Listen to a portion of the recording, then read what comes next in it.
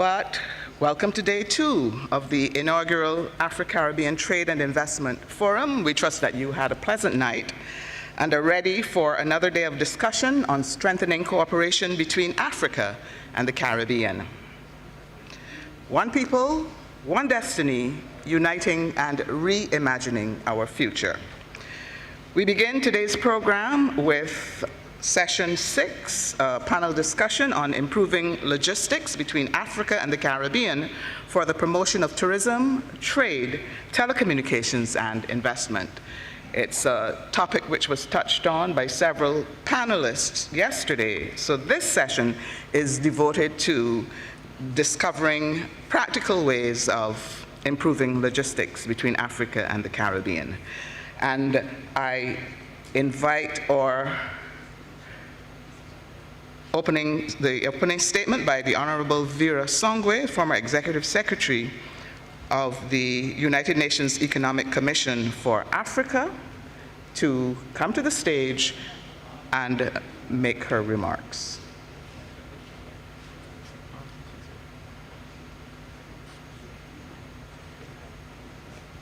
Okay, well, it seems that that's another no-show. So, then we begin with the first panel, and we invite the panelists on stage. Senator the Honorable Lisa Cummins, Minister of Tourism and International Transport of Barbados. The Honorable Herbert Krapa, Deputy Minister, International Trade, Ministry of Trade and Industry of Ghana. Ms. Ola Wright, Chief Executive Officer, West Africa Tourism Organization. Mr. Neil Walters, Acting Secretary General, Caribbean Tourism Organization. Mr. Jens Trenhart, Chief Executive Officer of the Barbados Tourism Marketing Incorporated.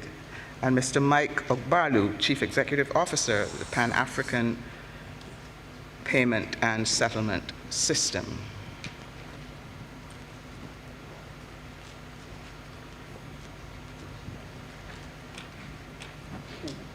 And our moderator.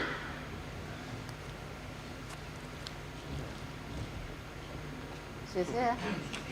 She's here. Okay. Excellent. Thank you so much.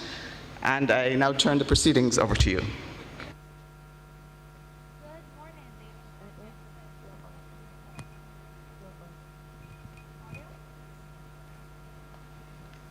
Good morning, ladies and gentlemen.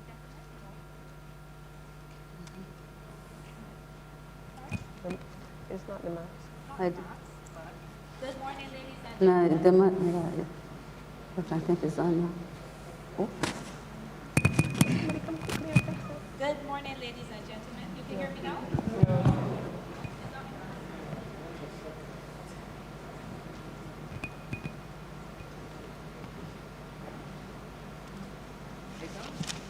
Could you?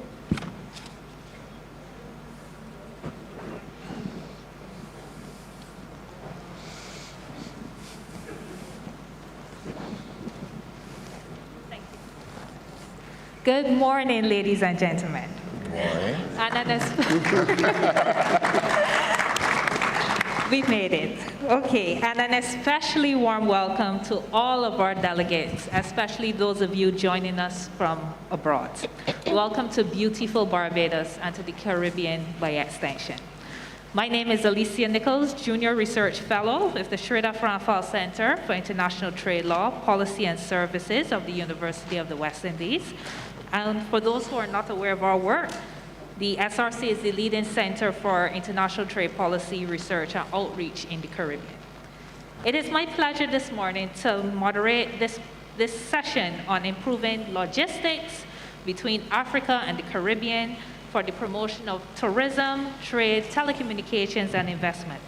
In other words, we've heard a lot yesterday about how do we go about constructing these air and sea bridges and the concomitant supportive frameworks to actualize more meaningful trade and business between our two regions. What is currently happening? What's the state of play of these discussions? And what more needs to be done? To help us unpack these issues and more, we have a truly all-star panel for you guys this morning. We will try to leave enough time for a Q&A session to address your burning questions. And now I'll introduce my panelists. Senator the Honorable Lisa Cummins, Minister of Tourism and International Transport of Barbados.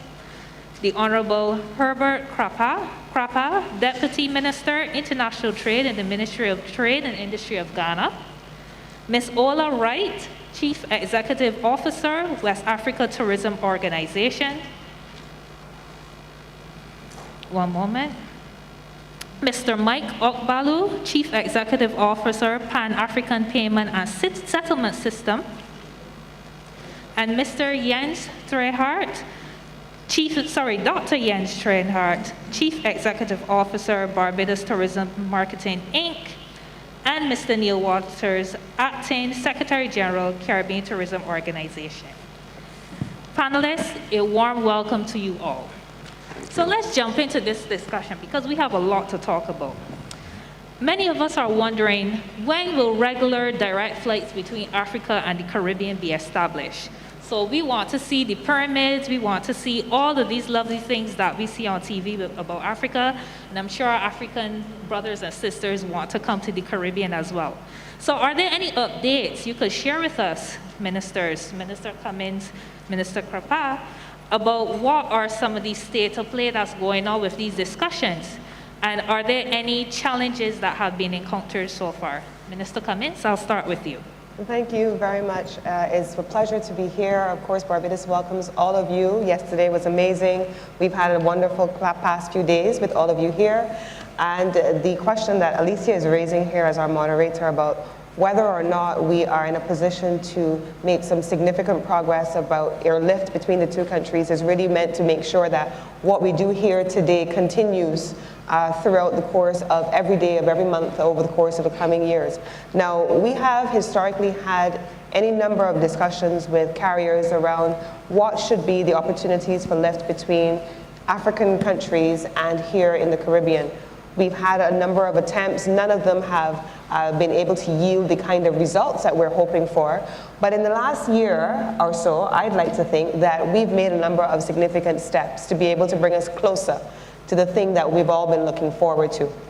So I don't think that it gives any of us any pleasure when we need to be able to go to an African country, or you coming to the Caribbean. Many of you talk about having to spend 28 hours, 40 hours moving between the two regions, going through London, having to navigate the difficulties of transit visas in the US and in the UK. And so what we're hoping to be able to do is to identify where would be the points of reference that would be the starting points to originate airlift. We started conversations with Air Rwanda, we started conversations with Ethiopian Airways, we've had conversations with Etihad as well. And we've also had discussions with Kenya Airways.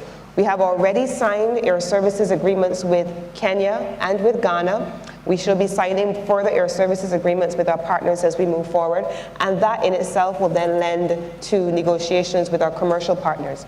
But airlift, as you know, and certainly from my perspective, this is about air services for cargo and for people. So the top and the bottom of the plane.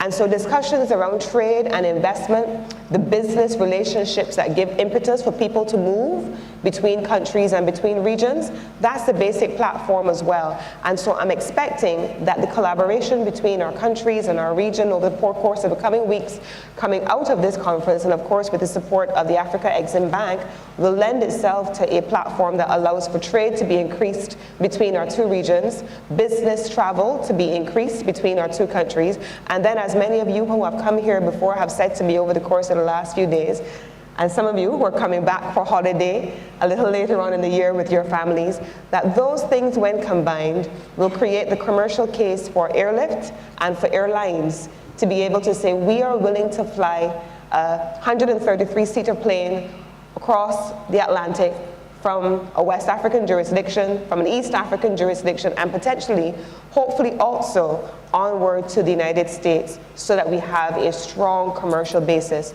on which we can proceed. Thank you so much, Minister Cummins. Very exciting also.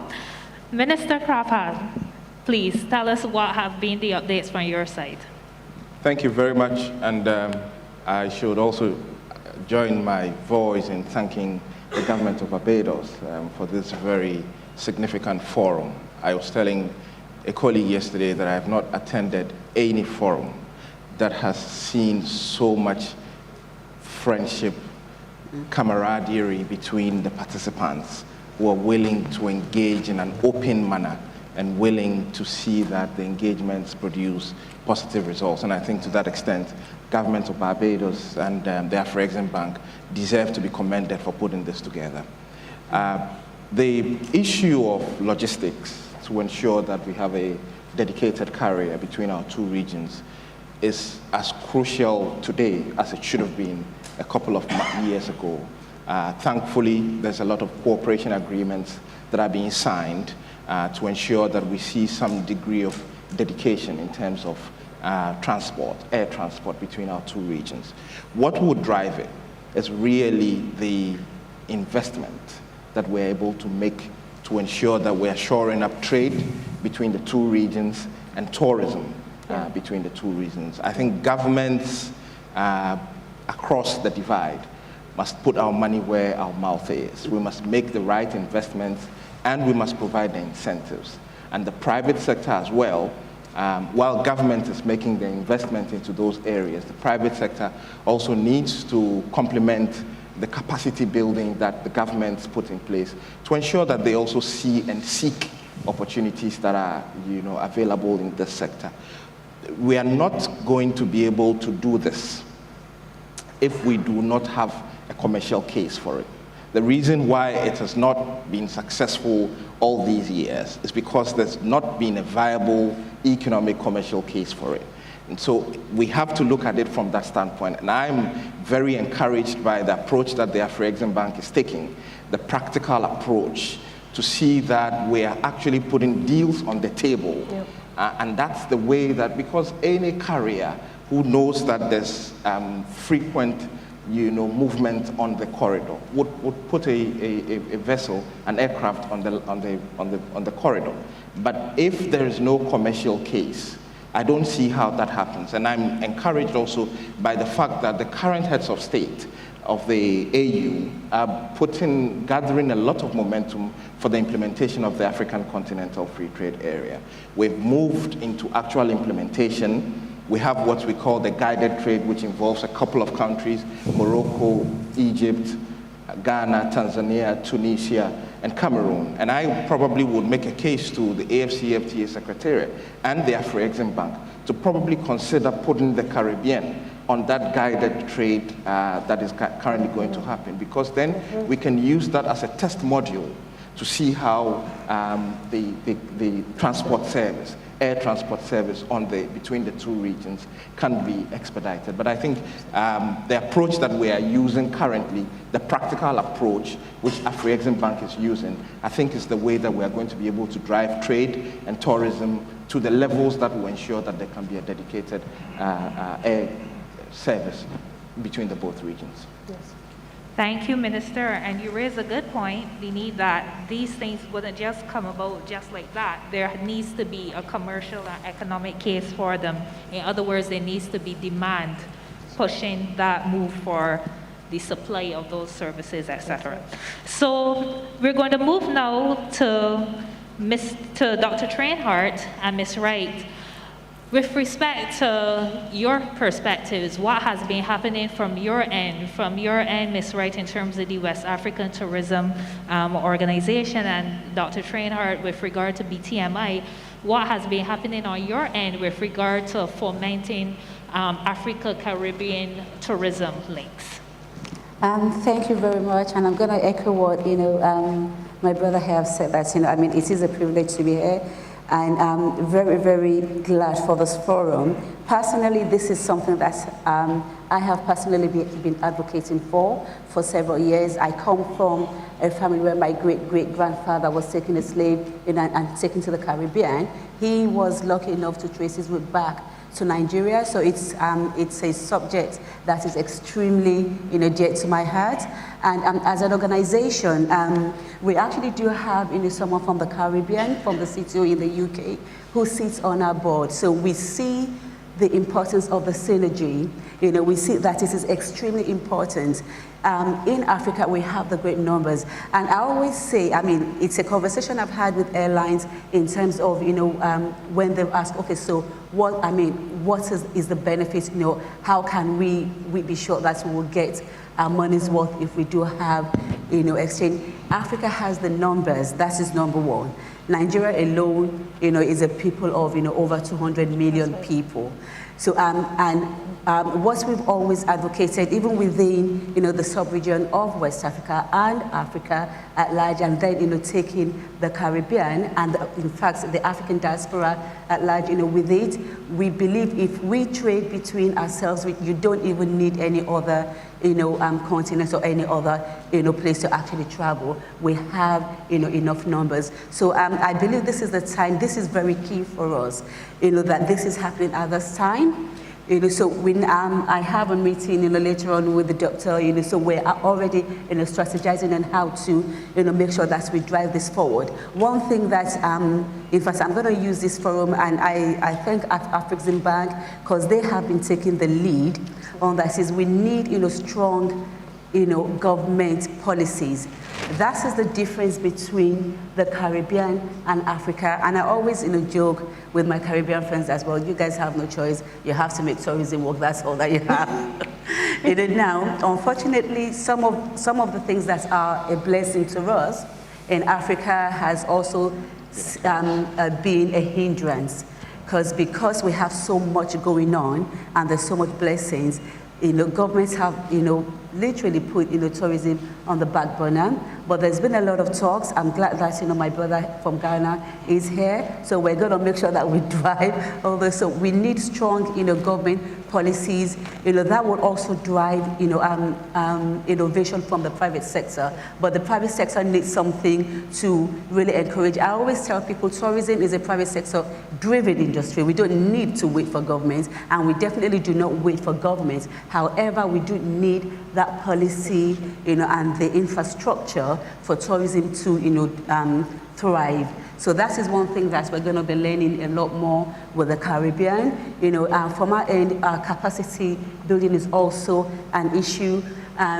We have a lot of tourism practitioners, but that know how to really understand what tourism really is very key. So these are the areas that we're working on and we're pushing on. I'm going to seize this opportunity as well. As an organization, there's a few, projects that we have coming up. We're launching the West Africa Ecotourism Network. It will be held in Ghana end of the year. So I think that is also a platform to get the Caribbean to actually come. So we're going to, initiate a trade tourism visits, and public exchange. So we're going to, put out the invitation to actually make this probably the first, so that we'll get the Caribbeans to come, into, Africa. And it's not, though we're having the launch in Ghana, but we'll make sure that, we do show you a few more countries in the same block. So we'll probably do something like Ghana, Togo, Benin, and Nigeria. So that's 4 countries. So at least you will see, and I think that will kickstart the relationship. We have had some charter flights in the past. This shows you that people are eager and people are willing. And some of them have actually been very successful, but we need a continuous thing. So it's not just a one-off charter flight, whether we need something continuous. So I'm glad that my sister has mentioned that there's been talks between Ethiopian Airlines and Kenya, Rwanda. Those are actually good African airlines. So we'll make sure that that happens. From our side, we're totally ready. We know that the diaspora is actually the 6th region of Africa, and this is something that we've always been advocating for. So there's not going to be, a slack on that side at all from our side. So we're ready to, take this forward. Again, that's very promising news.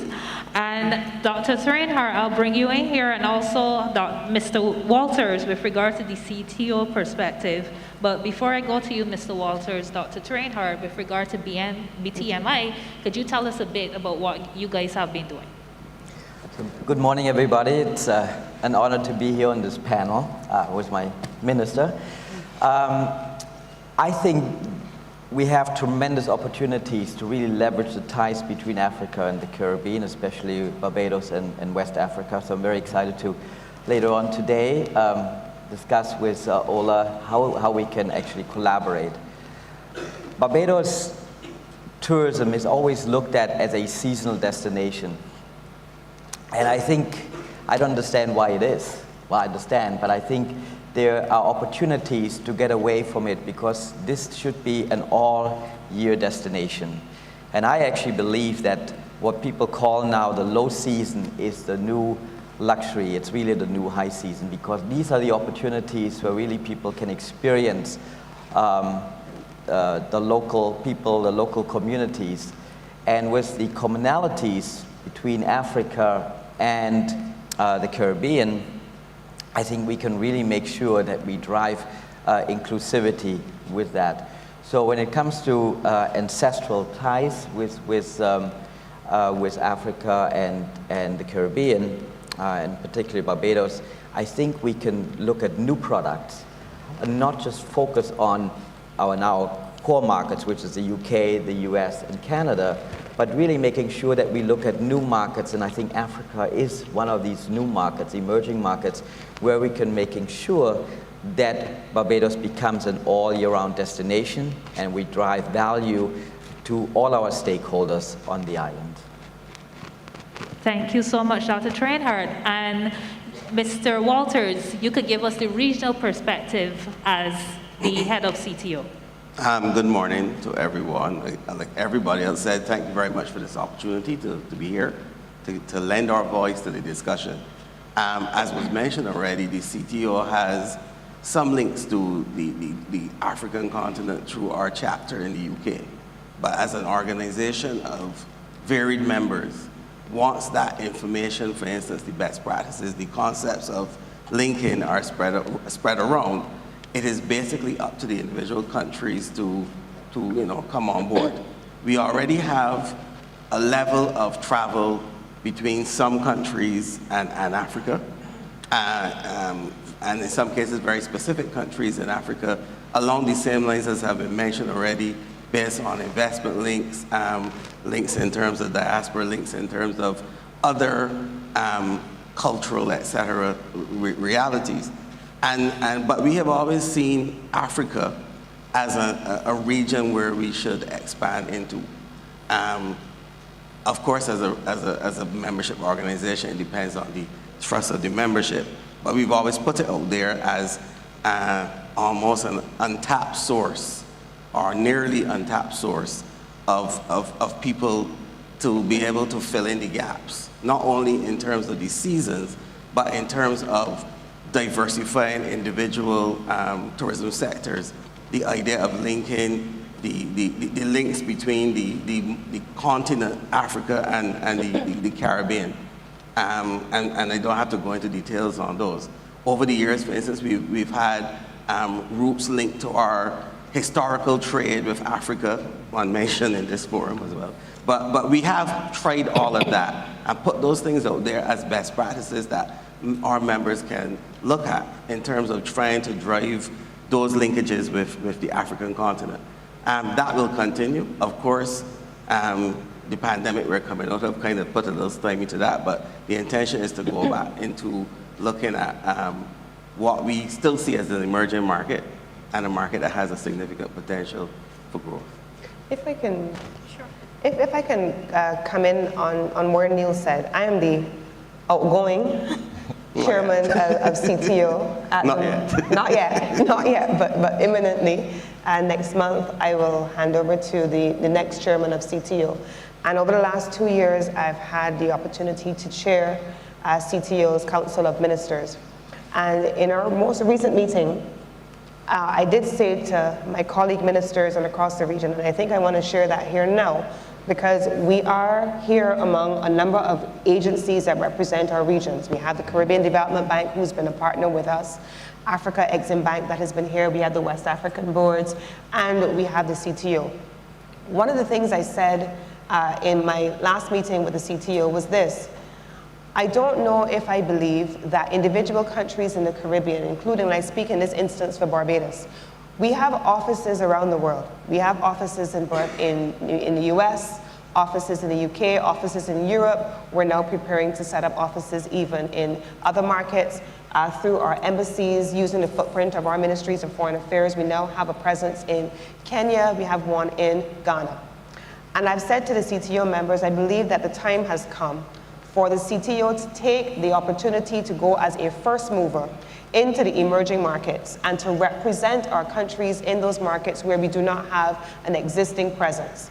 I don't need, as Barbados, for example, to have an extended reach even beyond what Jens and the BT and my team, for example, are spending in the UK. So what is the value added that the CTO is going to be bringing in a new incarnation of Caribbean and African tourism? What is the value added that is going to be brought in terms of raising awareness and building relationships between our two regions? And I believe that this is the time for the CTO and potentially Africa Exim Bank and the various regional tourist boards across Africa to collaborate.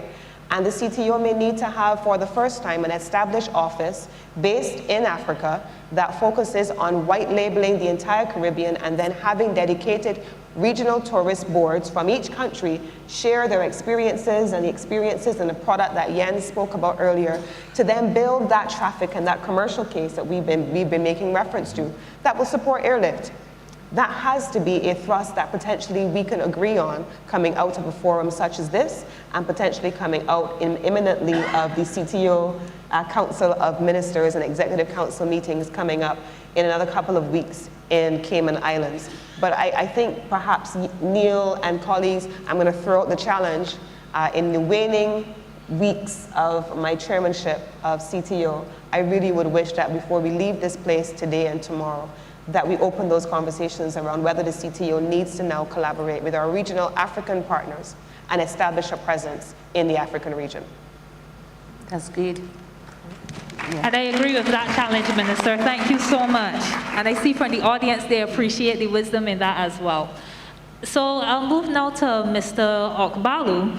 And as you would know, the title of this panel looks at logistics. And we're not just talking about logistics in terms of shipping, we're looking at the wider scope of logistics, so the financial logistics, etc.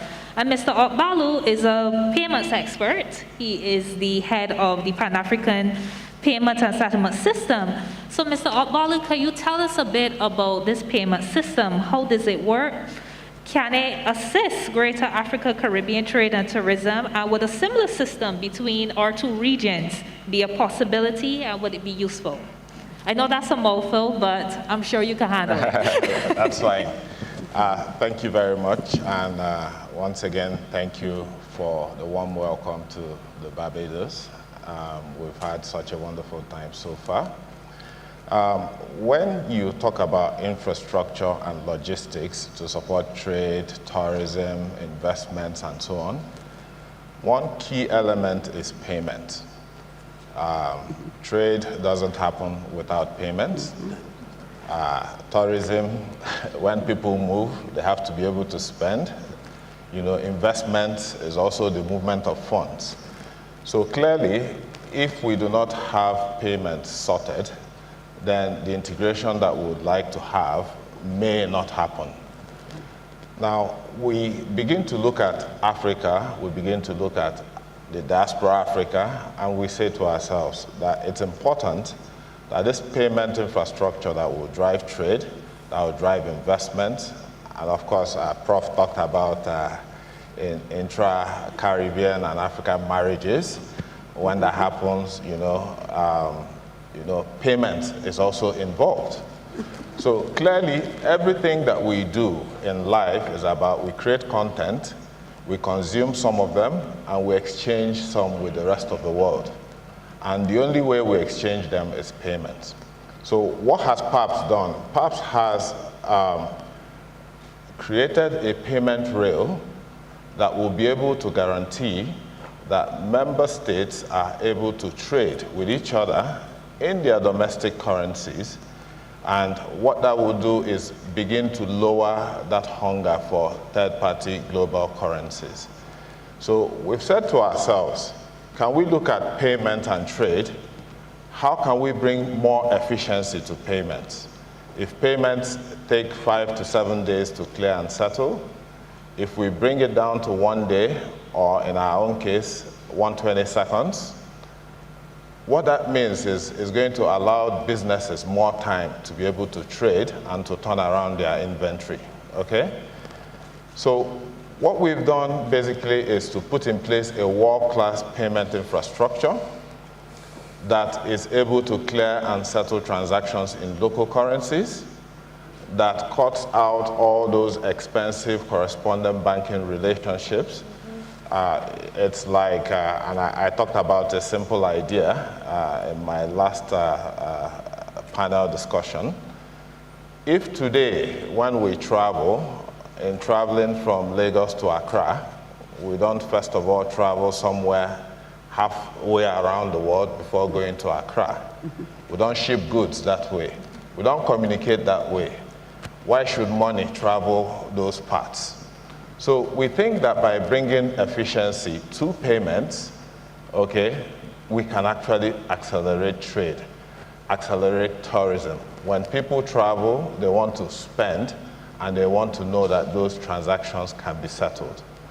We also find that the cost of doing transactions or doing business among African countries is very high. So if, for example, you look at person-to-person remittances around the world, you find that in sub-Saharan Africa, that's where you have the most expensive corridors. So you find that people who are neighbors, who live right next to each other, find it much easier to pay for and do business with counterparties thousands of kilometers away. Yeah. And we think that we can solve that. Now, bringing it to the Caribbean, again, beautiful islands, and I'm hoping that my family will come see the Caribbeans. If we're able to put in place an infrastructure, first of all, or support CARICOM and the ECCB to put in place an infrastructure that brings together all the central banks in the Caribbean, and then put an infrastructure that connects that platform all the way to the PAPS infrastructure, such that not just guaranteeing that transactions can take place on the African continent in 120 seconds, but we can also guarantee the same to the Caribbean countries. That will have a major accelerating effect on everything that we do together as a people. Thank you. Thank you so much. And we do look forward to that, don't we? Okay, so shifting gears again. So as I said, this panel is about logistics in its entirety. We talked about the tourism aspect, the airlift aspect. We just talked about payments. What about the legal and regulatory aspects now? Fortunately for us, again, we have Minister Krapa, who is not only a minister, he's a trade and legal expert, especially in one of my favorite areas, trade and investment law and policy. So, Minister Krapa, if I may, what are some of the legal conditions that need to be in place for greater Africa-Caribbean trade? So, things like trade agreements, greater bilateral investment treaties, you tell us. No, thank you very much. I think the legal regulatory framework is crucial. We have to be intentional about the framework that we put in place to drive investment across the two regions. We haven't seen so much of it yet, but I think going forward, we have to put in place those treaties and bilateral agreements that identify where the investment opportunities are, and also that harmonize the policies between the both regions and countries that are involved to ensure that there's seamless trade, tourism, investment across the regions and across the countries. We have to overhaul, for instance, the business regulatory framework in most jurisdictions across the regions to ensure that they are business friendly, to ensure that the private sector is able to appreciate what they need to do and the legal regulatory framework that needs to be put in place to be able to take advantage of those opportunities. We will not be able to make the investment if the regulatory framework is not there. The government's business is not to do business. It's to put in place the architecture, the regulatory architecture that allows business to thrive. And I think that out of the treaties, for instance, the latest one that has just been signed, out of those treaties, we have to start to take steps to set up joint business councils. For instance, a Ghana-Barbados joint business council.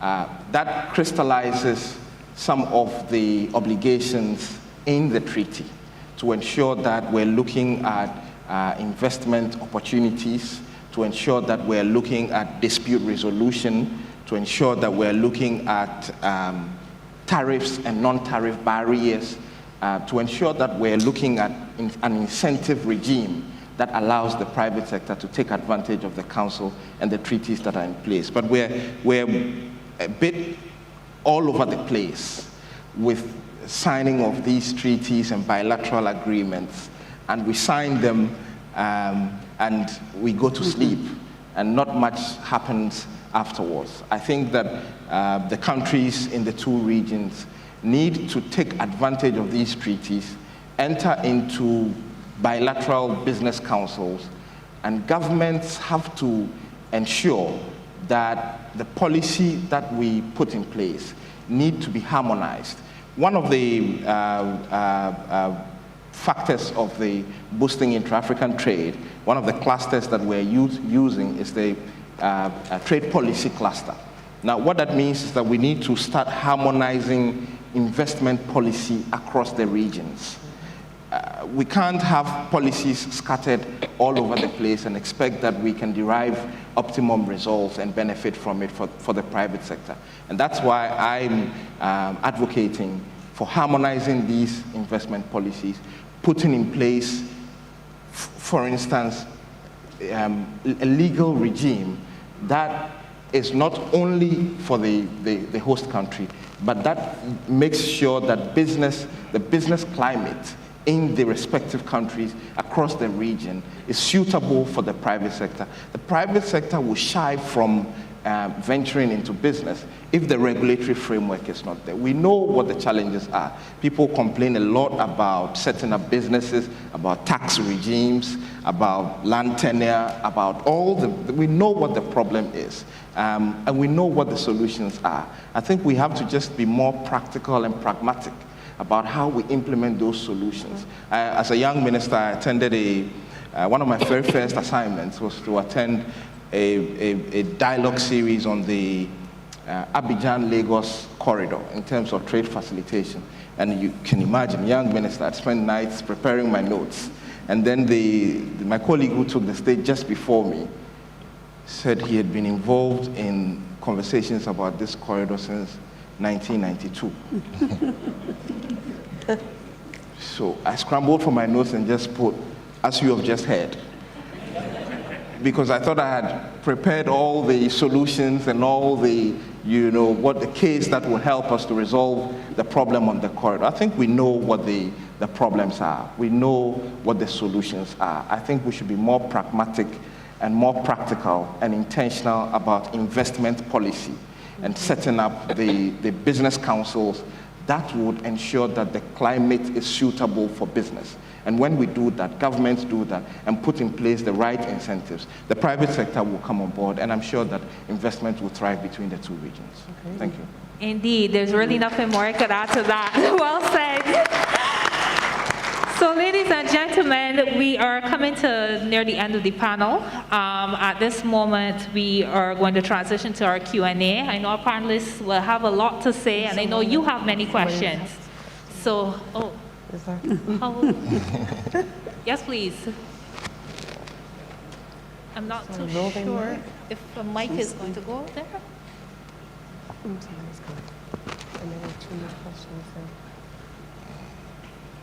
Okay, so a mic will be passed around.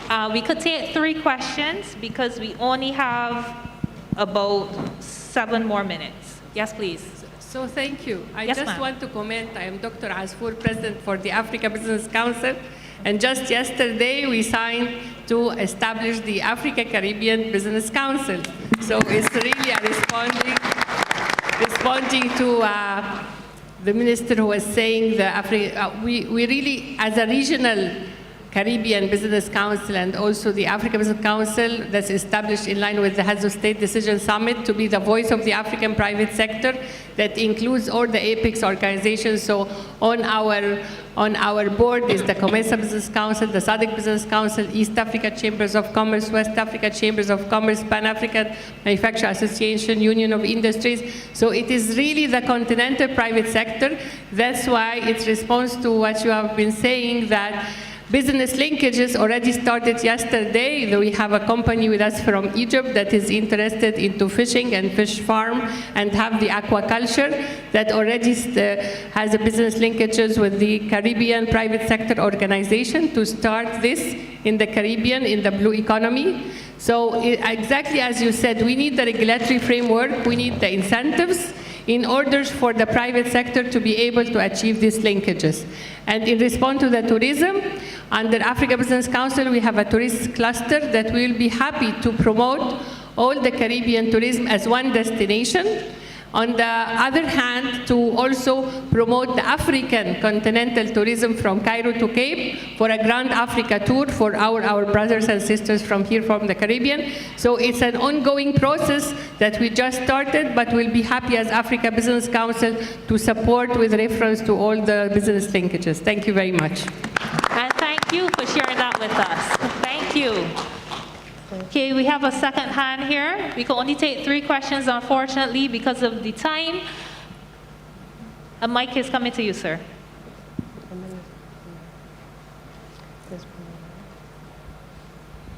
Thank you very much. My name is Ben Okoye. I'm the ambassador of Nigeria in Cuba. The discussions going on are very interesting, and it's giving us a lot of hope that the issue about logistics will be settled very soon. You've talked about the numbers. The Nigerian colleague talked about the numbers. We have the numbers. We're talking about commercial and economic case. The numbers are there. But the issue has always been the willing investors talking about these numbers, whether they will break even, whether they will make profits. I am thinking that the initial investment required for the airline operators to take off is important. In the governments of the Caribbean, both in the African, are they willing to support this initial takeoff? To the panelists, do you think that is necessary, or you think a discussion should be stimulated along that line in terms of the government supporting the initial takeoff? Maybe for supporting payments in subsidy or whatever form it may come for about maybe 6 months or 1 year, when people know that flights are beginning to go this direction of Africa and Caribbean. Then we will see how viable this business is for the operators. This is what I'm trying to reflect on. Thank you very much. Sir, could you just repeat your exact question again, please? Well, I just made a comment, and also wondering if it would be necessary for the governments of the Caribbean and the Africans to support the initial take-up of flight operations. Initial investments that is required. You know, the aviation industry is very expensive, we all know. So this is part of the problem. I have also personally contacted Ethiopian Airlines and other airlines on the ongoing discussion. This is what they are saying. They don't want to start something that they can stop immediately. Okay. They want to have a sustained business in this direction. Okay, thank you, sir. Minister, comments? So, yes, I can. The short answer to that from the Barbados perspective, on whose behalf I can speak, We invest in a model that focuses on either a combination of cooperative marketing or incentive marketing. We do have also a behind the gateway marketing strategy that helps to build the demand that all of us have been talking about. What we typically do not do, however, what was the model when I think back in the 1990s and in the early 2000s, the model of a minimum revenue guarantee being provided to airlines is a model that many countries, including Barbados, have moved away from. And there's a basis for that. So if an airline, if you are a company and you are not incentivized to fill the seats, for example, and you are just flying because someone is giving you a minimum revenue guarantee, there's no return on it really for any of the destinations, because empty seats that are paid for but no one's in them, they don't book hotel rooms, they don't book restaurant reservations, they don't use taxis, there's no local spend in the domestic economy to be able to justify a minimum revenue guarantee that goes to a privately owned company. That benefits shareholders, but it doesn't create a sustainable commercial model.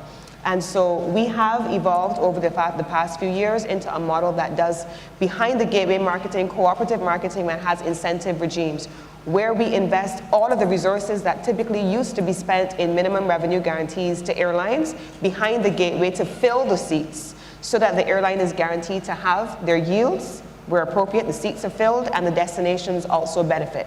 So from Barbados, the short answer to that is that we can do it by way of supporting marketing, and we're committed to doing that in the various markets as long as our partners come alongside. We will be having some conversations, Jens mentioned this afternoon, with one of our partners. We are preparing to go off to Roots World to engage with negotiations there with the international airlines, and we will be meeting with some of the partners there. We just came back from Roots Europe, where some of the carriers were there. We met with them as well. So those negotiations will continue based on us providing behind the gateway marketing support. Okay, thank you, Minister Cummins. Unfortunately, I would have loved to go to you, Minister Crapper, but we have to wrap up. Ladies and gentlemen, I'm so sorry we couldn't get to all of your questions, but we are running on a very tight schedule today. But I'm sure you agree that this was a very insightful session, and I would like you to please join with me in thanking our esteemed panel, and I thank you, the audience, for joining as well. Enjoy the rest of your day.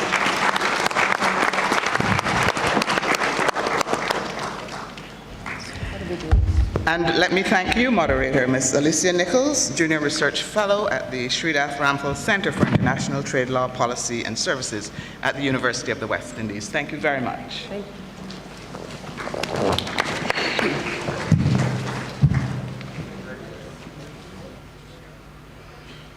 Well, she wasn't here for the opening statement, but she will close.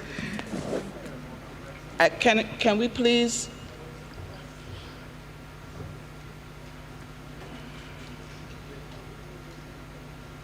Thank you, photographers. Can you find your photo opportunity off the stage? We're trying to get the program moving. Thank you very much. The Honorable Vera Songwe, former Executive Secretary of the United Nations Economic Commission for Africa, had been scheduled initially to give an opening statement. Before the panel began, we now invite her to the stage to give the closing statement. Ms. Songwe?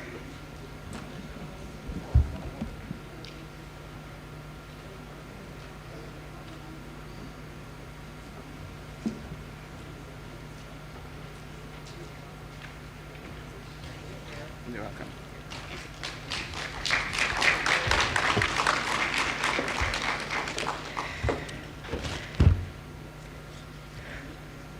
Good morning, good morning.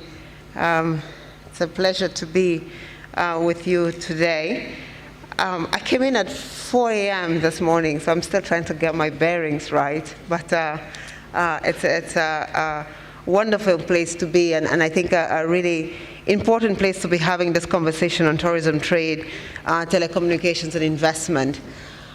I just wanted to talk maybe about something concrete that we actually did, which began to give a sense that our continents, our countries, our markets are not so far away.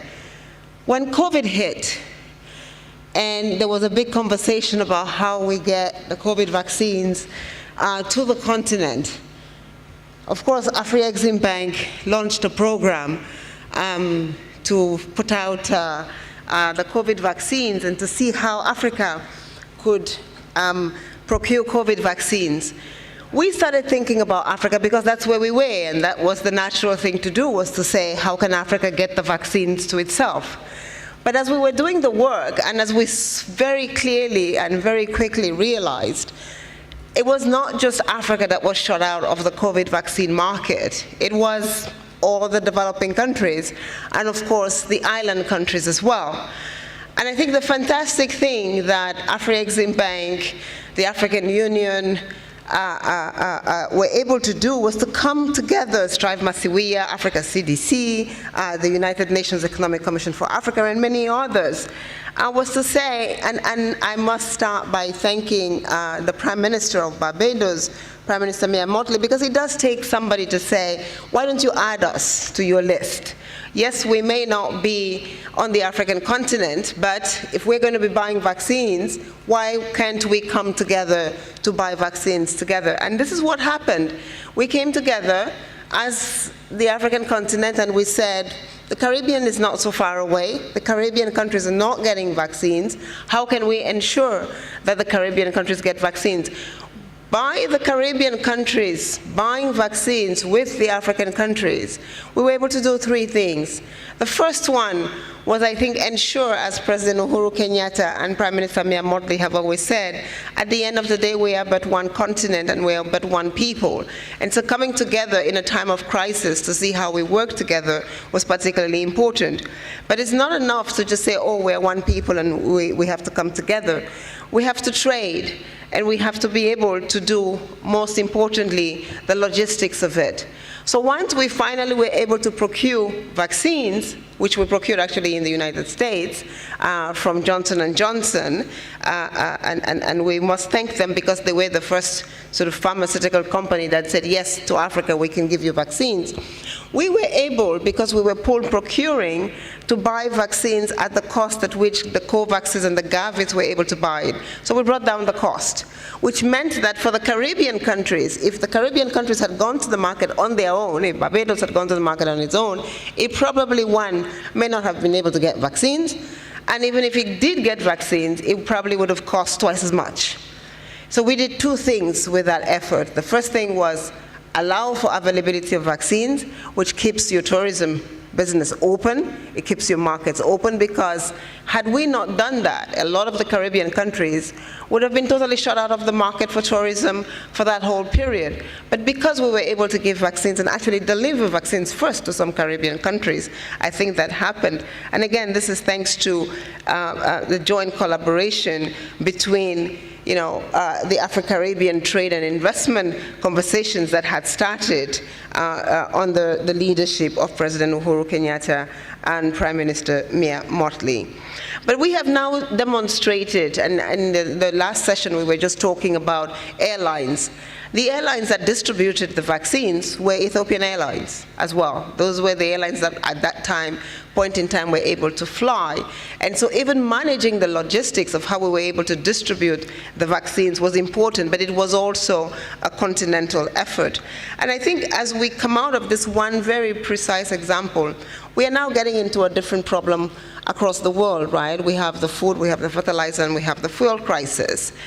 Our continent produces and should be able to export wheat to the rest of the world, and certainly to this part of the world. We have enough gas to be able to power and energize a lot of the continent and beyond. And I think that as we come together today, one of the things that we must continuously talk about is how, as Africa builds the African Continental Free Trade Area Agreement, yes, we call it the African Continental Free Trade Area Agreement, but it must be also an Afro-Caribbean Continental Free Trade Area Agreement, and how we can make sure that everything that we do under the AFCFTA is also part of an objective that says we must bring the Caribbean into this big market that Africa has created, which is going to be certainly the biggest market in the continent and in the world in the next 10 years. So I think that you have the big advantages on the Caribbean side, in Barbados and in many places. You have advance on the telecommunication side, you have advance on the financial services side. These are very important aspects of how we fix and build our logistics systems. But now what we need to do is see how we can make sure that our systems, your systems in the Caribbean and our systems in Africa, begin to talk together. For that, we're going to need, yes, business forums, but we're also going to need three things. One, harmonization of our procedures, harmonizations of our regulations. We must get to a point where we can understand if a ship and a bill of lading are prepared in Barbados and are going to land in Ghana, that they're talking to the same systems, and we need to make sure that those systems work. We need to make sure that those systems talk to each other. In the area of telecommunications, of course, we need to do more, we need to do better, we need to do faster. Today, telecommunications between the Caribbean and Africa are one of the most expensive. We cannot trade, we cannot do business if we keep the status quo. So this is one thing that I think we need to focus on. We need to see how we work on digitization, digital communications, the whole digital business. It is the future. It is going to be our future and our common future. So we must work together, hopefully during these few days, to see what more we can do to reduce the cost of telecommunications between ourselves. And finally, on the investment point, and this is my last point, under the African Continental Free Trade Area Agreement, we are now working on investment protocols. We're working to see how we harmonize them. What we propose is that the Caribbean countries come together with us quickly so that as we begin to enshrine our investment protocols into law and into action, that we're making sure that we take into account what is important for you. Because it's much more difficult if we move ahead with this and then we have to come back and retrofit. So I'm hoping that part of the conversations we will be having in the next few days is listening to the Caribbean organizations tell us what it is that we need to look at as we do our investment protocols, our competition protocols, our IP protocols, so they are harmonized in such a way that we can work together and build a stronger and better and prosperous future, not just for the African continent, but for the African continent and its diaspora, for which the Caribbean is clearly and surely part of. Thank you very much for your attention.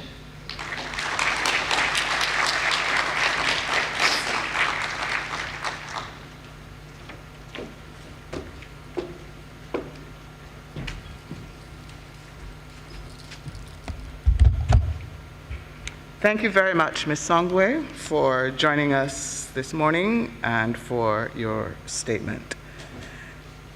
We move on to the next panel, which is session 7, and it is on improving food security, agricultural productivity, and expanding agribusiness opportunities.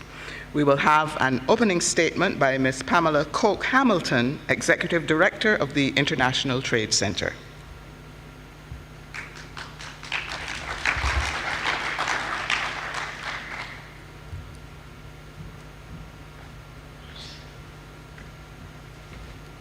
More Bob Marley? No.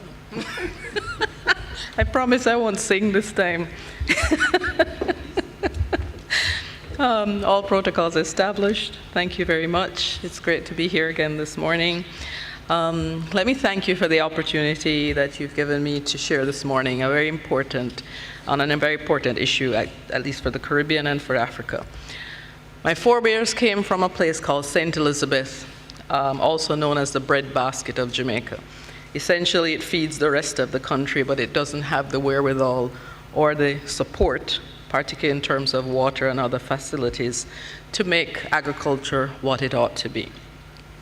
Farmers held and continue to hold our community and country together. Growing up, it was much easier and affordable to access fresh food. A lot has changed since then. In fact, there was a recent notification that came out last week that said that it is now cheaper for many people in the Caribbean to eat out rather than to cook at home.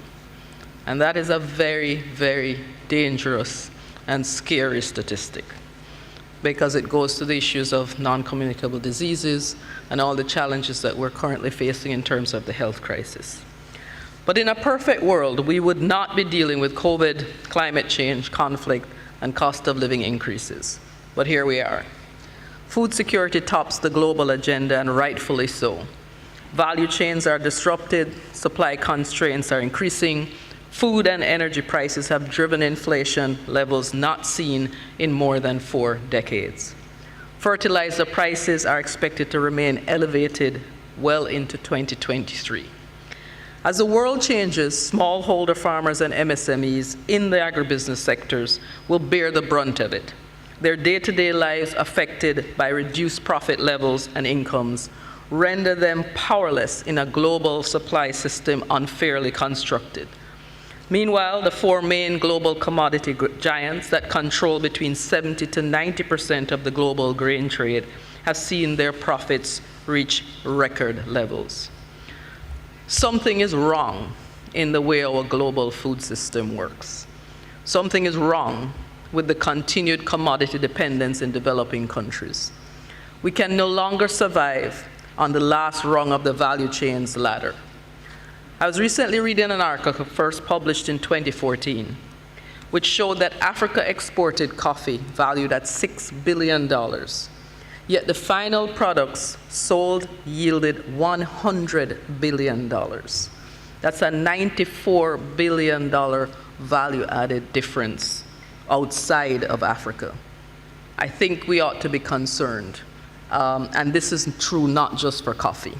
It's true for virtually every commodity produced in Africa. Valuable foreign exchange continues to seep through our hands, while very little changes for the small-scale farmers whose hard work is not sufficiently compensated. The reality is tragically represented by over 37 million people in the Horn of Africa who are currently facing acute hunger, according to the WHO. The UN forecasts that the global population is expected to reach nearly 10 billion by 2050. This means that 70% more food must be produced to feed everyone. If we don't act now to boost food security, we will have a crisis of epic proportion on our hands. Here in the Caribbean, we need to address the combined issue of hunger and nutrition. Our food consumption patterns in recent decades has resulted in high levels of food imports. I think we now have almost an 11 billion a year food import bill for a place that, 6 million, 7 million people at max, which says a lot. Why do we have such a high import bill? And the dependence on imports raises significant issues about food security. So what we have is not just a high level of food imports, but also it has ignited a silent pandemic of obesity and health-related issues. I must admit, yesterday I did enjoy the macaroni pie. I'm a sucker for macaroni pie, I must admit. But since I'm living in Geneva, I don't really get it that often, so I indulged yesterday. But I commend the joint commitment of CARICOM heads of government to reduce the food import bill by 25% by 2025. This will require all hands on deck, and as Prime Minister Motley often says, many hands make light work. ITC, as the joint agency of the World Trade Organization and the United Nations, will bring its hands to the plow. You can count on us to support this bold vision. I believe there are 4 keys that are necessary to achieve this. The first is putting MSMEs at the heart of the food security discussions.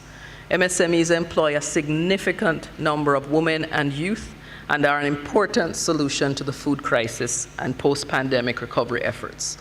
The second is ensuring increased digital connectivity for farmers and agribusiness. Dr. Songwe just spoke about the issue of digital connectivity and how important it now is to the business of agriculture and agribusiness. If we're not connected, we cannot move into the new areas for AI and smart technology agriculture. According to the Broadband Commission, in Africa, the cheapest smartphone costs up to 63% of the average monthly income. So while farmers in the global north are building smart farms and leveraging agri-tech solutions using robots and AI for efficiency and increased yields, how is the Caribbean and Africa preparing to compete? The third key is to make agriculture climate resilient.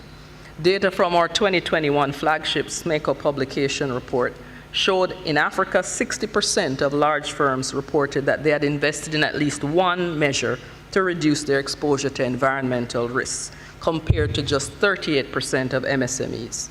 Severe hurricanes and droughts will wipe us out if we don't address this issue. And this leads to my fourth and final point. We must increase access to finance to help MSMEs adapt and mitigate against climate change. Investing in resource efficiency systems or solar panels requires an upfront investment which will pay environmental dividends while increasing the resilience of the agricultural sector. Across several ITC initiatives and programs, we help producers and MSMEs build resilience to climate change, market shocks, and unlock market opportunities.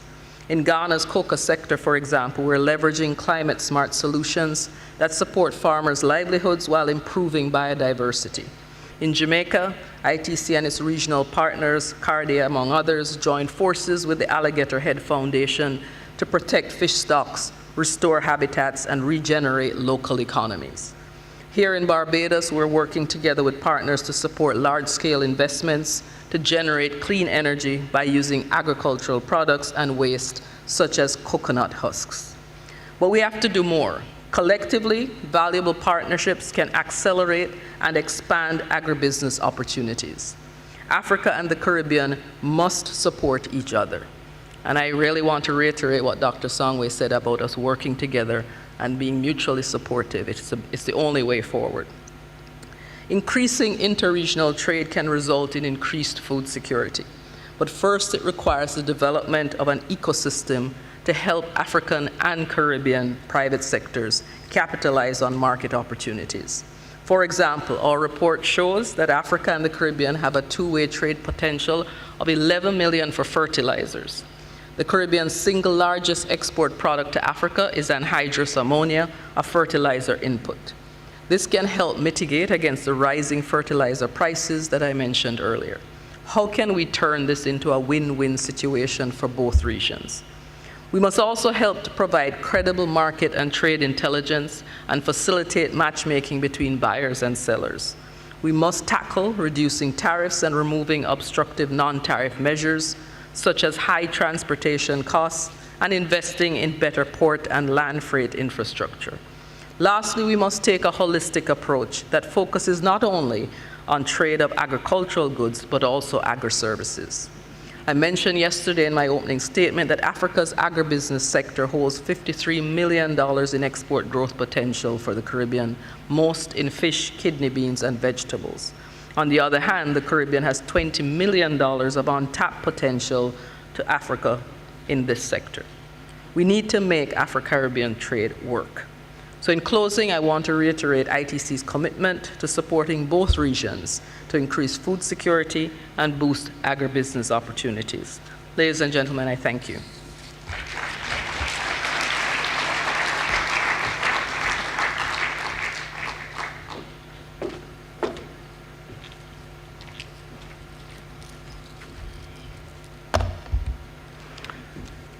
Thank you very much, Ms. Coke-Hamilton. And now we invite the panelists to discuss this topic. And the moderator is Ms. Althea Wiggins, Barbados Special Envoy to Suriname and Guyana. And her panelist, the Honorable Indar Weir, Minister of Agriculture, Food and National Security of Barbados. The Honorable Mamadou Ngalen-Barry, Minister of Agriculture and Livestock in Guinea. Mr. Mamadou Biteye, Executive Secretary, the African Capacity Building Foundation. Mr. Gavin Bovell, Trade and Investment Consultant, Guyana Office for Investment, Guyana. And Dr. Renata Clark, Sub-Regional Coordinator for the Caribbean Food and Agriculture Organization of the United Nations, FAO. Madam Moderator, it's over to you. Thank you very much, Dr. Marshall, and good morning to everyone.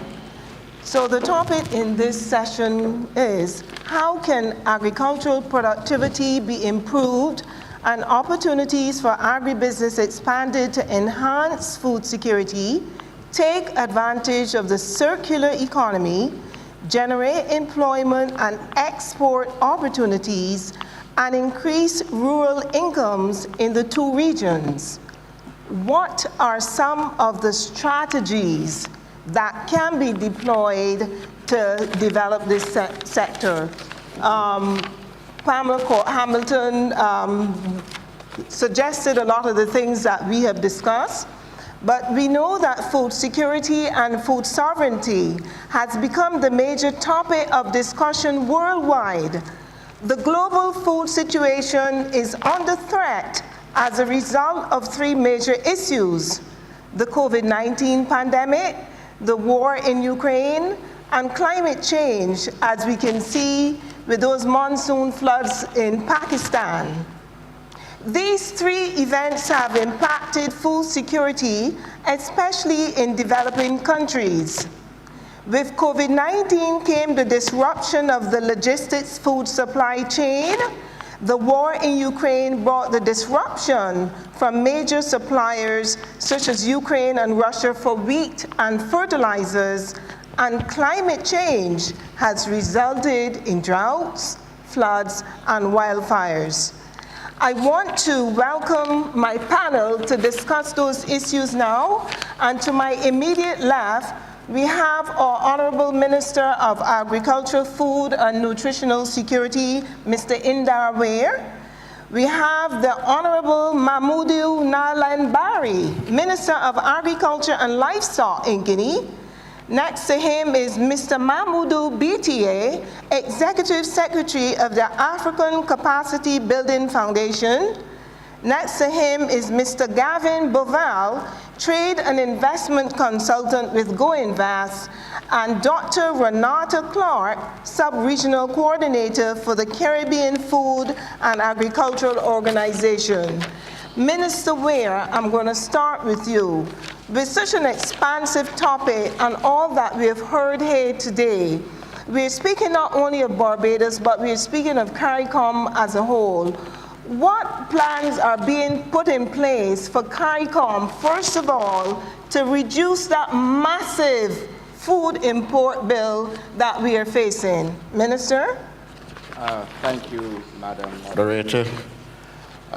Very good morning to everyone. Protocols being established. I feel confident that I can start by saying a hearty welcome to all of you visiting Barbados. I wish that you would stay. We have now a facility that can accommodate all of you who want to stay in Barbados and work. So please ask about it before you leave. Madam Moderator, the question you posed, in fact, is one that has given me tremendous trepidation since I became Minister of Agriculture.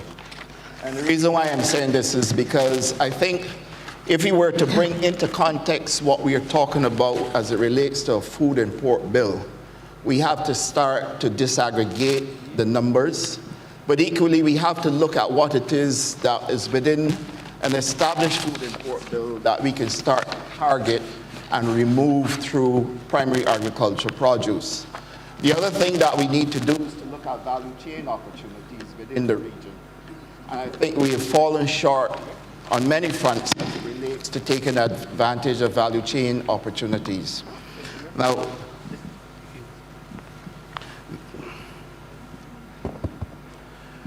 our region imports a lot of primary agricultural produce, but more than 60% of what is on our food import bill comes in value chain products, processed items, condiments, those types of things. And if we are going to truly address the food import bill, we have to start to understand what it takes to get back to solid manufacturing so that we can address some of these issues. We also have to look at value chain and products through agri-processing, and therefore our agri-food systems need a total revamp. Our target of 25% by the year 2025 is only a start, and this is a baseline figure, because I do believe that if we were to target many of the crops, that we find it easy to import simply because for some reason there's a passion and a drive to import stuff that we have here within the region because of the competitive advantage that it may give. These are things that I have said repeatedly, that we as a people must determine if we will allow. And therefore, do you want to pay 1 cent more per kilo for locally produced, or are you going to just go and allow for the competition to take over, and therefore the local farmers within the region would have to struggle?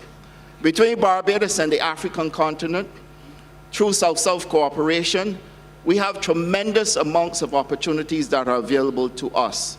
Africa has land space. We're now introducing technology. I was involved in a conference in Costa Rica just before the crop over event.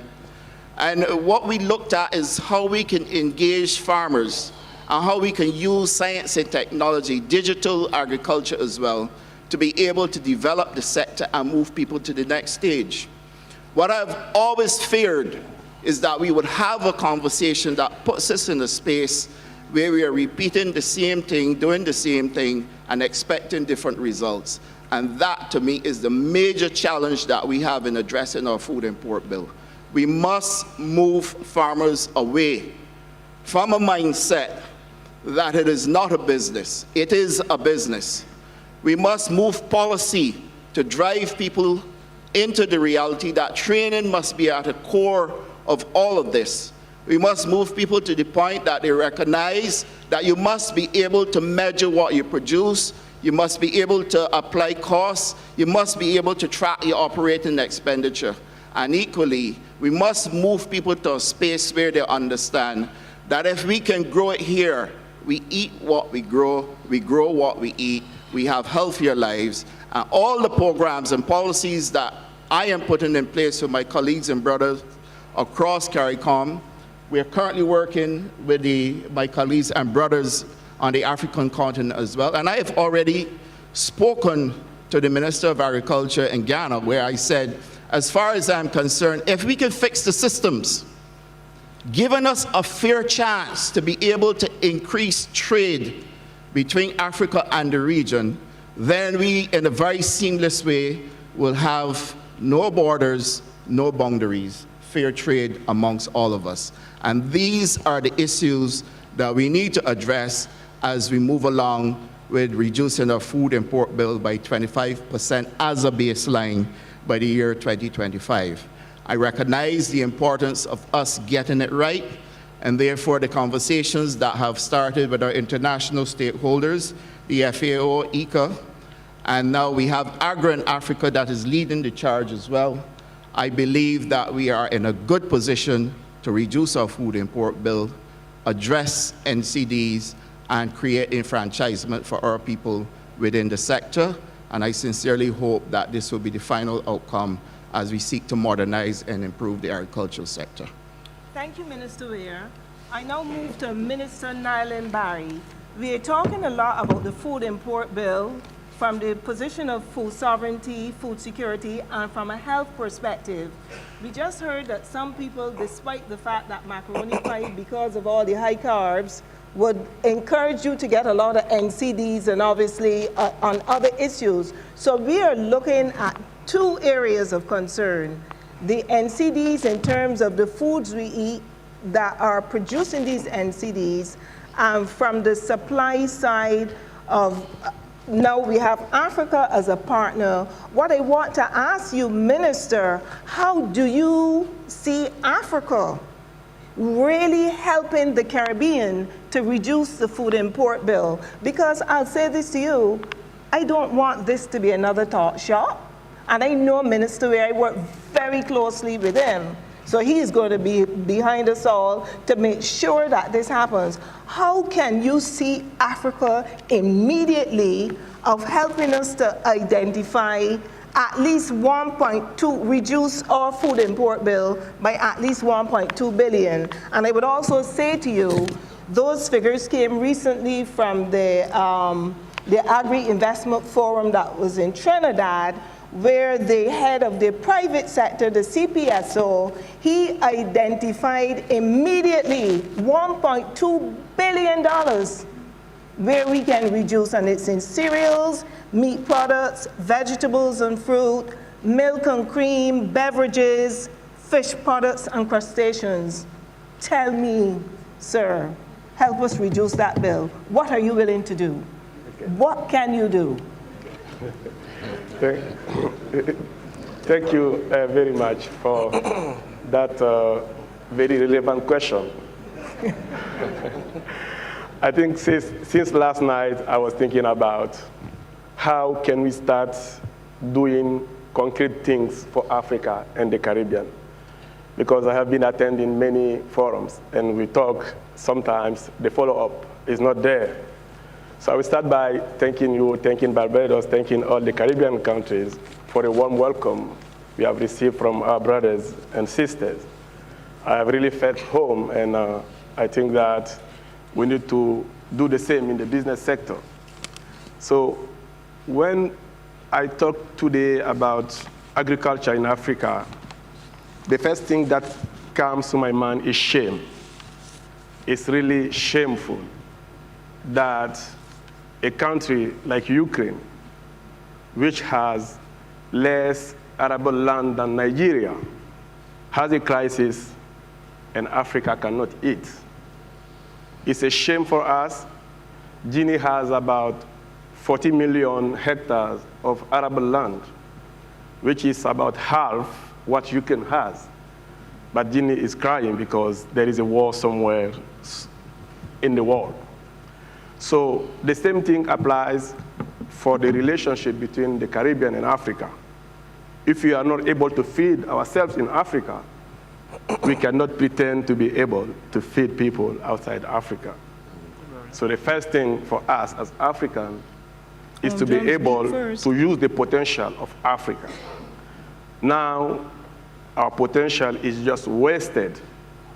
You go to Nigeria, lands are everywhere. You come to Guinea, everywhere we have lands.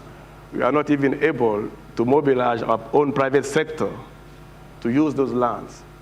So that's why the first things have to start at the policy level. We need to be able to improve our business climate, to encourage our investors, our local investors first, to trust the countries and invest. So when we start producing more, it gets easier to go outside. Secondly, when I think about what we can do together, I think about starting small. We don't need to start big. I was just thinking about how I can get my next fertilizer from Barbados, how I can get pesticide from Barbados. Instead of importing from China, I can just come to Barbados. How can I bring my potatoes that I produce a lot in Guinea? Last week, I have producers who lost about $500,000 in potato because the local market is small, they cannot export it. How can I exchange this potato against pesticide in Barbados, for instance? So we need to start small. We need to identify niches and start there and grow from there. We cannot start by $1 billion export, but we can start by $500,000, $1 million export, and then from there we can grow and go further. So today, I have some Guinean investor who came with me. I think of GTR SR, who is a big company in Guinea, and who has recently signed a lease over 5,000 hectares of land to produce rice. So I can tell GTR SR, you have to find niches in Barbados. You have to find how you can supply your fertilizer from Barbados. Those are the things we need to develop, and I really believe in the potential between Africa and Caribbean, but we need to work. Thank you. Is that rice parboiled rice or the white rice? Yeah, he can do both. He has a big land, he's starting, and he's also applied for 17,000 hectares somewhere else because he wants to do yam and cassava. So I think the first step when I was appointed as minister was to convince my business people to come in the agricultural sector. Mm-hmm. When you go to our countries, you go to Nigeria, you go to Togo, you go to many countries, you see big mining companies. Mm. You don't see big agricultural companies. Oh, I see. That is very, very sad. That is a shame for a country like Guinea. And those are the first things we need to change locally before thinking to go outside of our countries. Thank you, sir. Mr. Mahmoud Bitier, you're the Executive Secretary of the African Capacity Building Foundation. Please explain to the audience what is that about and how can that help us with our food import bill? How can that help us with our food security? Tell us about your foundation, sir. Thank you very much. First of all, the African Capacity Building Foundation is a specialized agency of the African Union. It's an institution that was created in 1991, initially by 12 African states, to build the capacities of the public sector for economic planning and execution. This institution has grown to 40 member states today, 30 years later, and has expanded in its mandate to actually, in addition to public sector, providing capacity building services also to non-public sector, to non-state actors, NGOs, local private sector, etc. Because it's believed that when you build capacity, it's important to do it in an ecosystem, not just one player in the ecosystem. You have to build a capacity across the ecosystem to really bring up the level for discussion and collaboration. When I look at food security and the agricultural sector from that perspective, between Africa and the CARICOM, I would say that we share a lot of things, commonalities.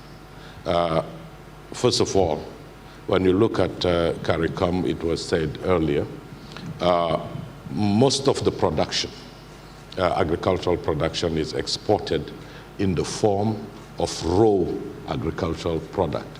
Apart from sugar, which is half processed to brown granulates. This leads to an import bill, food bill of $6 billion. And despite the goal for CARICOM to reduce that by 25% by 2025. Look at Africa at the same time, where I will just take one example, which is a country we look up to, which is Nigeria, which is the second largest producer of tomato, but it is the first importer of tomato paste. That tells also the story of how in Africa also, most of our goods actually, similarly to CARICOM, are not processed, which gives us the lowest value. The second thing that we share in common is actually the inefficiencies within the agricultural value chains. Both here in the CARICOM and in Africa, a minimum of 30% of everything we produce actually is lost due to those inefficiencies, lack of storage, etc. So the opportunity is now that commitment for CARICOM to reduce the food bill, but also in Africa, the food market is going to triple to $1 trillion within the next 15 years, actually from its $300 billion value right now. So to me, looking at all of that, I think that one of the areas where we can collaborate is really about how do we make sure that we are adding value to our agricultural production, which is how do we invest in agri-processing of our agriculture. So that provides a huge opportunity for private sector investment, but also it provides a huge opportunity for job creation for the young people, for the youth. Particularly, both regions actually have more than half of their population actually age below 25. So that is a huge opportunity. Second, around that is also exchange of knowledge and technology. If we look at the keynote speaker spoke about digitization. We have seen during the pandemic 3 years worth of digitization happened in just 1 year. Yes, yes. So, and the world is not going back. So this is, and we've seen also that those business people, if we look at agricultural farmers as business people, actually those who were able to be connected actually sustained, withstand the crisis. Some of them even did actually grow, but those who were not were the ones who were the hardest hit. So this is important, particularly to participate in digital platforms, e-commerce, because 70% of the wealth to be created in the next 10 years actually is going to come from those digital platforms. So our farmers and our agriculture need to be connected to that. What that means, it means increased investment also in digital infrastructure in rural areas as well. So I think that there is, and also actually digital financial inclusion is going to be also extremely important to give access actually to a large palette of financing opportunities. So I believe that before even we can talk about export, it is really absolutely important that both regions actually exchange knowledge, share best practices, and actually really build the capacities of their farmers. So am I reading you correctly? Both you and Minister, you're actually saying that Africa is really not yet ready to export to the Caribbean. Is that what you're saying to us? Not exactly that, but I believe that actually there is a huge opportunity. Because to me, the idea is not like Africa to see Caribbean just as a market or vice versa. But actually it's how we lift each other up and where we can actually exchange, produce that actually exists here or doesn't exist there. But first of all, it's not going to be make it if we are doing it with raw products. That's the point I'm trying to make. Oh, I see. Thank so you. that it is not just about trade between ourselves, but it's also between us and the rest of the world as well. Okay. Maybe also I need to say one word about that, because I didn't mean we cannot trade actually with the Caribbean. No way. We can trade. I just said that first we have a big potential that we need to improve. We need to tap into that potential. It makes it easier to export, and also we need to start small. Next month, what can we do? We don't have to wait for the biggest thing before starting to export. Okay, thank you.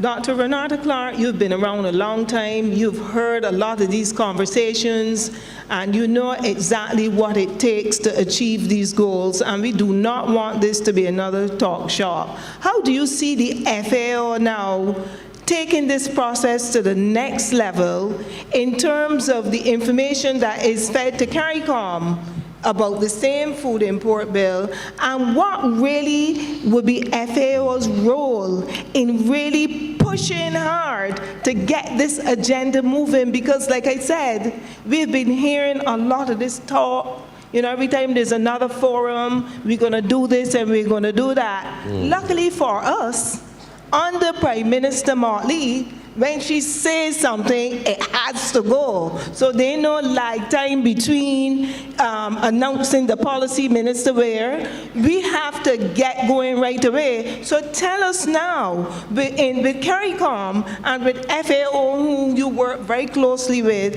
exactly know what steps are you going to put in place to ensure now that this happens? Thank you for the big question. You said it right. The leadership has never been clearer. That's so right. We were in Trinidad last week, and we've all got the memo, including FAO. That's so right. it's not FAO leading the way; it is FAO supporting the countries in achieving a goal that now everyone understands that it is an imperative. You were speaking about the presentation of the CPSO with me before the panel, and the discussion is, let's concretize this discussion about import substitution. Where is the potential? And a lot of analyses have been carried out over the last several months for that precise purpose.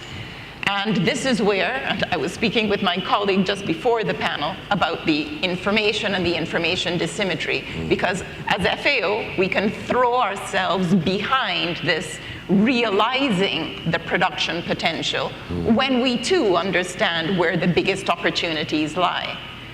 And we're taking very much a value chain approach. So if we think that there are certain commodities, certain value chains where the Caribbean can produce competitively, and I do want to underline that competitively, because between brackets, I would like to remind us that the cost of a healthy diet in the Caribbean is among the highest in the world, if not the highest. So not only must we produce locally, but we must be producing efficiently. We're not the most greatly endowed in terms of many agricultural resources, except for some of the countries of the Caribbean, of course.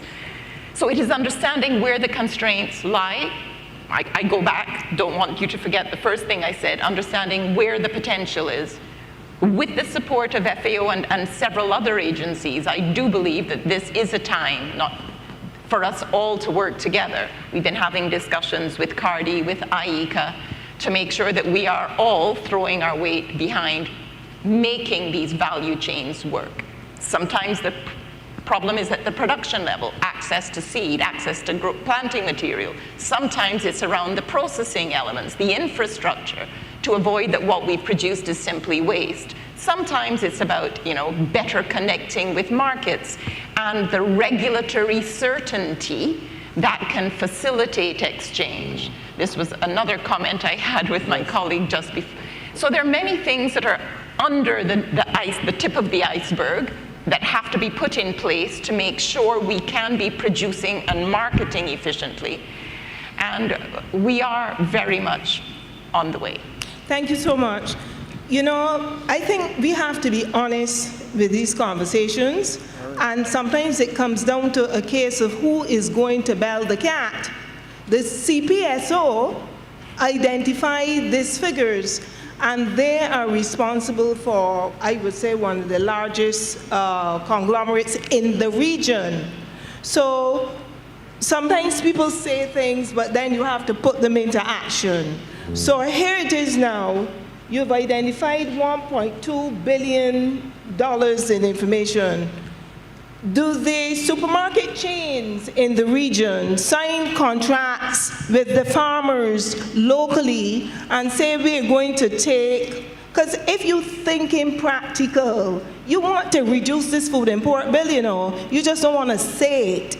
You have to put these things into place. So I'm saying then, if you want to stop, because don't forget this food import bill, people think it's government, People see it as government. It is the private sector who is responsible for this massive food import bill, and they are the ones who have to drive this process. So are they going to put in place, Gavin, where they're going to sign contracts with farmers, the supermarkets, and say we're going to take all the fruits and vegetables that you are producing, and also we might help you to upscale so that we don't have to import a lot of our goods extra-regionally. So speak to me about that, Gavin. Well, as you would know, Althea, what we've been doing at the Ghana Office for Investment in collaboration with Export Barbados is really working on developing those private sector linkages to be able to get the big missing link. Because we have all of these conversations and numerous conferences and forums, but the missing element is the private sector. They're the boots on the ground, and they have to take the financial risk to ensure that this food import bill is reduced. One of the things that I am constantly in conversation with the private sector, both here and in Guyana and across the region, is what is it that they need in order to increase their level of investment, particularly in agriculture, right? One of the key things that always comes back is quality. Not the ability to produce a lot, but the ability to produce of a consistently high quality, because we in the Caribbean and in Africa, we have developed Western taste. Whether it comes through the television or whether it comes through the travels that we have developed a taste for high quality product. But we're not seeing that reflected in our own agriculture and agribusinesses industry. What is it that they need in order to increase their investment to be able to achieve that level of quality? Right? And again, it comes back to the policy. Again, it comes back to disseminating the information that's available. Information concerning things like sanitary and phytosanitary concerns that have to be addressed when you're moving agricultural product across borders. I think one of the opportunities, I sit down, I've met a lot of persons yesterday, and I think the opportunity that I smell and that I feel in the air is an area that has long played Caribbean agriculture, scale. Africa presents an opportunity of scale. In order for us to combat this issue of, as Minister Weir spoke about, the competitive advantage of having a lower cost input being replaced for a higher cost locally produced product, we have to produce at a scale that allows a per unit price that is competitive. And if we're producing for a local Caribbean market, we're not going to be able to do this. And when I say to my African colleagues, we want some of that market to give us the ability to produce, we're saying it in a way, not that we want without giving, because we believe we have just as much to give as we are willing to take. But there is a partnership that is necessary in order for both of our regions to be able to achieve what we want to achieve in terms of our food security and our combating of the non-communicable diseases. So from a value chain perspective, we have to start at the very beginning of the value chain. And that's not with the supply, it's with the demand. It's with the customer. How do our customers' demand translate into quality requirements? How do they translate into the price point? How does that then make it a competitive and compelling offer for the private sector to invest? And what policies can government, both within the region and in Africa, put in place to foster? Because we have to be realistic. This market isn't going to appear out of the air. It has to be nurtured. What is government willing to do in this time of high economic stress and the need for tax dollars? What is government prepared to do to foster this private sector growth that is necessary for our survival? So that is what we need to think about. Thank you. As we wrap up in the last few minutes, Minister Weir, if you can briefly tell us the establishment of a major food facility in Barbados, the food terminal, how would that help Barbados and the region reduce the food import bill? But we need to have a chat with you, Biz. Thank you, Madam Moderator. I think if we were to pay close attention to all that was said this morning as it relates to driving agriculture and providing opportunities that will redound to the reduction in the food import bill, we need to have capacity. And a number of things must kick in, including logistics. Right across the region, we are challenged with moving goods. And the food terminal that we're establishing as a joint agreement between Barbados and Guyana is for us to address several issues. Issues as they relate to storage. We may encourage people to produce more, but you will have issues with gluts, and therefore we are going to do contract buying so that farmers do not have to, first of all, burden themselves with finding market space. And we will put in the storage capacity at the food terminal that we can store for prolonged periods in excess of a year, sometimes 2 years, given the capabilities that we now have with technology to be able to store goods. We're also putting in a packaging system that allows for us to do clean packaging, removing air and removing any opportunities for our products to be infected with bacteria. And those packages then will be retailed either to the tourism industry, the cruise ships, the long-stay entities. And of course, we are also looking at putting in airlift and sea freight to be able to move goods that will come to the food terminal, which will serve as a hub and spoke arrangement. And the term hub and spoke basically describes, similar to a bicycle wheel, where you have one location with many spokes going in different directions. And that basically will be the thrust of the food terminal, to be able to get food throughout the region and beyond the region, because if you're going to reduce our food import bill and increase capacity, increased production will meet increased market space as well. And therefore, we will be looking beyond CARICOM. But we have to fix a number of things, I must say, and issues with SPS. Now, I have my views about SPS, and I've been very frank about it. SPS is a construct that places an albatross around our necks, that forces us to confine ourselves to certain requirements that would mean we have to import a lot of what we are importing. Unless we can reach the point where we address it jurisdiction by jurisdiction within the region itself, if you're going to work with the African continent, and that's the reason why I made the statement that we should see it as no oceans, no boundaries, so that we, in a collaborative way, can look at how we address the issues with SPS. But if we are to take a generalized construct and try to fit it into a space that does not conform to all the requirements, we're going to force business people, farmers, and everybody else to be frustrated, humbugged, and we will never reach it. And before you get close, the goalposts would have changed. These are the challenges that we face with constructs that we try to force within a system that does not have the capacity to carry them. The culture does not carry them.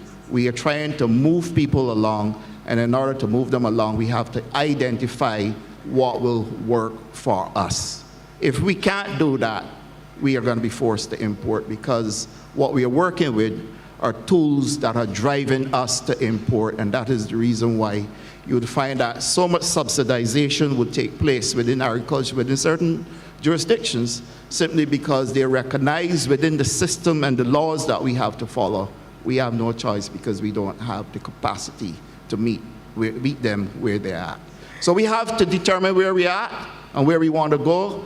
And in dealing with our SPS construct, I am simply saying, jurisdiction by jurisdiction, we should get it right before we go with generalized legislation to choke ourselves. Thank you, Minister. I'm being told to wrap up, but I really want to put this on the table, Dr. Clark, and I really want you to answer this and let everybody have a minute in a closing statement. Thank you. Thank you. So we've come to the end of our panel, and the closing statement that I will make would be the same way that we encourage householders to install photovoltaic panels to generate their own electricity.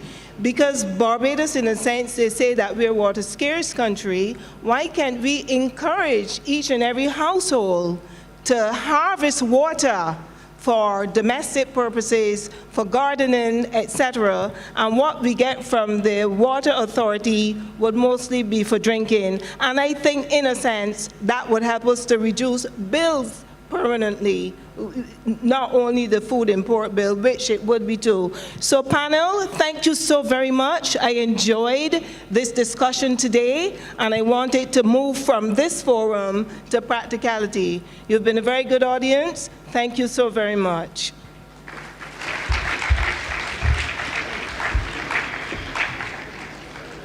Thank you, Madam Moderator and panel, for your very interesting discussion. At this point in the program, we are preparing for a signing ceremony of an MOU, a Memorandum of Understanding, which seeks to facilitate collaboration between the Barbados Investment and Development Corporation with the African Export-Import Bank in establishing working arrangements necessary for the delivery of sustainable financing for the proposed Exim Bank of Barbados. I invite the Chief Executive Officer of Export Barbados, Mr. Mark Hill, and Mr. Dennis Denya, Executive Vice President of AfriCaribbean Bank, to the stage to sign this MOU. Gentlemen?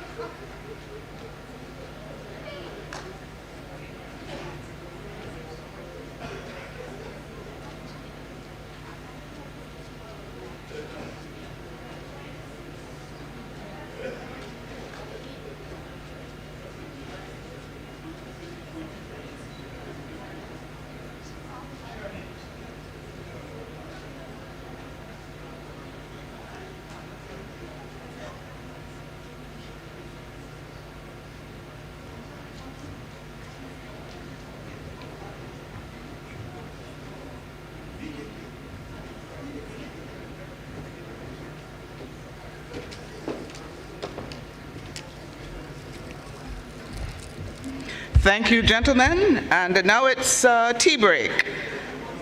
I invite you to visit the exhibits on this level in the eastern and western wings, and there also displays one level up. Go and view the displays and engage the exhibitors. Artisans are also displaying their wares for sale outside. Now, lunch is being served in the lunchroom and outside in the tented area, through the lobby, out the building, and to your left. Please be back in 15 minutes for session 8. Thank you so much for your cooperation. Have a good break.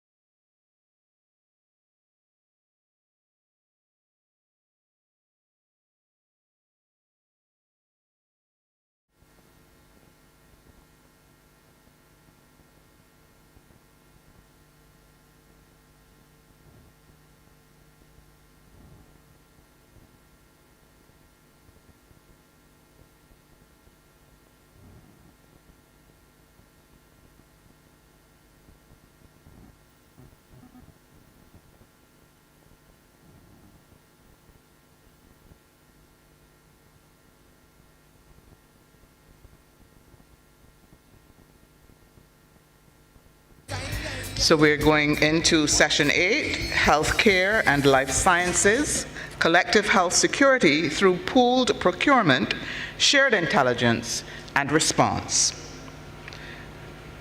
We will have an opening statement by Mr. Adrian Padmore, who is chairman of Export Barbados. Mr. Padmore?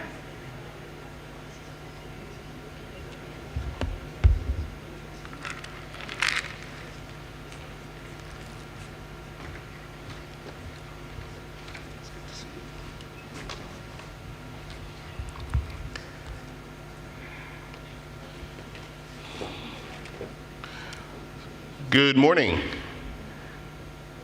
Protocol having been established, it's an honor for me to be speaking today at this forum, specifically in this session dealing with health, care, and life sciences. I'm sure you don't need me to tell you the importance of healthcare and life sciences to our societies and our economies. We are, as you're well aware, living in a global pandemic that has put immeasurable strain on our health systems, procurement systems, medical infrastructure, and economies. And while the lockdowns may seem like a distant memory, the impacts of this virus continue to plague our countries. And these will be felt economically for many, many years to come. So while in some ways the global response to the pandemic was impressive, in many ways it fell short for our two regions. Most importantly, it spotlighted both the need and the opportunity for Africa and the Caribbean to be unified around our shared objectives and needs. It exposed untapped markets, opportunities for collaboration, and the power of a shared voice. It also uncovered the significant human, natural, intellectual, and financial resources sitting in our nations, which we must leverage for our own mutual gains. It's no secret that both the Caribbean and the African Union hold a plethora of knowledge, know-how, skill in health and life sciences. Our knowledge of the land, the plants, animals, seas, and oceans is etched in generations of tradition. This knowledge is, in essence, a homegrown science of which our societies and economies have been built. A significant portion of Barbados's certified exports are bio-based and rely in some way on the life sciences for their development. Yet still, the majority of our scientific knowledge remains untapped, underutilized, or undervalued, relegated to terms such as bush tea for a cold, or grassroots, or survivalist innovations. It is with this in mind that the government of Barbados is seeking to leverage its existing capacity and expand its footprint in the life sciences industry. While still in our scoping stages, Export Barbados is committed to building a sustainable economic climate and supportive operating environment within which life sciences and biotechnology can thrive. By November of this year, we will have in hand a comprehensive strategic plan for life sciences, which will provide a roadmap for development of the sector and exploitation of Barbados's potential in the industry. Already, we have a number of pharmaceutical and intraocular lens manufacturing companies in Barbados. A number of international medical schools are also housed here. And of course, there's the Bellairs Research Institute, which has many decades of very successful existence in Barbados. Efforts are currently underway to build relationships with Rwanda, Cuba, and Switzerland to accelerate our learnings as we build the life sciences industry in Barbados. Our International Food Science Center is soon to be launched and will increase the country's capacity to deliver life science products at international standards. So while in its early stages, our strategy is very much outward facing, and we are looking for you to join us in this endeavor. The world-class medical innovations arising from the likes of Cuba and South Africa show the potential our regions hold. By 2023, the global life sciences industry is expected to reach over $2 trillion in gross value. Barbados is ready to get on board. However, we must be clear. Pursuing this industry is not just an economic effort to build larger, more diversified economies, though this is, of course, one of our key motivations. Beyond this, we're also driven by a social necessity to ensure our healthcare systems, infrastructure, and people are resilient. Now, more than ever, we must rely on our respective expertise, resources, and skills across both the African Union and the Caribbean. We have seen the successes of pooled procurement, shared intelligence, and a unified response with the African Vaccine Acquisition Trust, AVAT. Through a unified approach and pooled purchasing power, the AVAT was able to secure life-saving vaccines for both the African Union and the Caribbean at the height of the pandemic. So we are, as the saying goes, stronger in numbers. In this regard, it is in this regard that Export Barbados is committed to growing business relationships and building partnerships that foster cross-regional business and investment linkages. We see the African Union as a strategic partner in this endeavor. The opportunities are endless, from medtech and cloud data systems to neglected crops and antimicrobial resistance. Barbados is ready for business, and I hope you are too. Thank you.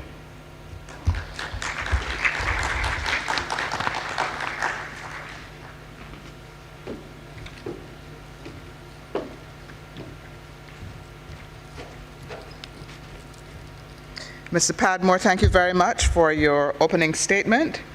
I now invite the panelists to come to the stage. The moderator for this session is Dr. Kenneth Connell, who is Deputy Dean, Internationalization and Recruitment at the University of the West Indies. Ms. Fola Laoye, co-founder and CEO of Iwasan Investments Limited, a health investments holding company. And Dr. Joyce St. John, Executive Director of the Caribbean Public Health Agency.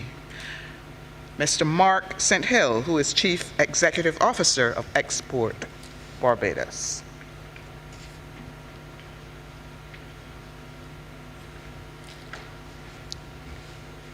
The floor is yours, Mr. Moderator. Thank you very much, Dr. Marshall, and welcome to what we hope is going to be the most exciting panel this afternoon. And interestingly, we were asked, we probably had the most exciting part of this panel in the panel preparation room, which you missed, but we plan to replicate that here on stage. And we have some hopefully actionable points to take away from the panel discussion. I'm happy to represent both my university, and Mr. Padmore mentioned international universities, but we have an indigenous university here in Barbados and the region, University of the West Indies. So let's jump right into it. And I know the opening comment stated there's no need to justify why health is in the middle of a trade and investment forum, because really and truly, without health, there's no trade and investment, right? And the pandemic has proven this, but also there's trade and investment within health. Are there any lessons to be learned from the COVID-19 pandemic that we can take forward? And why don't I start to my immediate right? Great.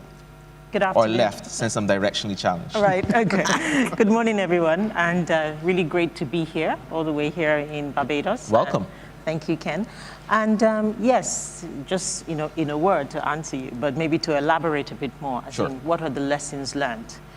Absolutely. I think the first and most important one was the amount of collaboration, the spirit of everybody coming together across all sectors to really deal with, what was a near and present, issue being the pandemic.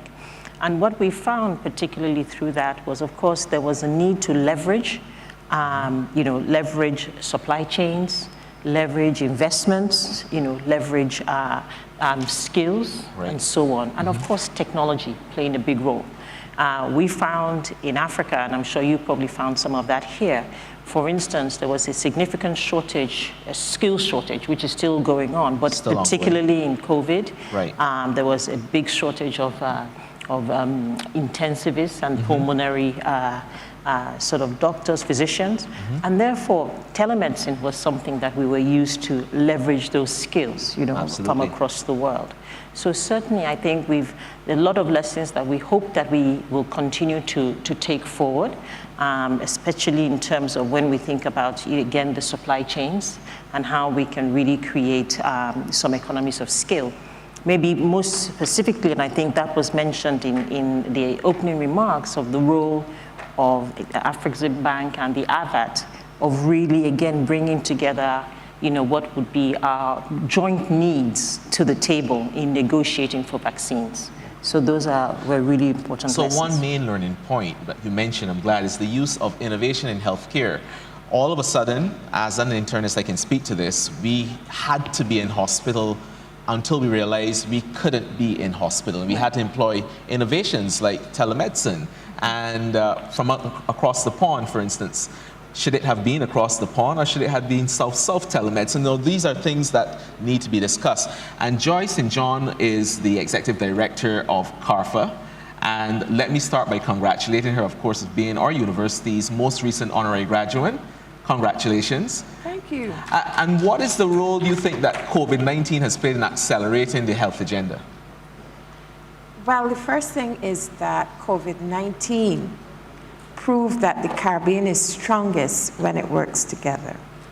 The second thing is that it forced us to collaborate in the virtual world and to strengthen all of the systems around that so it became safe to collaborate. And so during the pandemic, I sat in my living room and I went all over the world doing meetings, conferences, and collaborating with not just public health, but also all other sectors. So that's the other thing about COVID-19. Several sectors. Yes, this whole issue of learning the language of another sector helped started to talk to tourism a lot. Right. And I think that this whole issue of the pandemic, it's seen as a negative, but for me, it was a massive positive. It strengthened my collaborations, also with public health colleagues at all levels of government and the private sector across the world. So for me, the pandemic had a lot to really boost and catalyze things that we talked about before. Right. But it made us walk the talk. Yes. You mentioned communication, and of course, you know that medical doctors, we're very much accused of using our own language, but certainly it forced us to communicate because there was an emergency and a crisis with other sectors that we realized for the first time are just as critical in health, such as air transport, security. You know, the pandemic posed a threat to national security. And we weren't able to use highfalutin languages like pea proteins and those kind of things. We had to really break it down, right? Mr. Hill, what do you think are some of the impacts of the COVID-19 pandemic on health? Yeah, I think that one of the key areas is it clearly showed us that health does have a big impact on economic development, economic growth, because with the pandemic naturally impacting on our tourism. But what it did also help us to see is that we need to pivot. And fundamentally, if we're going to build resilience, our health system and our biosafety mechanisms have to be very, very strong. But more so than that, it also helped us to deep dive and look at what are the opportunities here for us to export and to impact on other societies that may need some of these biosafety mechanisms as well. So what that led to is us drilling down into what is the comparative advantage that Barbados can leverage coming out of the pandemic. Right. And one of the things that we know is that one, we have a strong education system, and two, we have a strong health system, and three, we have a strong governance system. So how do we leverage these comparative advantages? And the outcome of that is that the whole emphasis on the life sciences has now become front and center. So before the pandemic, persons most probably weren't very acutely aware of biotechnology and things like Pfizer. It was or even news, chronically aware. Yeah, but how vaccines were produced and the process, and then we have persons who were like, this vaccine get produced too fast, this and that. But what it has done is sensitize us to the fact that there is this industrial framework out there around biotechnology, around life sciences, around medical technologies that now we're seeing between 12 to 15% growth per annum in this particular market. So for us, it's exciting because it's a double-digit growth opportunity. So COVID has essentially been the burning platform, and I'm learning from my business colleagues that you're kind of building back better when you go through a burning platform, right? The audience, I'm going to just signal to you, we're going to look at 5 Ps on this panel: people, products, policies, and programs. And the final P is not our jurisdiction, it's party, and that's this evening right next door at Ilara Court. So we'll start first with the people. You mentioned movement of people and shortages of people. Sure. And I think that's, shall I say, perhaps one of the key burning issues now for the health systems, particularly post-COVID. Post-COVID, I think we've seen a huge HR dynamic around the world. Oh, yeah. And where, lots of sectors, not just healthcare, are really suffering from shortages of people. And healthcare has been hit particularly hard. And especially healthcare in our part of the world, from the African perspective, we are now pretty much a net exporter of, of health workers. Health workers. From, to the West. Right. And it is creating, a significant issue because we already are in a resource-constrained environment where, there's need to catch up, in terms of the number of those who are trained, especially with the populations that we're also having to look after. But it also creates an opportunity. It creates an opportunity, one, to train more and to really, bring more people into the system. And in fact, shall I say, the training opportunity is being looked at also from, a financially sustainable point of view as well, because, there is a real sort of export, revenue that could come out of this. And so therefore, how we think about people, both in terms of, their own opportunities in country as well as being exporters, one. How we think about technology that helps us to enable the people or helps us to, again, to create what I'll call, to help us to, in a way, enlarge, their sort of sphere of influence. Right. Telemedicine platforms particularly have become, are here to stay, literally. During COVID times, most of the hospitals found that they shifted something like 60-70% of consultations and patient face-to-face appointments online. Yes. And did that. And this hasn't necessarily shifted back. No, it hasn't. And if anything, what it has done is it's helped us in some ways to also go through what I'll call the last mile. Right, hopefully. Again, yes. Hopefully. Again, because of the shortage of skills, right. We are able to leverage telemedicine now to really create more accessibility for those who are not even in the main, in the main sort of, shall I say, cities or main veins to be able to access the services. Yeah. So I think certainly, we've realized again that the flexibility, and being able to think innovatively has certainly come through the pandemic. When people hear people, they think training of people and skilled laborers, and automatically you start to think about the universities. The UWI from next year will have our first cohort of Ghanaian students joining us here at KFIL to complete the first 3 years of their medical degree, to return to the University of Ghana to complete years 4 through 6. So you'll have this cohort of people that are able to communicate not just with their ancestral brothers and sisters in the Caribbean, but with their classmates. So the ease of communication is a lot. So, but also, Joy, there is the exchange or maybe the insertion of people in terms of joint committees towards common goals in health, like vaccine committees, those kind of things. Do you want to speak about that? How are people utilized in that manner, or can be utilized better?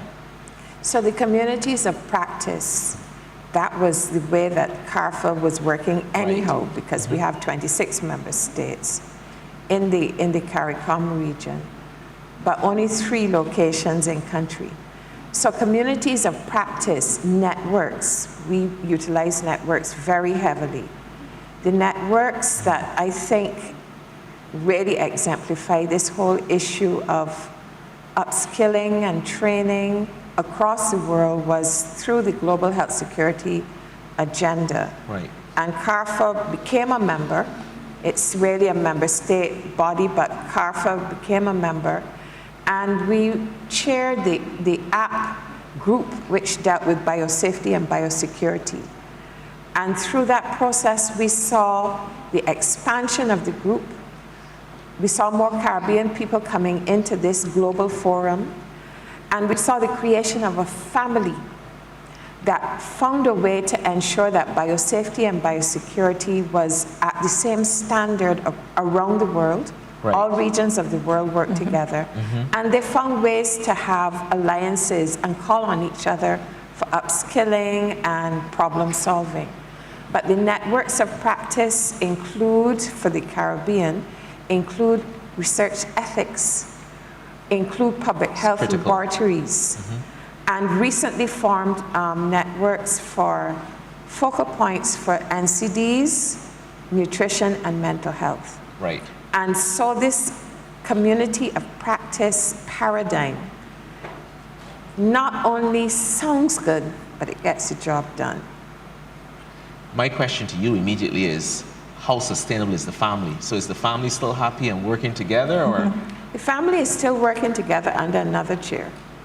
And the family is still ensuring that biosafety and biosecurity retains its position of prominence in the health authorities and ministries so that it's funded and resourced. Which is critical. So other people, outside of health of course, are important to make health work. How does Export Barbados play a role there? Yeah, well, the key role that we're playing is really looking at the business of science.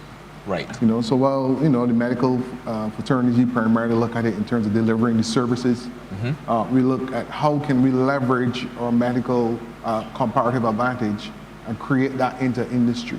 But tying back into things such as NCDs and other non-communicable diseases, the reality is that manufacturing has a part to play in making sure that we can create products that does lend itself to a more healthy lifestyle. Right. Going forward. So while the doctor may be telling you, eat right, exercise right. At least we try to. At the end of the day, I'm going to the supermarket, I'm buying cornflakes. Yes. Right. I'm going to the supermarket, Yes. I'm buying juice and stuff like that. And that is in that manufacturing space. So one of the key things that we're looking at with our life science space is how can we bridge the gap between products that are manufactured and taste great and products that boost health at the same time. And nutritious as well. Yeah, so we're really closing the loop between what's happening from the practitioner point of view and what's happening with the industrialist point of view, so that we are fostering a more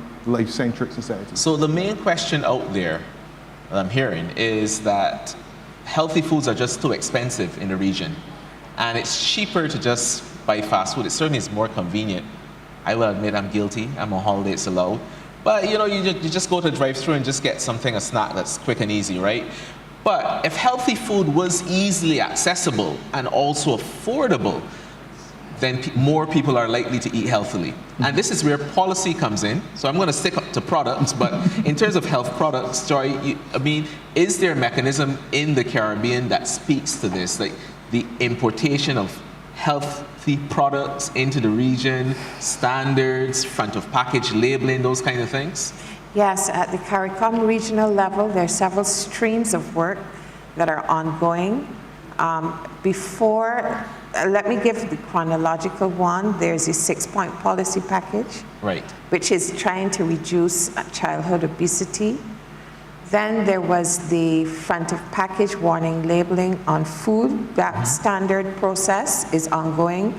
That's being pushed by CrossQ. And there is also the Intergovernmental Working Group, a mandate of the Joint COSOD, which is Ministers of Health, and COTED, which is Ministers of Trade, meeting in 2019 to look at how they can improve foods that are rich in or high in salt, sugar, and fats. And that intergovernmental working group process has been ongoing at the regional level and just got the agreement of the Joint Ministers of Trade and Health Forum to look at eliminating trans fats in the Caribbean space. It's a major space. Definitely. It's a major space for NCD innovation, remember. Yes. So we are continuing that tradition. And the other work stream that is ongoing to me, which is really exciting, is heads of government driven to ensure food security.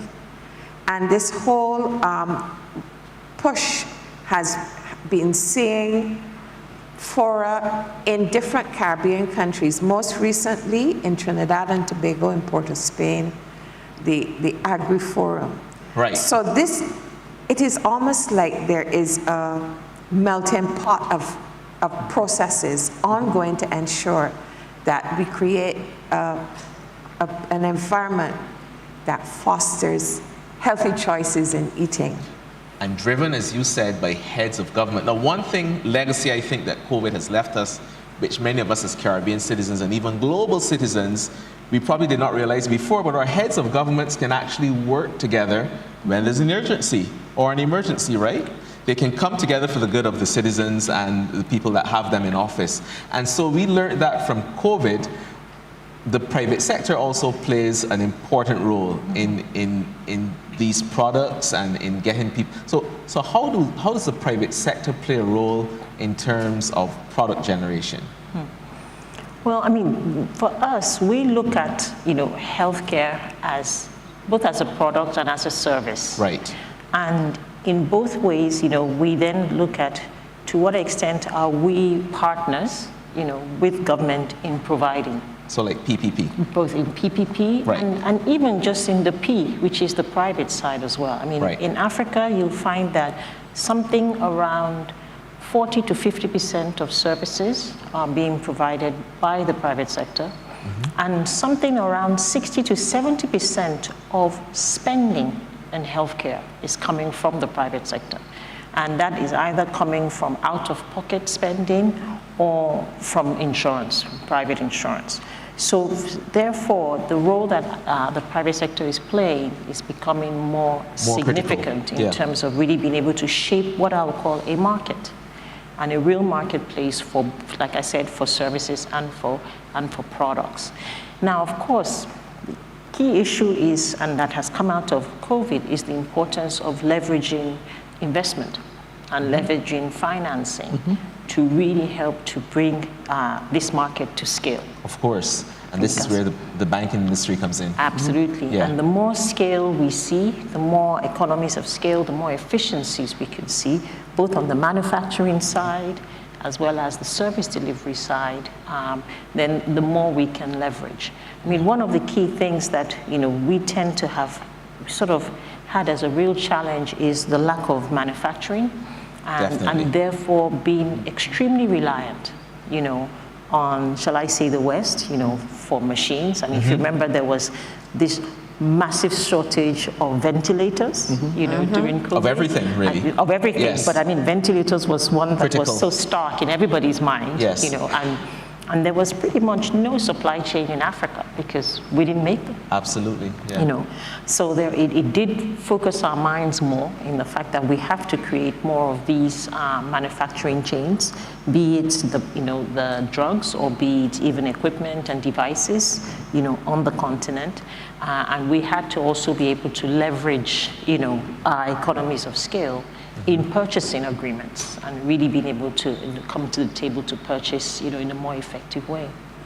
So would you believe it, we are at the midpoint of this panel, and we promised the audience in our kind of pre-panel, what I like to call hype session, that we would come up with actionable points, because this isn't just a casual discussion. At the end of this, we want you to leave with some actionable points that you can hold us, or maybe hold our governments to, to take forward. And one actionable point that we discuss is how do we get people to come together, especially academics and scientists, to discuss the research, to discuss the science. It's so easy now using technology, and perhaps I know of one institution on this stage that has a 60-plus year history of a scientific meeting, but it doesn't include the diaspora. And should we not be having discussions with our colleagues or brothers and sisters in Africa? Yes, and you're referring to CARFA. Oh, really? Okay. CARFA has inherited a process which was started by one of its progenitor organizations. And this year, we're hosting the 66th Annual Caribbean Health Research Conference. Which is blended. In Kingston, Jamaica, and for the first time it will be both face-to-face and online. Last year we did online. This is one of the silver linings of the pandemic. It would be rather pleasant to include our brothers and sisters on the continent of Africa. Right. Now, this is the first time we're hosting the blended model. We found out it's very expensive, but there's something exceptional about being together in a research excellence space, face to face. And so if we have a target in terms of the year, I would love to have some serious discussions about how we can twin on this with another, maybe CDC Africa, maybe Yes. Africa CDC, Africa CDC. maybe something like that. We could twin together and have a meaningful forum. So action point number one, an academic forum in 2025. With an emphasis on young researchers. With an emphasis on young researchers across the diaspora to discuss those issues that are relevant to us. In the pre-meeting, we actually discussed that a lot of research or a lot of phenomena observed in COVID in the Black community hasn't really been explored because it's been interrogated largely in the Northern American kind of landscape. Wouldn't it be fantastic if we sat down and commented on things such as, why is it that we were not hit as hard in Africa, for instance, from the COVID pandemic? What is the unique genotype? How are we interrogating it? Should we have discussions about natural remedies and how they can play a part? All these are discussions an academic forum will add to that. You had some comments. Absolutely, and again, if we think about it from an investment and marketplace point of view, you know, Africans, both at home and in the diaspora, make up a significant and growing market segment of our market. Now there is pretty much no global pharma company that's not taking more interest in understanding the diseases, you know, and the disease prevalence, because obviously we are the fastest growing market globally. And therefore, there is much more that we also now need to do ourselves from a research point of view, and really understanding what our needs are, and using that also to come to the table to raise capital, to really create, you know, what are the products and services, and create a financially sustainable system. Yes. Because the one thing we don't want is we don't want healthcare to become so much more expensive for us that, you know, we then can't actually deliver it to the hundreds of millions of people that live on our continent. Or that it becomes a two-tier type of system. Well, to some extent, that's also an issue. So I think really it's a matter of how do we ensure that we can create enough financial sustainability, enough economies of scale to make this a market that, you know, can be sustained. Okay, so one P that's not on my list that's critical because it's financial. I'm not sure I'm going to make this a P. Maybe I'll say pesos. So finances, you know, we need money to drive all of this, right? Absolutely. So what is the role then, or how can we incorporate investments into things like health tourism? For instance, why are so many of our patients going off to North America? The reason why is because they don't have to take 2 or 3 flights to get to Africa, right? So if we had an air bridge, for instance, that would certainly open an avenue. what kind of other investments do you think would be necessary? Certainly. I mean, no question. Medical tourism is something that, is with us, and I don't think is going to go away anytime soon. So opening the air links certainly would help. But certainly having this type of discussions in what I'll call the intersection of the healthcare and healthcare researchers and healthcare providers and investors. Because investors also need to understand, what the needs are, and also, the healthcare providers also need to understand what the costs are. Because this is, whilst it is, very much a public good, it is a good that costs, that has a significant cost attached.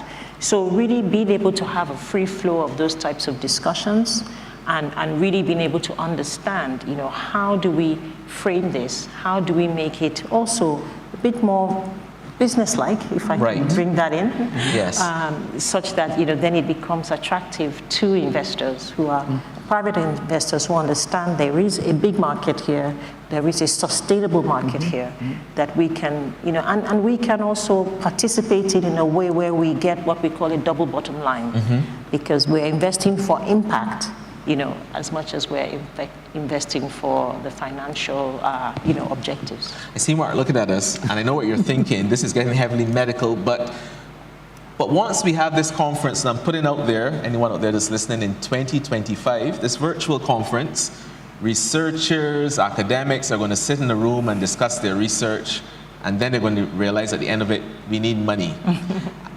So what's then needed? You then have to translate that research into an attractive business package to be handed over then, and have conversations then with those sectors so that we can actually get actionable items done. Do you see a role for Export Barbados in there? Yeah, absolutely. One of the things that we know is that our scientists on the ground are very academic.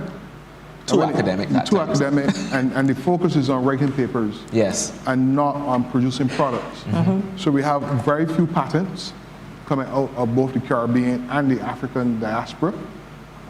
We have very little IP in the medical space, whether it be medical devices, even pharmaceuticals, even just basic nutraceuticals. It's just staying in the academic arena. But for the investment to take place, that stuff has to get lifted off of paper, it has to get lifted off of policy, a business framework has to get put around it with the talent that is needed to turn your capital and the time. So a lot more research and development needs to take place by moving the academic stuff into clinical trials.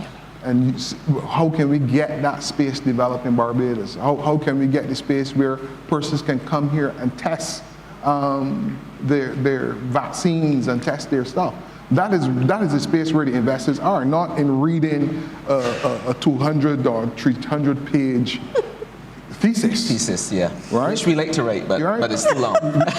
We just want a very sharp 2-page cost-benefit analysis that shows what will be the return of this particular medical or pharmaceutical investment. And so therefore, I really want to challenge both the Caribbean medical fraternity and African medical fraternity that we need to become more commercially oriented. We are not commercially oriented, and we are being swamped by products from North America that might not necessarily fit our genotype. But yet we are not putting in the research and development. So one of the things that we're looking to do with our life science program is to see how we can now foster that research and development space that is not paper oriented, but is product oriented, and putting the right labs in place, as our chairman pointed out. So we have the International Food Science Center here in Barbados. We're getting ready to put a digitization center in place for the life sciences.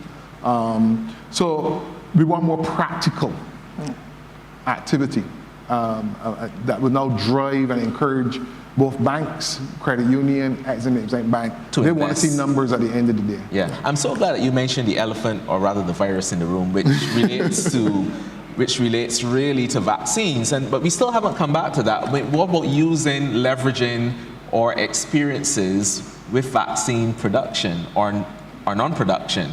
how do we plan for the next big public health problem? And no one's really speaking about vaccine hesitancy. What are the cultural similarities that we can draw from to really address the main barrier to this fancy vaccine that we are going to create in the future, to getting people to actually use it? Are there ethno-pharmacologic barriers that we need to address as a diaspora? And what is the role of an institution or an organization like CARFA? So CARFA, I know this was coming to you. Well, thank you.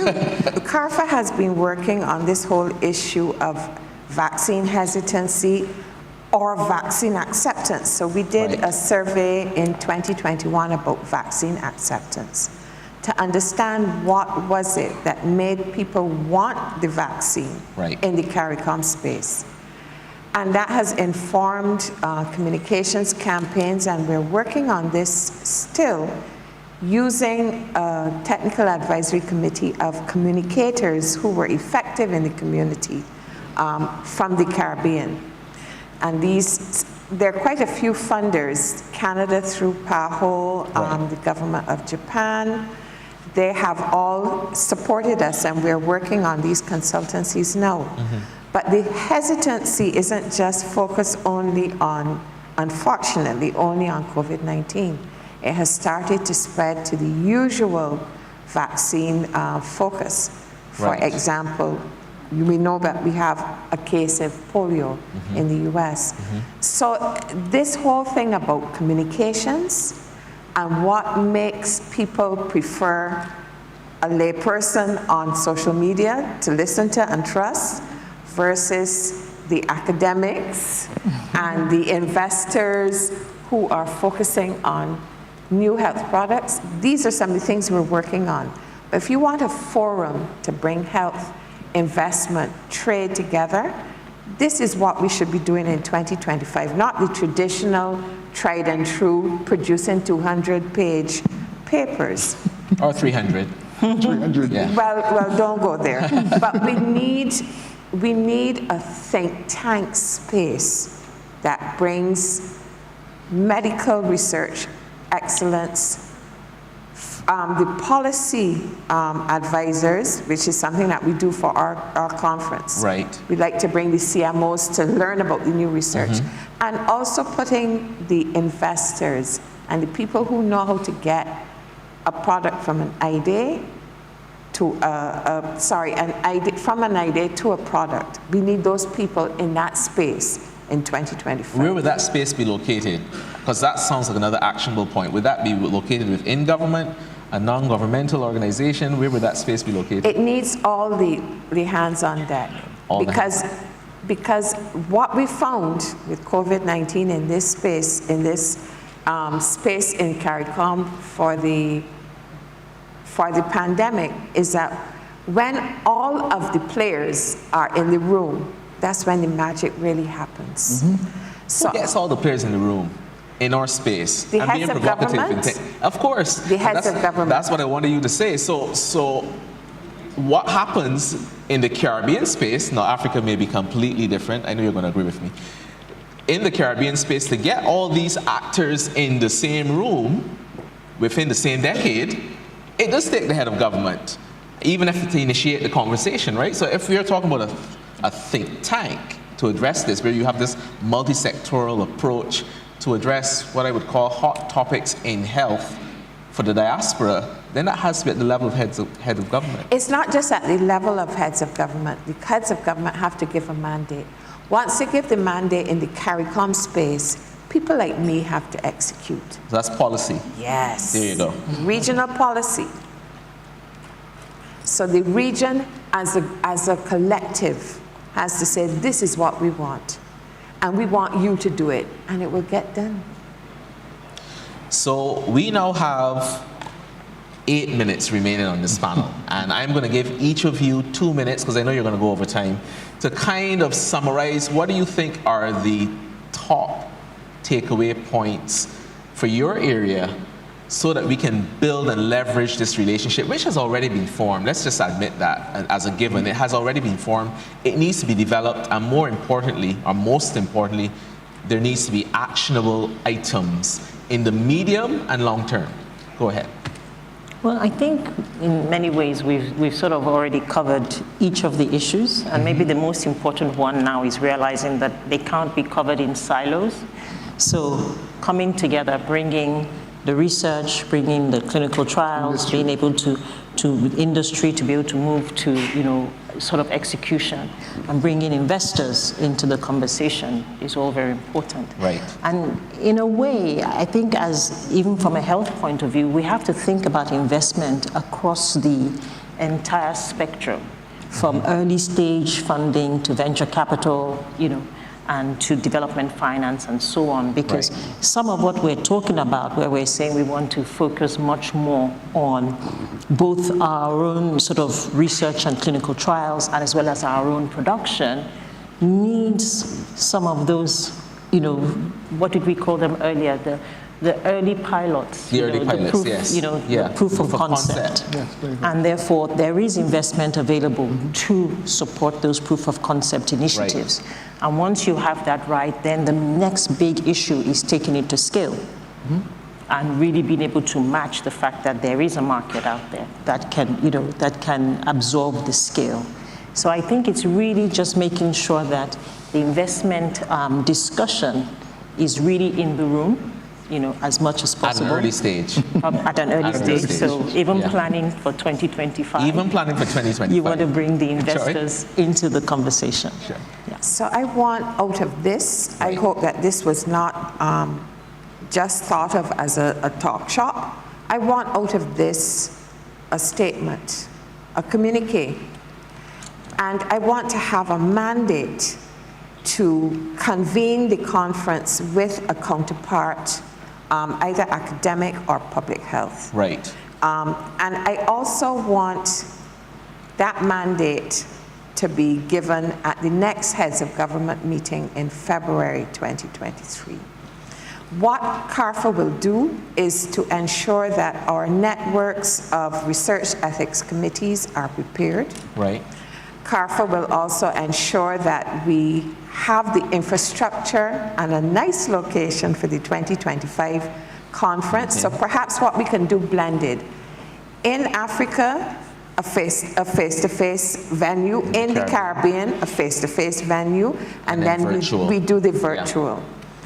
And I also want to make sure that we prime our young researchers so that they are ready to be in a space where innovation is recognized and seen as a product seen for product production.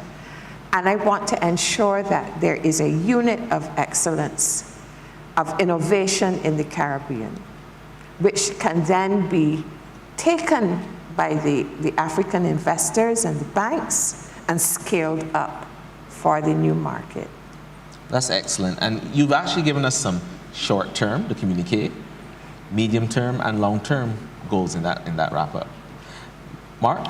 Yeah, well, the two things I want to speak to as I wrap up. Two things in 2 minutes. In 2 minutes, yeah. One, we have a large cadre of young scientists in the islands, and I also believe in Africa as well. That the price point to hire a local scientist, whether it be for testing, for clinical analysis, or basic analytical services, is about 50% on the Barbados side, the cost of actually using a UK or a US scientist. So we want to have more nearshoring of medical, pharmaceutical research and development. And we have a vested interest in our own people. Yeah.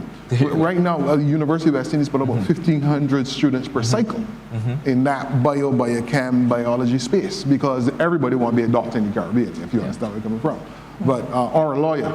Right. But most of them either end up doing biology, chemistry. So we have to create jobs for bioscientists. Because it hurts when you go to the Chanel supermarket and the youngsters there who graduate with a first class honors in chemistry, but he's a cashier because there's no job, because the private sector is not investing in science. So we need to move it beyond this fear of doctors having their own private doctor spaces and turn this into industry that creates at least another 10,000 jobs for Barbadians. And why does that scientist need to be in Chanel or even in Barbados? Why can't they be in Africa, providing that intelligence in the diaspora, right? Well, it is, because we're having significant brain drain.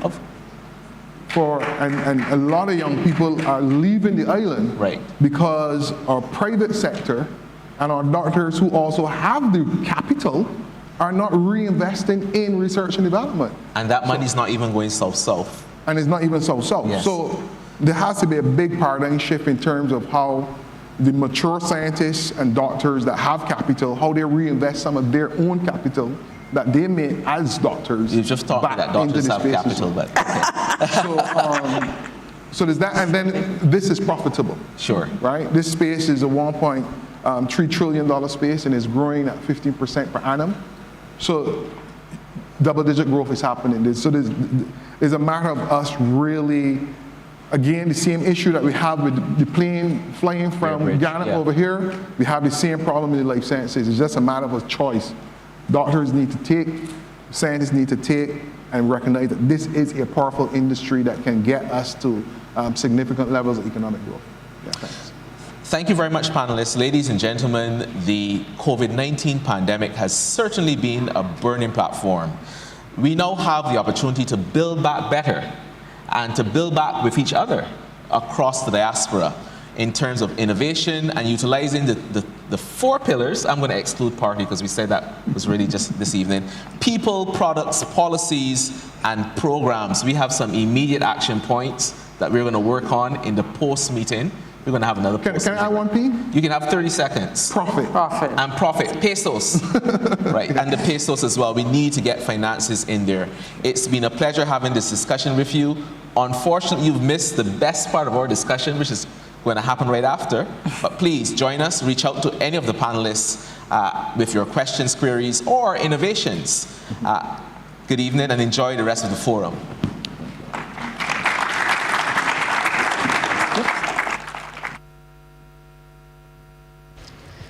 Let me congratulate and thank Dr. Connell for his expert management of the discussion and the panelists for their invaluable contributions. Thank you, ladies and gentlemen.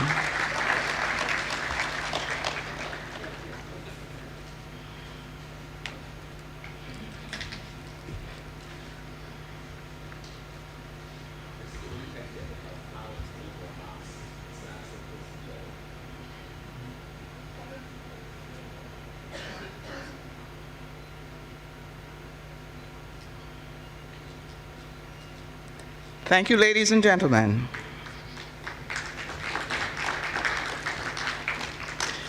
We're moving on smartly to the next session, session 9, which is on creating the conditions to accelerate private sector trade and investment.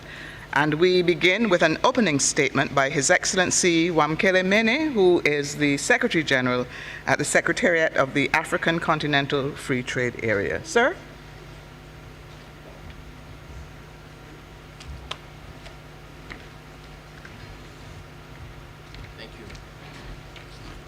Thank you very much, Madam Program Director. I want to join others who spoke yesterday to thank the government of the Republic of Barbados for hosting us this inaugural event, a very important inaugural event. I also want to congratulate Professor Orama for the vision and the tenacity to make sure that this event does indeed take place.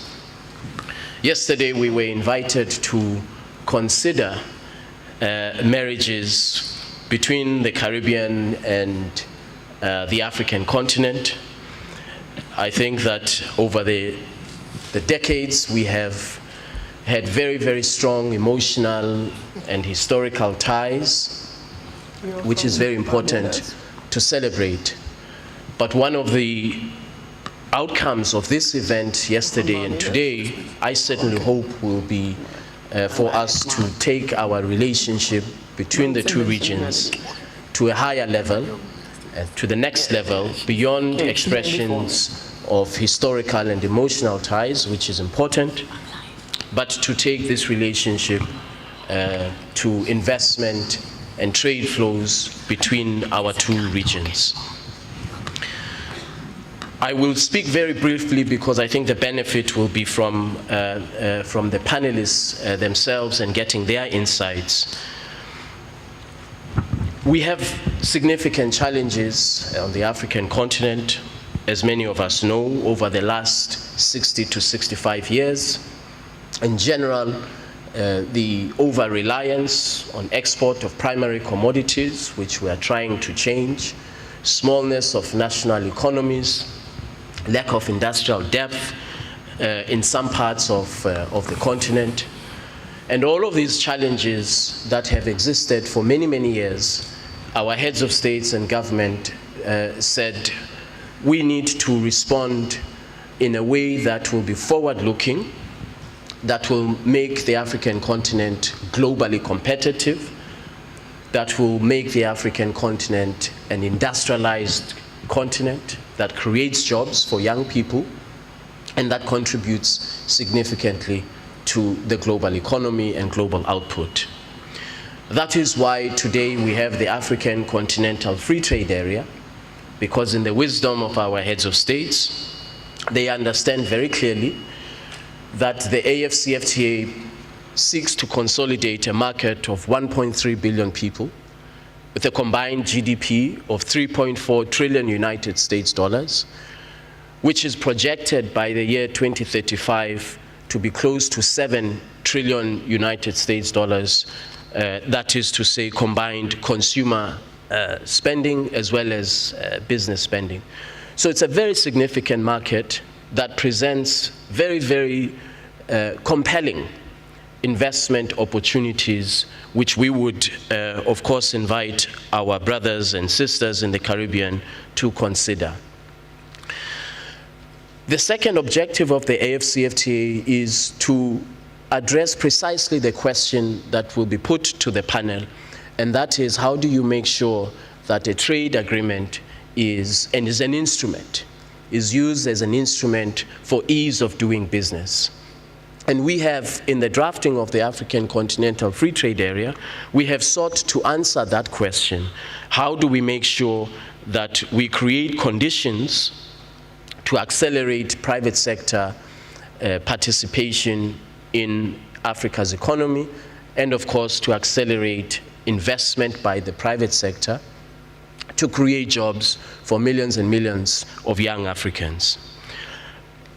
Some of the tools that we have presented in the form of the agreement to make sure that we see this ease of doing business enhanced are the following. You may be aware that with AfriCaribbean in January 2020, we introduced the Pan-African Payments and Settlement System. I'm sorry, January 2022, this year, so that the private sector can find it easier to transact across regions of the African continent, to transact using local currency.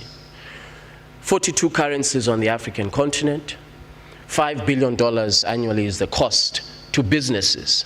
The cost, and mainly small, medium enterprises, is the cost for them to transact across regions and sometimes neighboring countries.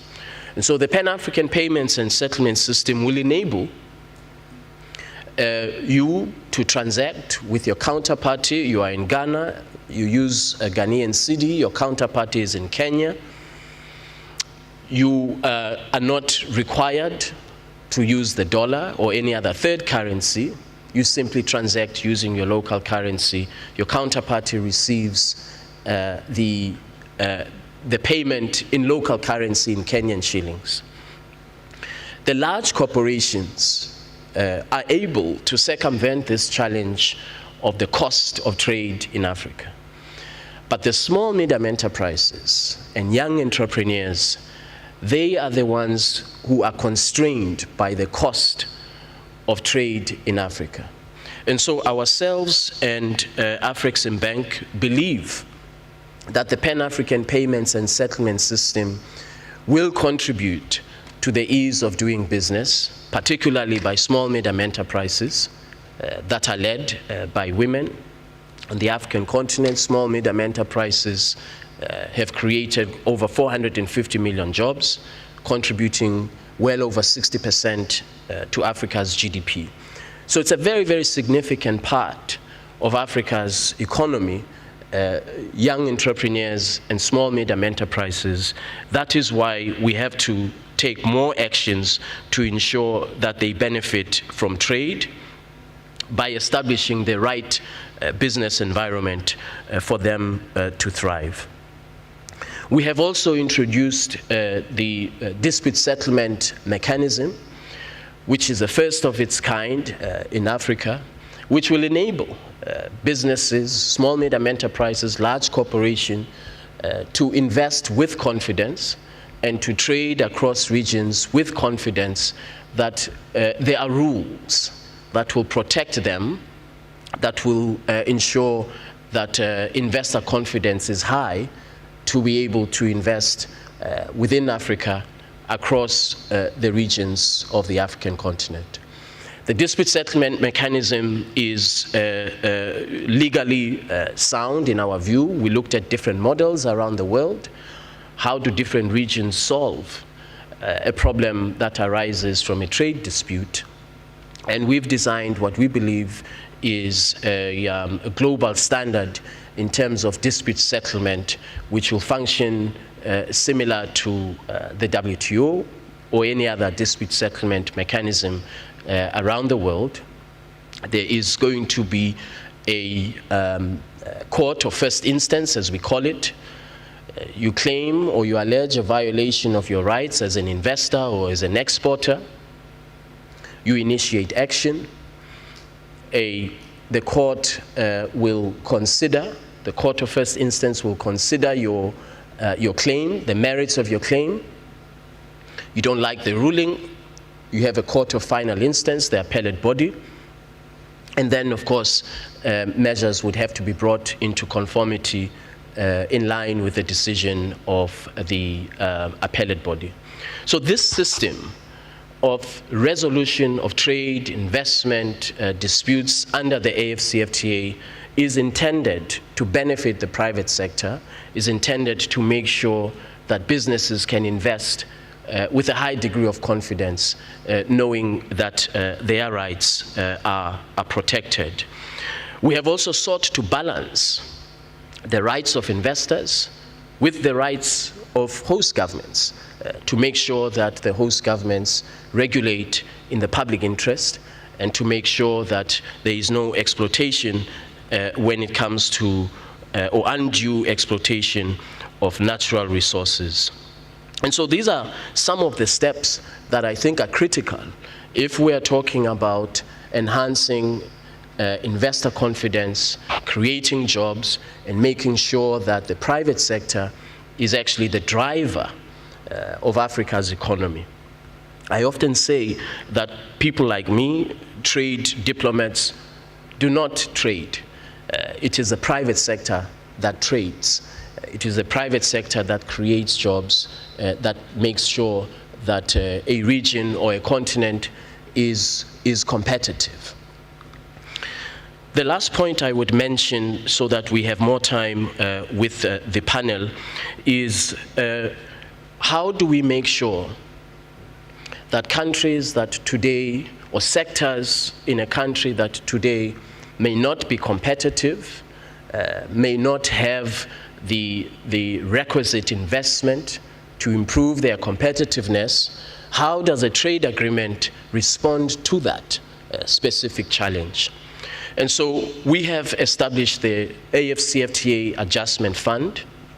We are working on this and establishing this fund with AfriCaribbean, and the board of AfriCaribbean has approved an initial amount of $1 billion to enable the private sector to see immediate benefits.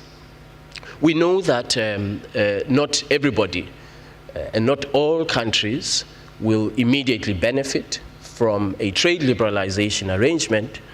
That's why we have to take concrete action so that those countries that today, within the AfCFTA, may not have the export capacity or the industrial capacity to export under the terms of the AfCFTA, we have to make sure that we take concrete affirmative action so that the benefits of the trade agreement are inclusive.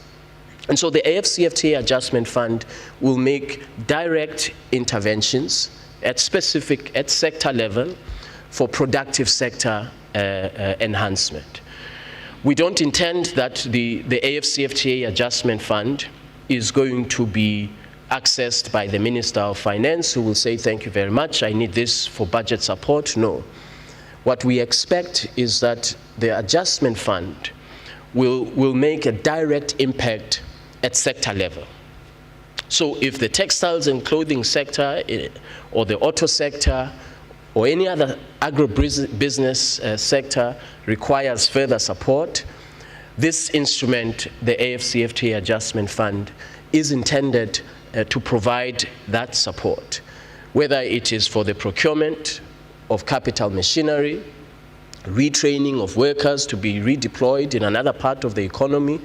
That's what the AfCFTA Adjustment Fund is for. So we have sought, as I conclude, we have sought to make sure that we have a trade agreement that is forward-looking, that places the private sector, particularly small, medium enterprises that are led by women and young people, that places the private sector at the heart of benefit of a trade agreement. We've seen trade agreements, of course, around the world. We've looked at the critique of trade agreements not being sufficiently responsive to the needs of the private sector, and we've sought to address that challenge in some of the tools that I've mentioned today. We've also seen how trade agreements have been critiqued in the sense that they benefit only a few, or the elite. There was somebody who said that trade agreements have benefited the elite in North America and have shifted jobs to Mexico. Of course, a very unsophisticated analysis, but we all know the results of that analysis. The person ended up in the presidency of the United States. Now, what we have a challenge to respond to is that perception of how trade agreements do not include the very important segments of society that I've mentioned, and that is women in trade, small, medium enterprises, and young entrepreneurs. If we can get a private sector that is embedded, at least in the context of Africa, that is embedded, fully embedded in small, medium enterprises and young people, I think that we would be well positioning them to benefit from this market of 1.3 billion people. There's absolutely no reason why the African continent in 20 to 30 years' time, if we harness the private sector and provide the necessary conditions for the private sector, there's absolutely no reason why the African continent in 20 to 30 years' time cannot be as globally competitive as similarly situated countries in terms of population. I believe fully that in 20 to 30 years' time, where we do this, where we use a trade agreement to harness the benefits for the private sector, we will see the industrialization that we want to see, we will see the job creation that we want to see, and more importantly, Africa at that point will become probably the 7th or the 8th largest economy in the world 20 to 30 years' time from now, maybe sooner. But certainly, I think it is within reach, but it all depends on how this trade agreement will interface with the private sector and how we will support the private sector in terms of the provisions that we have set out in the treaty itself. So I want to thank all of you very, very much for your attention, and I wish all of us very good deliberations for the rest of today. Thank you.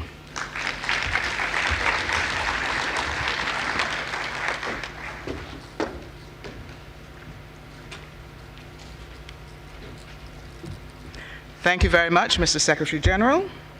And we move on with the panel discussion. And I see from the program that our moderator, Mrs. Tricia Tannis, who is head of the Barbados Private Sector Association, has a very large panel. I'm going to invite them on stage now, Mrs. Tannis and her other panelists, Florizel Lisa, who from Corporate Council on Africa, Mr. Arnold Ekpe, Business Council for Africa, Mr. Mohamed Atef, Elsewedi Electric, Mr. Adewale Tinubu, Oando PLC, Ms. Annette Mark, Caribbean Association of Investment Promotion Agencies, Mr. Anthony Branker, Barbados Chamber of Commerce and Industry, and Mr. Calvin Hamilton, arbitra and a member of the ICC, the International Court of Arbitration. Ladies and gentlemen, the floor is yours.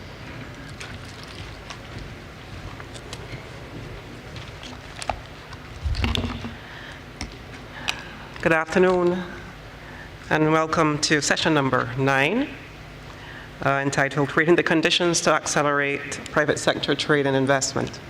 I'm very excited about this session because after the diplomacy has rested and after the memorandum of understanding have been filed away, we now have to get down to brass tacks.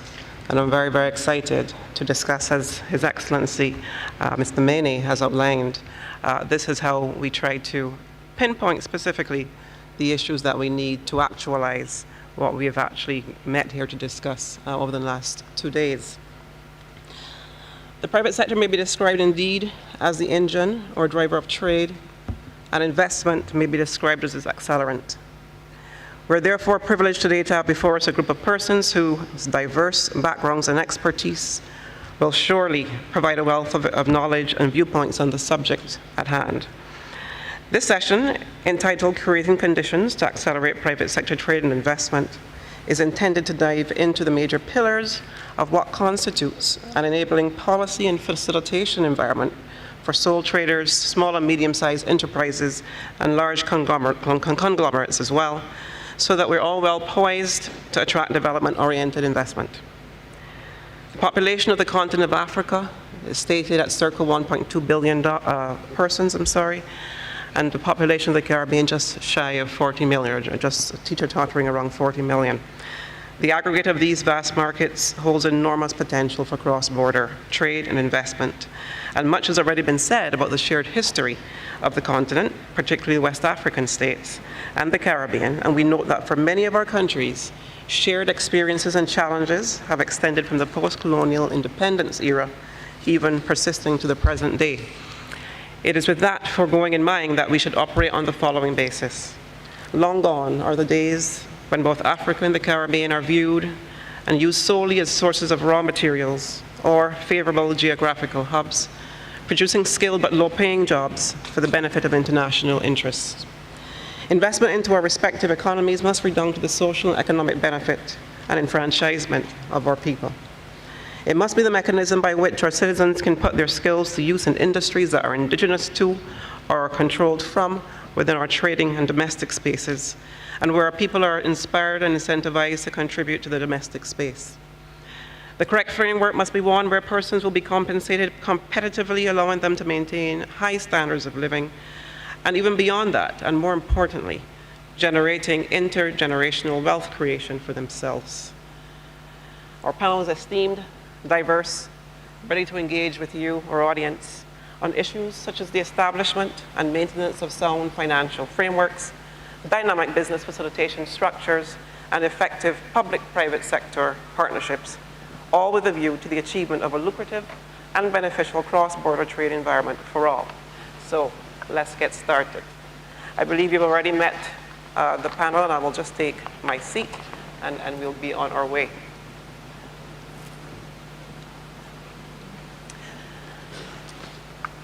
So I will start on the matter of business facilitation, and that's the note that His Excellency Mene ended on. And it's extremely encouraging to hear him outline some of the improvements in more recent times as it relates to payments, networks, dispute resolution, balanced regulatory environments, and the like, and certainly funding through AfriCaribbean Bank. I'm going to start with my panelist, Annette.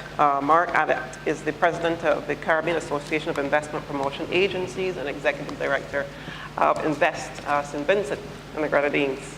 Annette, the World Bank Doing Business pre-COVID report, we know that has been plagued with some issues, but 2019's report seems to have been the last report that seems to have been fairly robust and without controversy. Even at that stage, it reported that there were gaps between regulatory efficiency, inefficiency, and quality across all global regions, including Africa and the Caribbean. And resolving insolvency was the area with the biggest gap between sub-Saharan African economies and OECD high-income economies, as well as in cross-border trade. Certainly, we looked at CARICOM. The three top performing countries at that point were Jamaica, St. Lucia, and Dominica, but even so, struggling with issues such as resolving insolvency and the registration and access to credit, to name a few. Annette, please, on the subject of business facilitation, which is exactly why we are here, and it's the big pillar. Please, how can the ease of doing business be improved in Africa and the Caribbean? Thank you for that question. And I do have to start by saying that I know we stand between lunch and the audience, so I'm going to try to be as quick as possible. However, this is a very heavy topic, and I don't even think that we could do that and do justice in giving the answer here today. But I'm going to stick to my points and try to do it. By way of background, the Caribbean Association of Investment Promotion Agencies is an association that represents 24 Caribbean IPAs in 23 member states. CAIPA, we generally focus on attracting investment into the region, promoting the Caribbean as a place to do business, and supporting business climate reform among our members. Now, over the past 5 years, with referencing to the Ease of Doing Business report, which has since been discontinued, there are 4 top areas. I can't just concentrate on the resolving of insolvencies. And by order of priority, it's registering property, getting credit, resolving insolvency, and starting a business. Trying to do this as quickly as possible, people. In respect to registering property, the number of procedures and the days to register property in the Caribbean is among the highest in the world. Most of our territories are ranked 60 out of the 190 countries in the report. Notwithstanding this challenge, investors to the region have found other ways to do business. They have done leasing of properties for 99 years. In addition, some of our investment promotion agencies are vested with Crown lands and are able to facilitate long-term investments with our investors, with investors. Other investors do enter into public-private partnership with governments, allowing for the use of government land to form part of the investment agreement. Then there's getting credit. Access to inclusive finance is among the greatest challenge that business in the Caribbean face. And that is starting a business and in operating the business.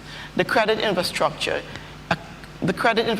system is in need of improvement with, for example, enhanced credit reporting systems, credit bureaus, and public registries. Skipping pages. There are some countries in the region that are advancing changes to their credit infrastructure. Among these are the Dominican Republic, Guyana, Haiti, and Jamaica, which have dedicated credit reporting legislation that have attracted the operators of private credit bureaus. Private credit bureaus operate in 4 other countries: Barbados, Belize, Suriname, and Trinidad and Tobago.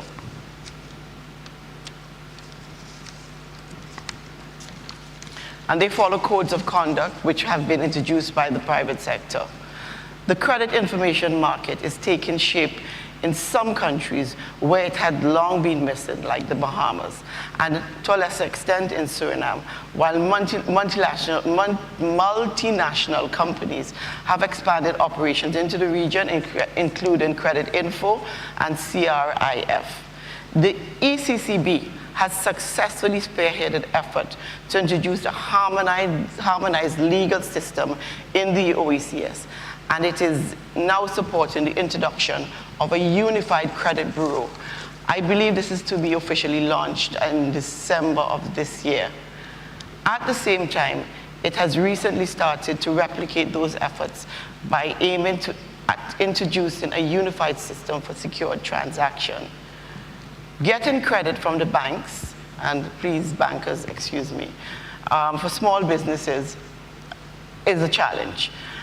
They are heavily risk averse. However, there are credit guarantee schemes in the region that allow for businesses and particularly small businesses to access financing and have their loans secured through the Eastern Caribbean Partial Credit Guarantee to the tune of 85% of that loan. This initiative is actually an OECS member state initiative being facilitated by the World Bank and regulated by the ECCB.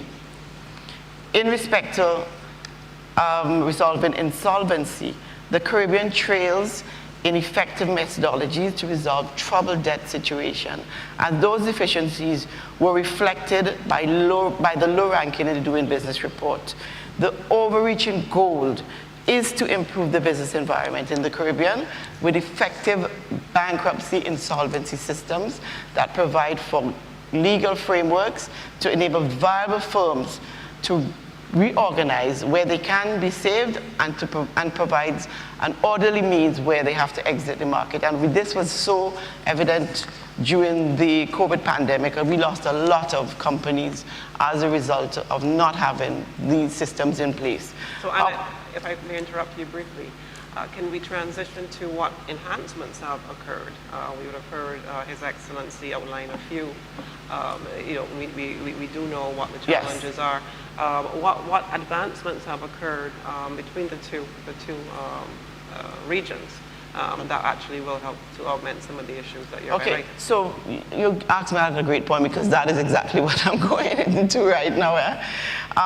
In the past few years, the Caribbean countries have been focusing their attention on the following: legal frameworks that support credit and debtors that are properly balanced, so to allow for creditors to be placed on an even keel with those institutions that are lending,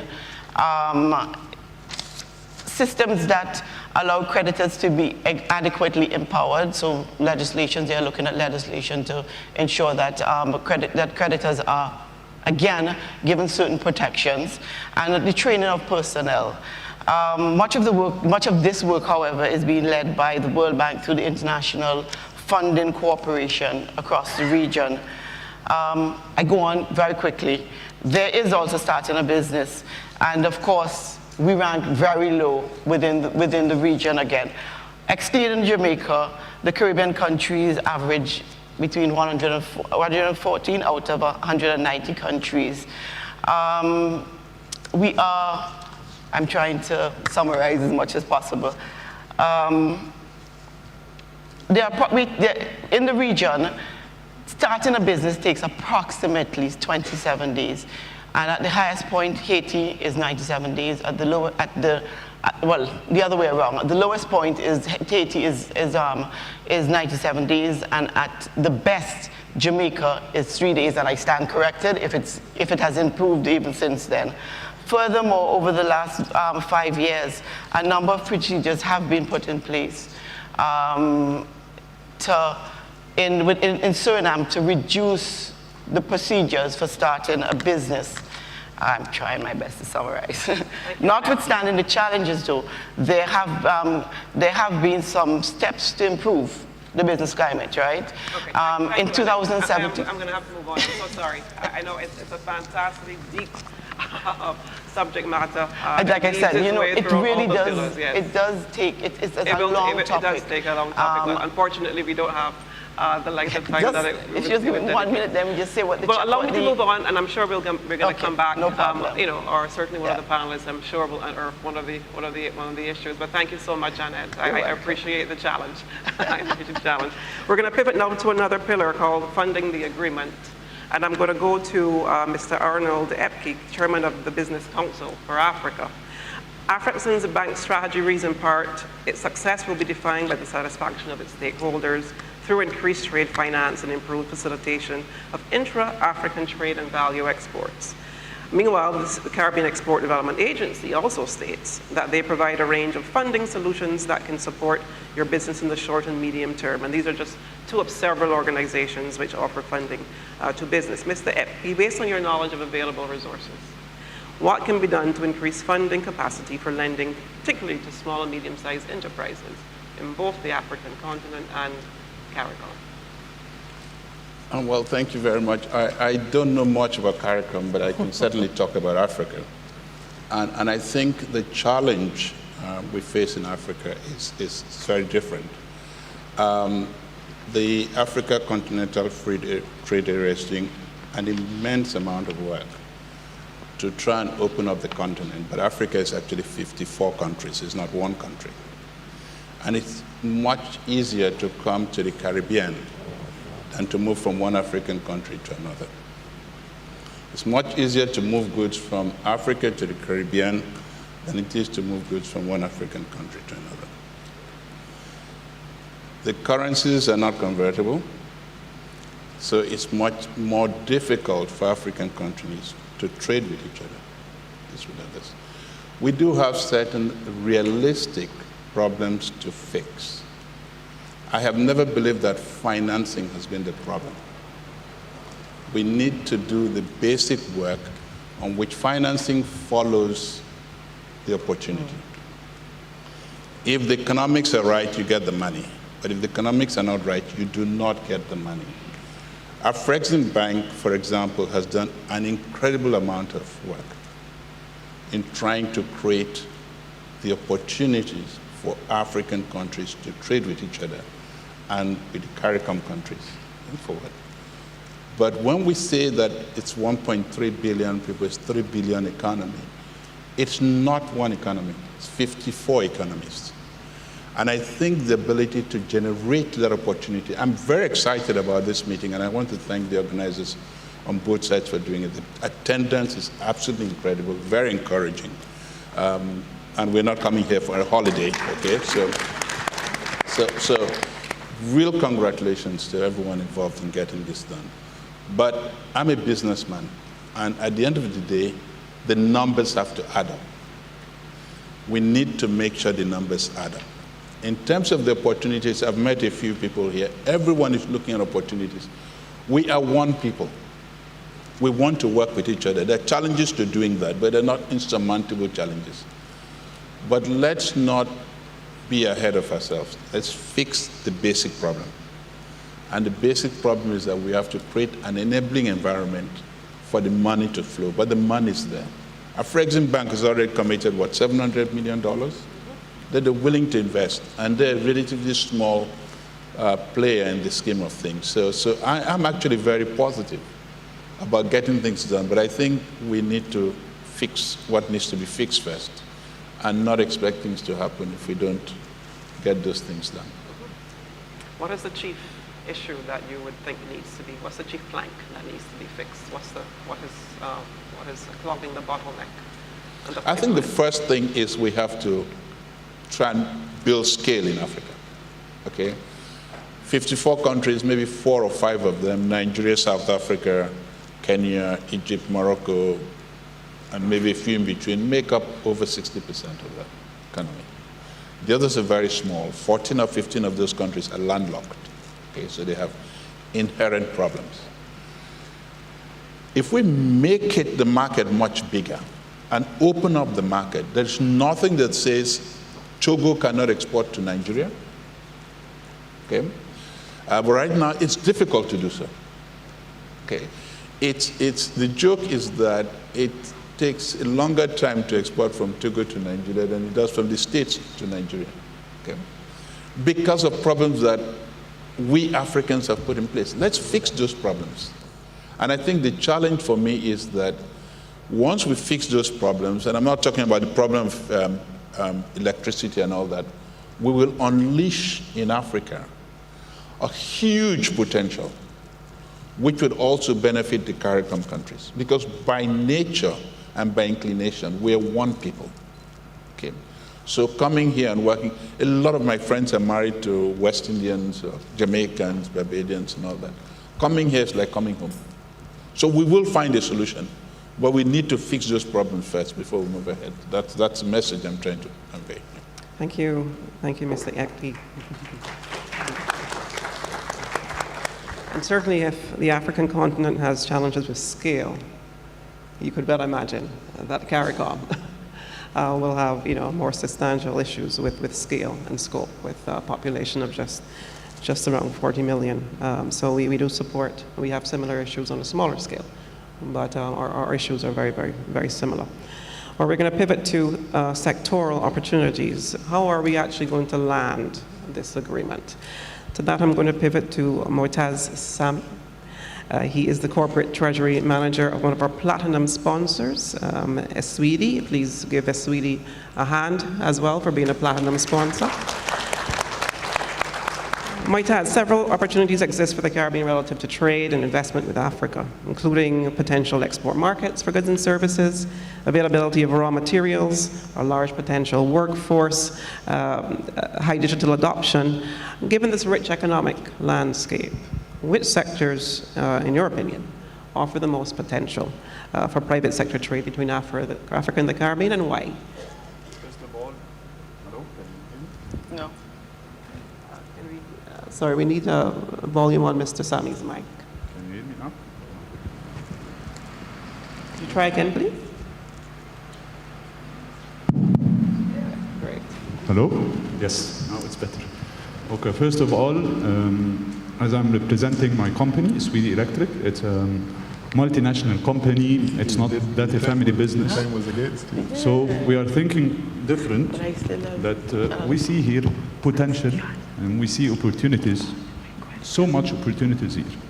I will depend on my company experience that we are interested in energy, water desalination, water treatment, industrial. So I see all these opportunities here.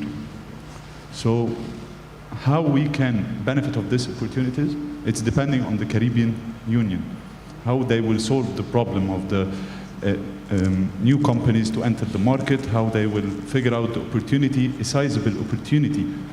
Let me tell you something. I hear here in the conference that there are several opportunities for renewable energy. We are interested in renewable energy.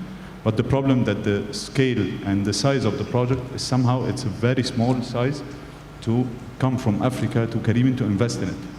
So we can land on the Caribbean if there is several opportunities with a good size of opportunities. So I see here the opportunities, I have said, the renewable, it's the green direction for the whole world. So we see renewables as water and, solar and wind. We see hydropower opportunity. We see the industrial park. This will benefit the Caribbean that they can manufacture locally and they can export their products outside the Caribbean. So there is several opportunities. It's depending on the Caribbean and on the decision. And we are happy that we are here with AfriExim. AfriExim will give the support, will give the finance that can make things happen. We already partnered with AfriExim in several countries in Africa, and we had so much success stories in Africa because of AfriExim. They are covering the finance, and we are doing our job. So we're looking forward to be the same model as we succeed in Africa with AfriExim, that we can succeed here. So Moitaz, thank you for that. I want to probe further. Thank you. I want to probe further. So we have opportunities in the African continent. It's a massive landmass, continuous, lots of scale and scope just geographically. And we juxtapose that against CARICOM, small islands separated by water, and fantastic opportunities in terms of renewable energy, wind, solar. How do you think we can actually scope and scale from CARICOM coming to the African continent, given the geographical limitations? It's depending on the raw materials. What can be the raw materials here in the Caribbean that can benefit companies or countries in Africa? I think it's all about the raw materials now. It's the global problem is raw material and access for raw materials. So Caribbean and Africa, I think we have so much raw materials that we can benefit to export to each other. For sure, the Caribbean, I think there is opportunity for a seaport that can increase the exports from the Caribbean to the African countries. I heard that there is a lot of problem while we were discussing now, that I heard there is a problem between the African countries to export to each other because of the regulations, because of the countries landlocked and everything. So this can be solved if we have an agreement with the Caribbean for exporting raw materials from and to the Caribbean to Africa. Thank you. Thank you very much. Okay, we're going to pivot to policy responses. As we know, successful private sector businesses, we drive economic growth by stimulating domestic income, providing jobs, paying taxes, and so on. But we need governments to facilitate largely the policy spaces in which we have to operate. I'm going to put this question to Mr. Anthony Branker, President of the Barbados Chamber of Commerce and Industry. Anthony, what policy changes and support measures would you like to see to encourage private sector investment in the Caribbean and also in our key African partners to facilitate the Caribbean expansion that will be facilitated by the newly signed AfriCaribbean trade agreement? Thank you, Chair. Well, first of all, before answering your question directly, I think that forums such as this, these are necessary for us to break down that veil that has been obscuring Africa and the Caribbean for so many years, whether deliberately or not. Businesses in Barbados and Africa, we really did not know what was happening in each other's backyard. And I think that the more that governments can facilitate these type of forum, we are starting to open up each other's market to each other. And what it does, it starts to build confidence. I heard Dr. Meany, when he addressed us earlier, he really highlighted that, that investor confidence ought to be high and to be strong in terms of investing in Africa. And that is a critical component to moving, the needle forward in terms of investors from the Caribbean going into Africa. So I thought that what Dr. Meany said was quite meaningful in terms of what Africa has done to facilitate Caribbean businesses coming into Africa. But on the other side of the Atlantic, we now have to ask, what has Caribbean governments done to facilitate us moving goods or services from Africa into Barbados? And certainly we have to look at some type of trade arrangements that would facilitate and tariff arrangements that would compensate for the high freight costs because of the distance we have to carry. So therefore, I think that to facilitate the movement of goods, governments across the Caribbean should be looking at what sort of tariff concessions can be put in place so that African goods could get to the Caribbean at a competitive rate. I think that is necessary. I think also that we have to talk about standards. This resonated with me as I was upstairs with the Ghanaian delegation, because we sometimes put standards in our policies across, certainly I can speak for the Barbados market, that we sometimes put standards in place that inhibit good products from coming into our markets because, we've set a bar that is so high that sometimes small changes to that policy we put a no-no to. I think our government policy should have regulations that says, well, we are intending to build trade between Africa and the Caribbean, and therefore the standards that we will comply with, that we will accept, that the standards, could be such that allows for some flexibility. But I think that having set up for forums like this, it is for service organizations like the Chamber, like the Manufacturers Association, like the tourism organizations across the Caribbean, to build on these opportunities to create we have to move away from just the talking and walk the talk. We have to get to a stage where we open our members to what is available And the service organizations like the Chamber must be facilitating, must be exposing our members to what is available across the African continent. So I think that forums like this will lend to that. But I also think that the Prime Minister said it in her speech. We have to build relationships. Businesses thrive and businesses flourish, and trade happens when we build relationships. We have to put maritime and air lanes and have those linkages in place, because when I heard yesterday that it took 28 hours to get here, I was saying, wow, what you mean? To go to Africa or to Kenya, I was told today is 30 hours. That it is a 30-hour trip. Certainly that is not encouraging. So we have to make sure that we have the maritime lanes and the air lanes that would facilitate building relationships. There's nothing like face-to-face. The virtual meetings will take us thus far. But we need to have dinner together. We need to sit together. And we need to have these type of lanes and routes open up. But I think too that private sector needs a seat at the table.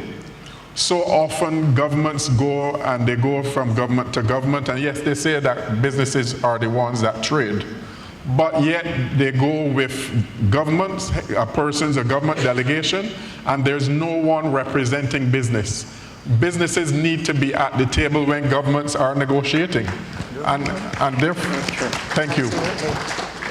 And therefore, when we talk about a change in policy, I'm suggesting that a change in policy has to be one that embraces the private sector as the one who trades, and therefore have us at the table when they are going to wherever. I know that Barbados is opening up discussions with Rwanda, and another, I can't remember the other, but where's the private sector in this? And I'm saying we have to move to a policy that embraces the private sector. I will end there. Thank you. No, you're not going to end there, Mr. Branker, okay. Because you've completed so many other questions. I want to probe at that a bit more.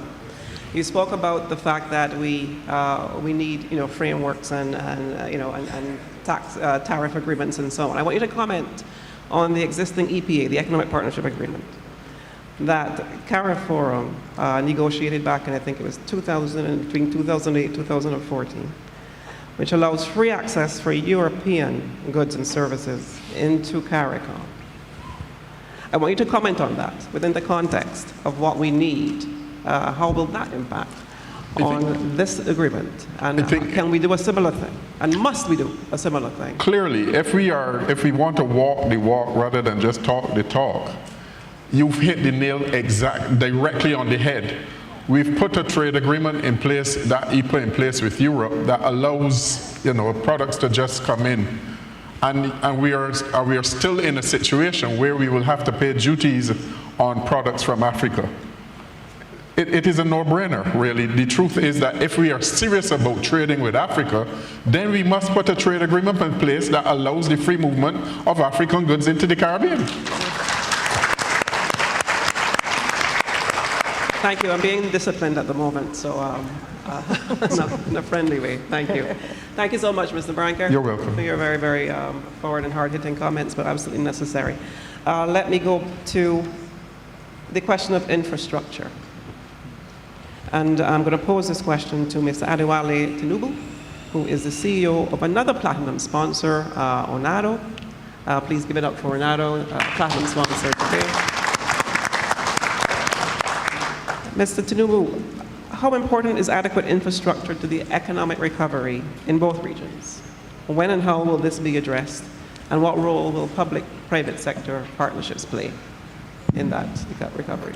I mean, we spoke earlier on about the other speakers have made very good comments regarding what I'd say the software is for the ease of doing business, which really is regulation, ease of regulation, good court systems, safety of investments, ease of goods coming back and forth. But without a shadow of doubt, infrastructure is a fundamental problem. And you see the impact of infrastructure in terms of our competitiveness when we trade globally. So for example, as a result of challenging infrastructure on the road networks, exports from Africa tend to be about 15% more expensive, simply because our road system is that much more expensive as compared to Asia, where road transportation to get to a port is 3%, for example. Port transit time, in Africa, port transit time is 15 to 20 days. Port transit time in Asia and Europe, three days, 24 hours to your container is out when you ship. And that has a fundamental impact on competitiveness. We deal with other things, for example, energy cost. Energy cost in Asia using coal has been one of the biggest competitive advantages they've used in reducing their overall costs in terms of ensuring their goods and services have been able to penetrate markets. So for example, even though we're much closer to the Caribbean, goods and services coming out of China still continue to remain cheaper because of, or will be cheaper because of the cheap energy costs that there is. But I see a lot of those things as issues that are surmountable, because for example, with the drive for renewable energy, the Caribbean, it's 300 days of sunshine, so solar energy panels have become so much cheaper. There's wind available, so the energy costs, without a shadow of doubt, will come down substantially in the Caribbean. You already have very good infrastructure, and I was actually, it's rather unfortunate that the Caribbean always pushes tourism. And so we come for the beaches and the rum, but we don't really know that there's so much else that we can do in terms of, because your infrastructure is very good. So at the end of the day, even setting up manufacturing to ship to Africa with the relatively cheap energy sources that you have, because I noticed that you don't have power cuts here like we do in Africa. I mean, it's constant electricity, infrastructure is good. So there are means of surpassing those challenges that are there. And I think the other area which was mentioned, which I really think we need to spend a bit more time talking about, really is the fact that the ease of doing business, you find that countries that have ease of doing business are really countries that are transparent in the opportunities. Yes.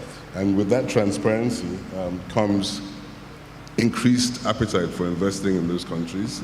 The transparency also yields competitiveness. So speed in terms of being able to incorporate a company. For example, in African countries that have done it well, like Rwanda, you can open a company in 6 hours, bank account, company open 6 hours.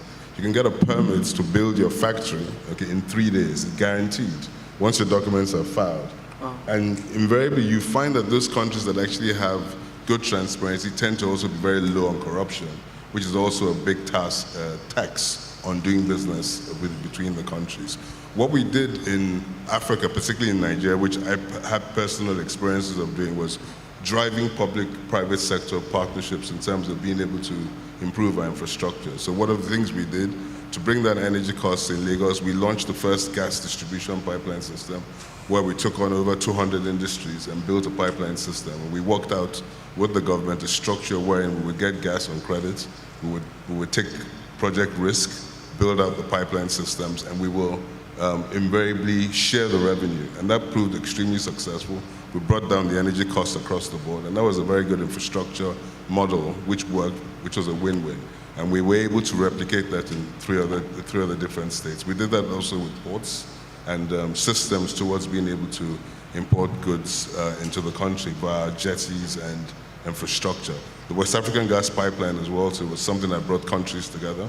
And now there is a North African pipeline system that is being done. But it works when the private sector, has full knowledge of what's available. There's cooperation, and the point that has been made that the private sector needs to have a seat on the table. I mean, I've often said, and I have a critic in the room, Mr. Ben Bruce there, who is always upset with our president in Nigeria, that when he travels, he only takes 2 businessmen with him. Luckily, I'm happy if I'm one of them, but the reality is that certainly having proper exposure, forums of this nature, wherein people really understand what the opportunities are there, and they can actually key into these things. It's actually what you project is what is the result you would receive. And so I think that with the collective points that have been made, I mean, my own take on infrastructure in terms of supporting cross-border trade will be those points. Thank you. Thank you so much for such a comprehensive response.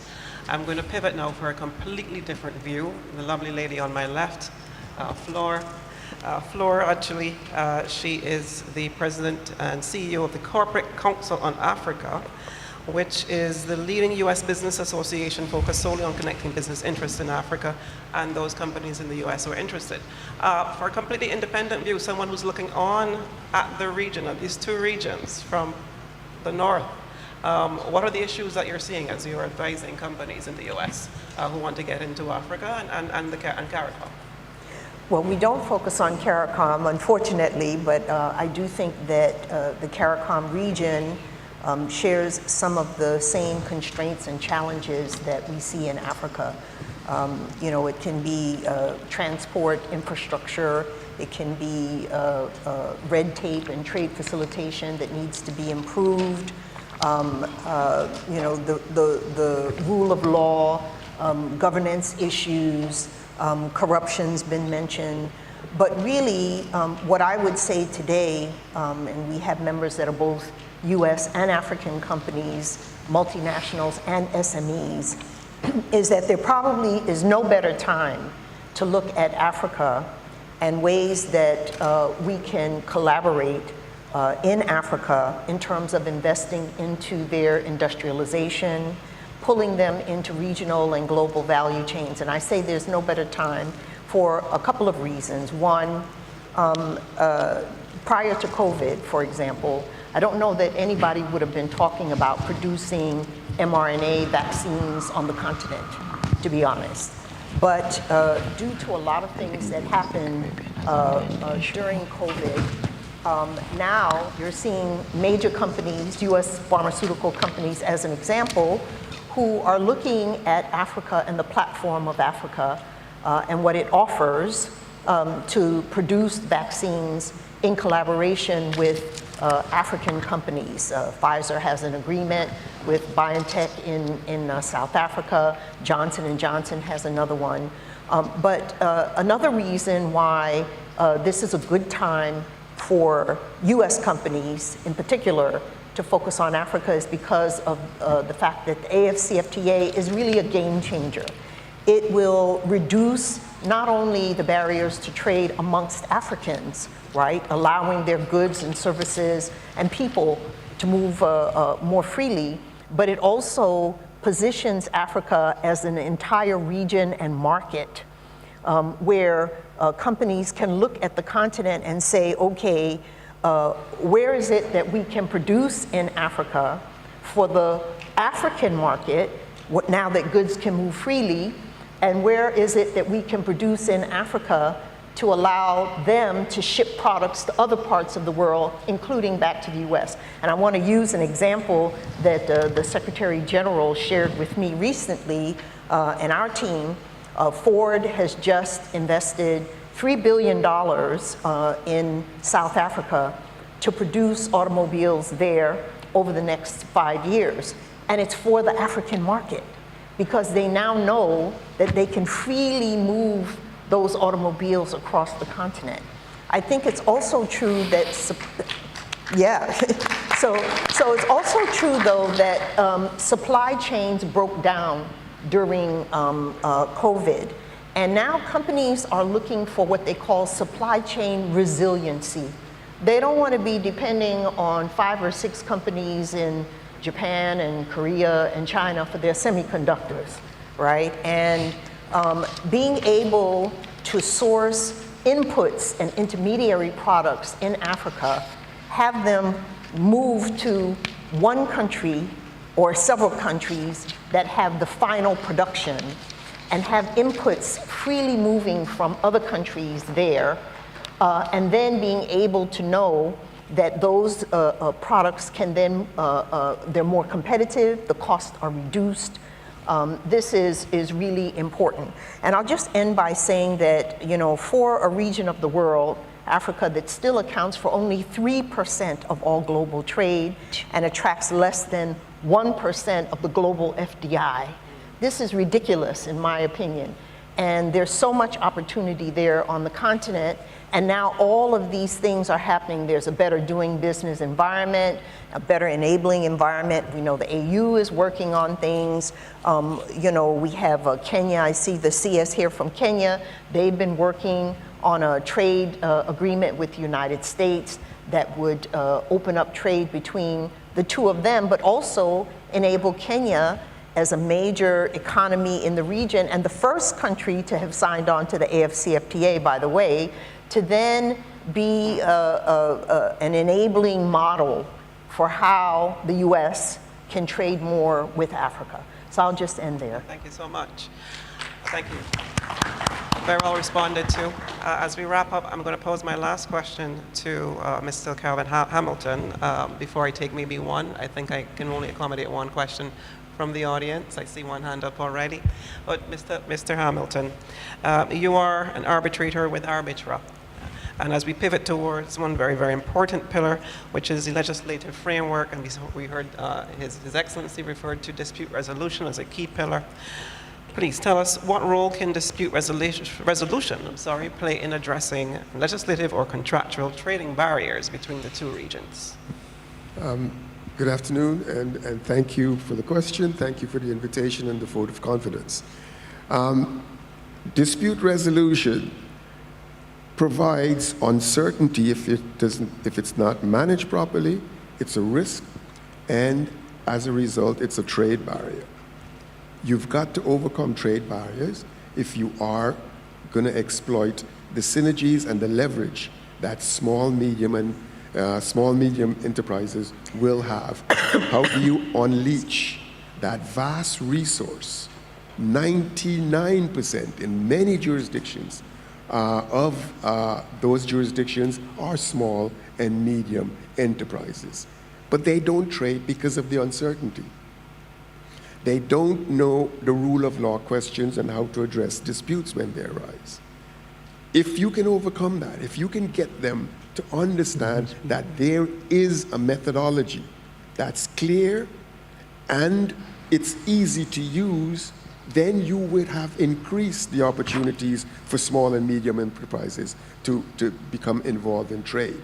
You need an international legal framework. In Barbados, for example, that exists.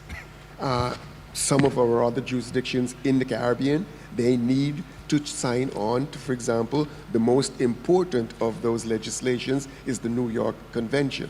And what the New York Convention does is it guarantees that host countries must recognize agreements to arbitrate. The operative word is must. The word they use in the convention is shall, which means the same thing. Must recognize agreements to arbitrate and must recognize awards, arbitration awards. Must recognize and must enforce them. So the courts in the national jurisdictions of the signatory countries to the New York Convention have no option, no discretion, but to recognize agreements and arbitration awards. And therein is the framework, the foundation, why arbitration is the preferred mechanism for resolution of disputes in the international community for trade and investment. This is a panel that's dealing with private sector and the promotion of trade and investment. If you have an arbitration clause in your contract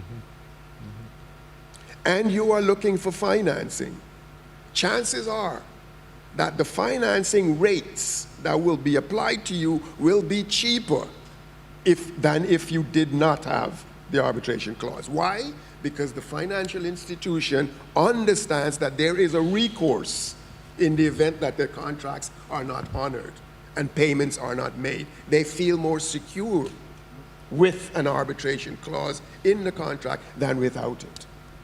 And I think I'll stop there in the interest of time. Thank you so much, Mr. Hamilton. Tricia, just one moment. I've been hearing us speak a lot about logistics. And coming from Kuiper, representing the members in respect to investment opportunities in the Caribbean, I just wanted to say that Kuiper members, we actually have an online catalog, which can be found on www.investincaribbean.org.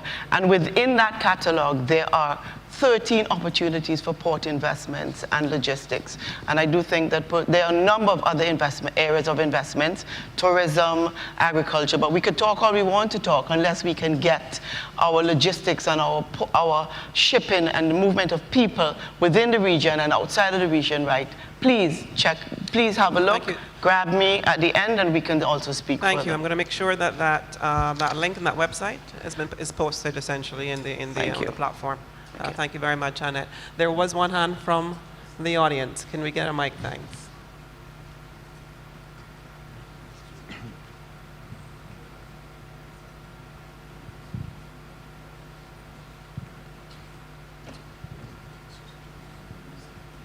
We're waiting for a microphone for the audience. Oh, yes.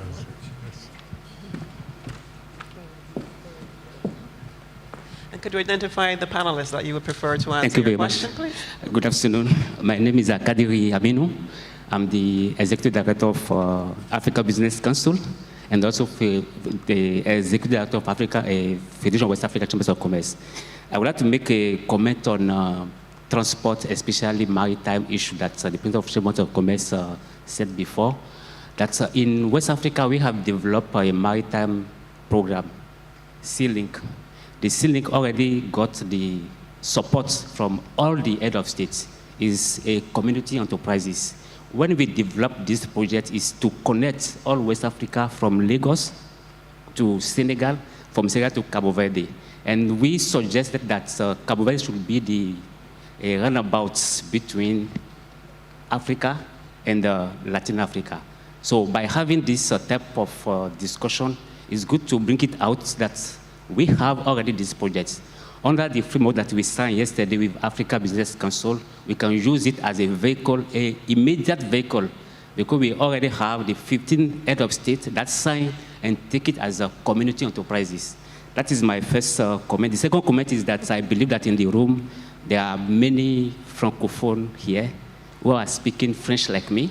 And since we just listen to you in English, but nobody speaking French here.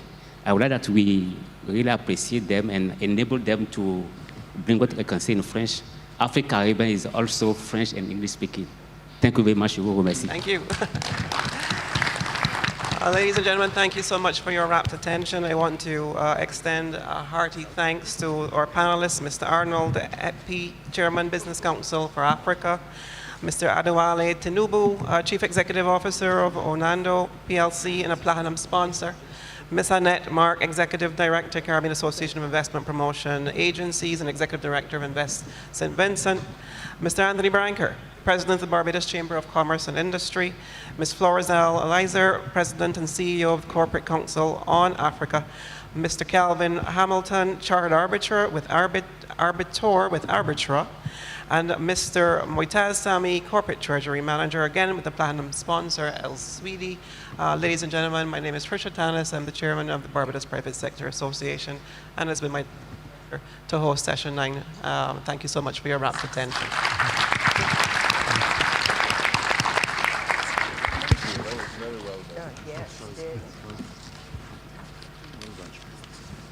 Thank you very much, Mrs.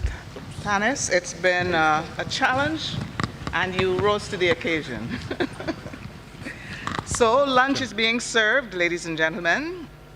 The participants, please go through the lobby, exit the building, and make your way to the tented area to your left. Please also visit the exhibits on this level in the eastern and western wings, and one level up as well. View the displays, engage with the exhibitors, and artisans are also displaying their wares for sale outside. Please be back here for the start of the next session at 2:15. Enjoy your lunch.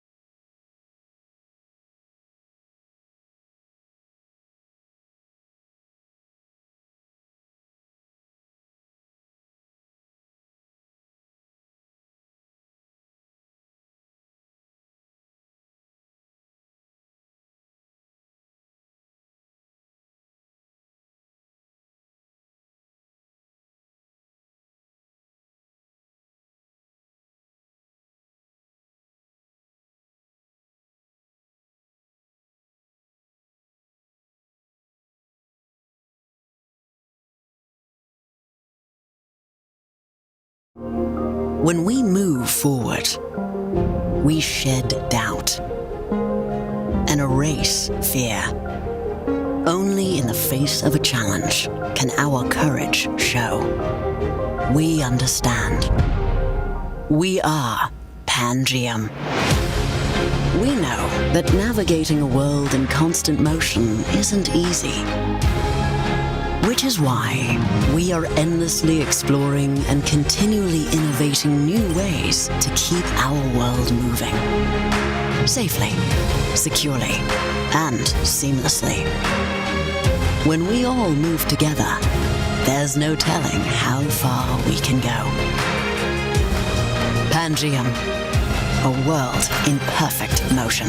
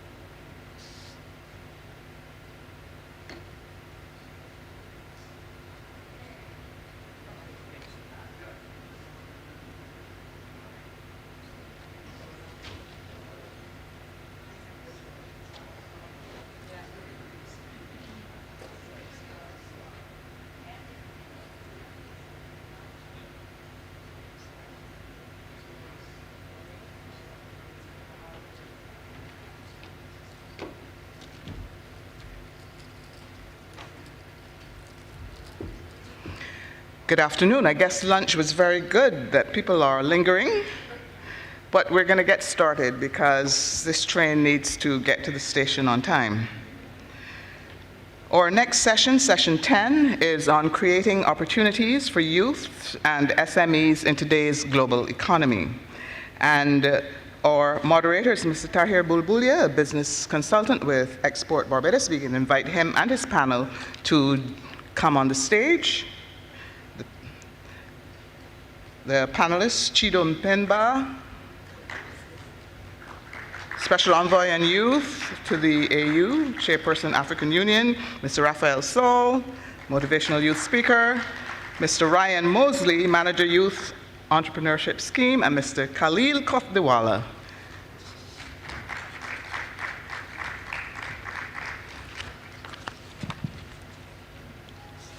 Over to you.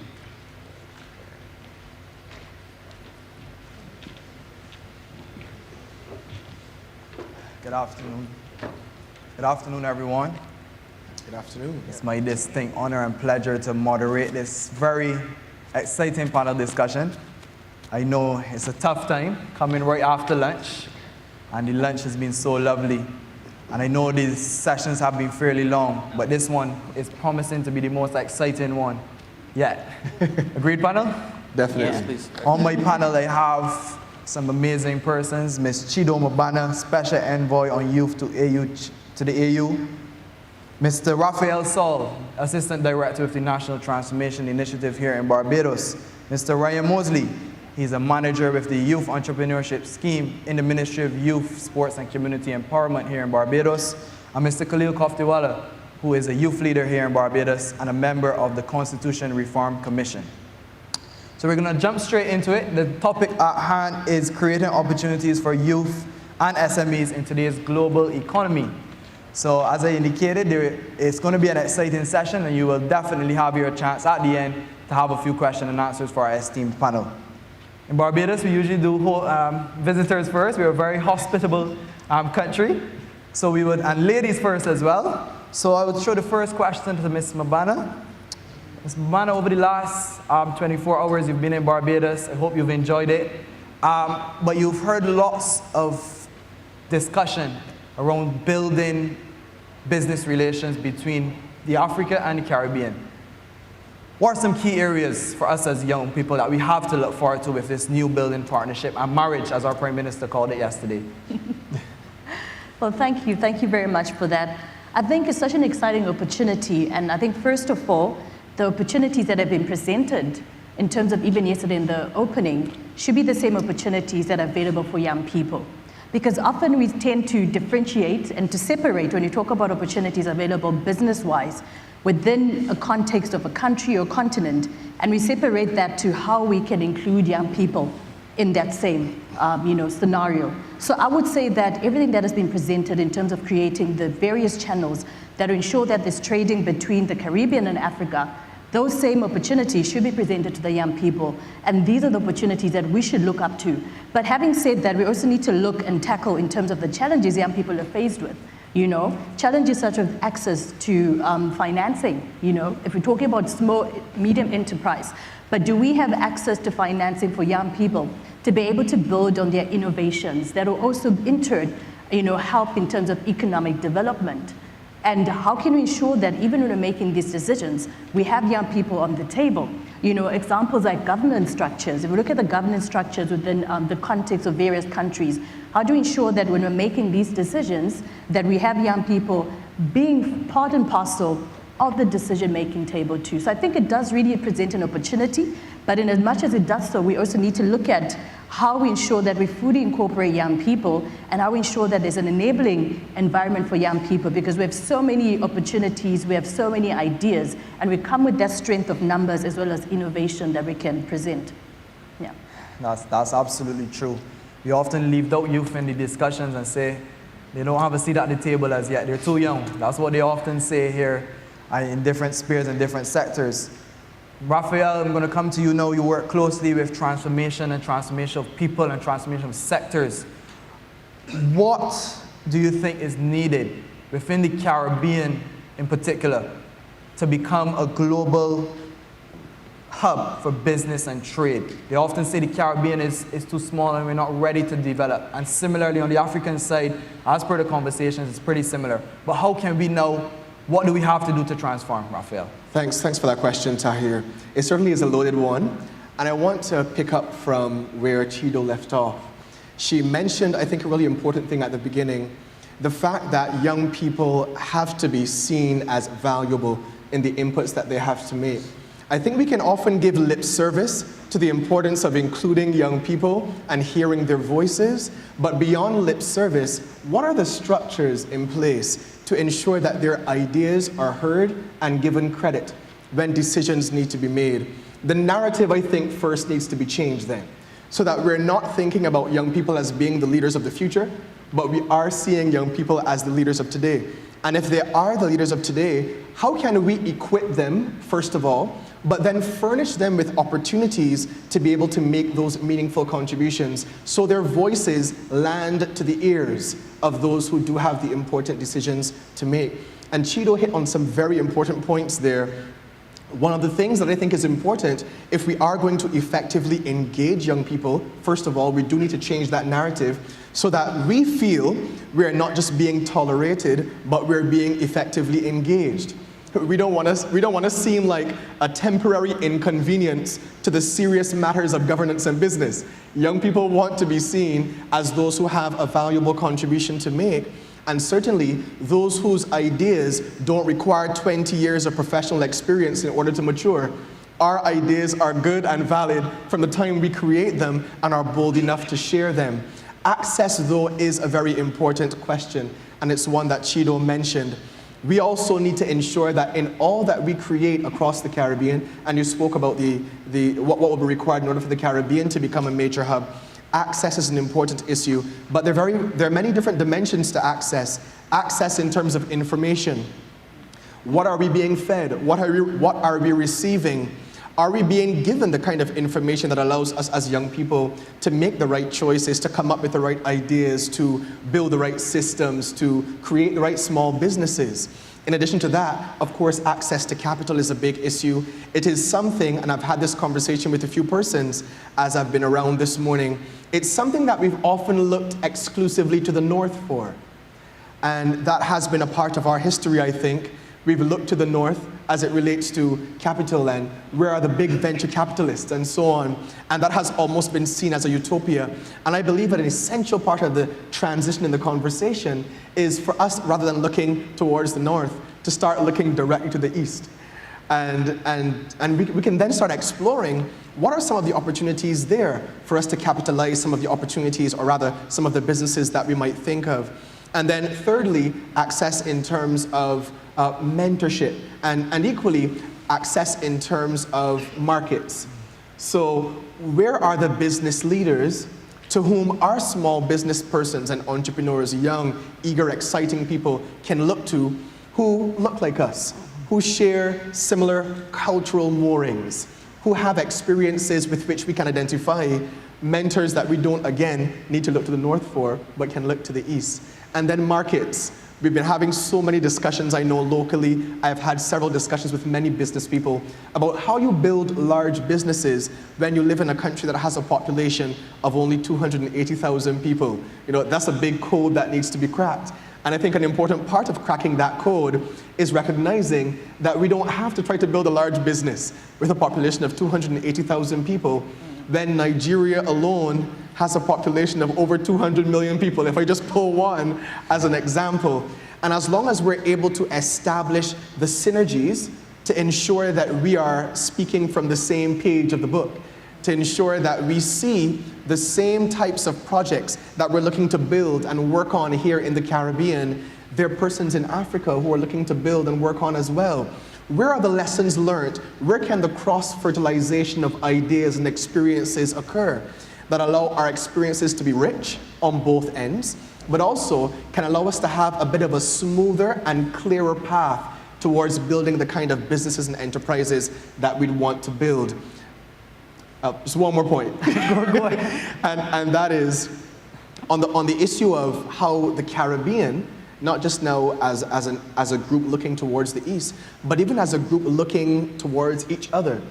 I believe one of the keys to the Caribbean being that hub is us exploring more deeply what will be required for there to be greater and more deep and meaningful regional cooperation across industries in various areas so that we can begin to experience some of the benefits of being each other's close neighbors. And that enables us to, I think, have a louder and more significant voice on other international stages. Absolutely. A louder and more impactful voice as well. And that's absolutely correct. And we're going to go to Ryan Mosley now, who is a manager within the Youth Entrepreneurship Scheme at the Ministry of Youth, Sports and Community Empowerment. Ryan, we heard Chido and Raphael touch on some very strong points, but access to capital and technical resources is a challenge for many young entrepreneurs building small micro businesses. How can we create greater ease for these businesses? And your program does an excellent job in doing this, but how can we expand now and create access and build the technical resources and the capabilities of our young entrepreneurs and businesses? Thanks for the question, Tahir, and it is critical that it is coming at this point in our existence, because currently within the Ministry of Youth, Sports and Community Empowerment, we are working on our new national youth policy. And as my two esteemed guests have said previously, what is special about this whole exercise is that young people are being given the opportunity to contribute in a meaningful way to every sector within the policy. I think there are about 11 key tenets within the policy, and young persons are the ones who are being asked daily, how do you see Barbados? How do you see your development? And they are feeding in their ideas. The fact that we are currently at iteration number 5 says that there have been many changes made. There are consultants, very esteemed consultants, working on the project, but the fact that this is the 5th version and we are still not at the end stage, it says to me that as ideas are being sought from young people, changes have to be made. We can no longer have a top-down approach. We must have an all-inclusive approach. We must make sure that the policy, when it is finished, it is inclusive, it speaks to young people, and it provides opportunities. That's a very key word. I remember sitting in a panel just as soon as the lockdown started about 2 years ago, and this gentleman from Britain was saying you have to match training with opportunities. Absolutely. It is okay to train a lot of persons, but there have to be opportunities. Absolutely. So that when they get the training, they feel empowered to take advantage of the opportunities. And I think the entrepreneurial ecosystem here in Barbados, we have seen that need to work closer together. We within the ministry, we focus a lot on youth development, targeting what persons may consider unstructured youth, but bringing a structure to their existence. There are many programs. We would have just completed some training with the National Youth Parliament, where my esteemed panelists would have done some training. So we are even encouraging young persons to have an input in the political sphere in Barbados. The Youth Entrepreneurship Scheme, we promote entrepreneurship. Our mandate is to inculcate a culture of entrepreneurship in young persons. We start within the primary and secondary schools. 10, 15 years ago, we were promoting entrepreneurship as a viable career option. I'm pleased to say now, entrepreneurship is a real career option for young people. It is no longer something that they do when they cannot find a job. Young persons are using their first degrees and their master's degrees and deciding to take advantage of opportunities for entrepreneurship, for self-employment. You know, they are creative, they're using their creative talents to develop businesses. But what would be key, as Raphael said, is rather than we depending a lot on looking north for investment, we tap into this rich source of financing, technical assistance from our brothers and sisters on the African continent. There is market We often hear market as one of the hindrances. The market there is vast. The opportunities for young people to grow their businesses, to do exchange programs, for our entrepreneurs to travel to the African continent and, and go into programs with, their brothers and sisters in Africa and learn how to actually grow businesses would be a great start. We have to get our young entrepreneurs out of that mindset where, as was said, Barbados is their oyster, and it can only grow so far. I mean, we really need to open up the avenues. The Prime Minister would have, I guess, spoken very passionately about airlift, about banking, cross-cultural banking. Those initial steps would help greatly in really allowing our entrepreneurs to have the scope to really grow businesses, because we have the talent here. And we just need the opportunity, we just need the markets, we just need the access to capital, the access to technical assistance to really see our businesses grow from what we call small to large. And then to global businesses. I think we want to create global businesses. We already have global talents here in Barbados. We should be pushing for global businesses. So yes, the opportunities are there, and I trust that at the end, that we will see those linkages made, that we could see global businesses started in Barbados but become global and sweep and take full route across the world. Absolutely brilliant. I think we need to give the first three a big round of applause. I think Ryan spoke so eloquently there. Access, structures, value, engagement, opportunities, scope. We have to widen our scope. Absolutely. So Khalil, you're the baby in the group. You're the baby on the Constitution Reform Commission. How there's a notion out there that young persons are not connected with what's going on in national matters. There's no motivation. We can talk about all of this, but how, in your opinion, can we motivate our young persons to become active citizens, as we say in Barbados here, but also active change makers within their respective societies? Thank you, Tahir. That's a very important question. I'm not sure, certainly in my interactions, and I think all of us interact at a very meaningful level with a lot of young people, I'm not sure necessarily that young people are not connected or interested, or should I say that they're not engaged. I think that certainly in my own conversations, I know that my colleagues, their conversations would bear this out too, that young people are very much engaged, but sometimes it is that they do not always sense the possibilities. They do not always sense the opportunities. And so the first step is to establish and to show that this is an area in which there is much potential that they can dedicate time, because time is a scarce resource and they could be doing several other things, and that the involvement in national economic life is something that is important not only for themselves but for our countries. I think that this forum is a very good example. Ghana would have been among the first countries in Africa to win independence from the British. I think that would have been in the early 1950s. Just yesterday, or the day before rather, Trinidad celebrated their 60th anniversary. But we have been independent in Africa and in the Caribbean for so long, but it has taken us this long to really apply ourselves in a very meaningful way to reforging the links that really ought to exist as of right between our two regions. And that despite the passage of time, the fact that we are doing that today is an indication of the possibilities that exist. Those in advertising and marketing and so on will tell you that one of the key mechanisms of persuasion is to say to people that other people are also doing this thing. So when you see persons lined up outside of a store selling cell phones to get a particular brand of cell phone, what that says subconsciously to you is that if they're all doing it, then I should be going and buying that particular model of cell phone too.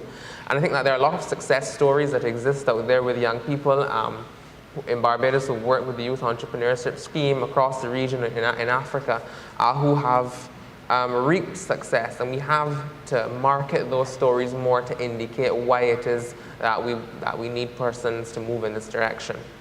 But much more than that, I think we have to respond to persons' concerns. This morning, I saw the results of a survey which was conducted by U-Report, which is a survey-taking mechanism that exists in partnership with UNICEF, and it operates quite widely. And I saw the results of a survey conducted in the Eastern Caribbean among young persons, essentially about the transition from what they call learning to earning. And that I think 61% of young people in that study indicated that they have had some challenges in finding employment or in breaking the mold in entrepreneurship. And among those challenges, as colleagues have identified, you've had issues, they've identified their perception of the issues to be around access to capital, around the access to technical capacity, the knowledge and the skills required. And thirdly, the feeling that there is not necessarily always an alignment between the skills that they are equipped with at school and the skills that are ultimately important as they enter either the world of work or as entrepreneurs. And so I think that we owe it then to those young persons to begin to direct our minds in a very serious way towards those issues.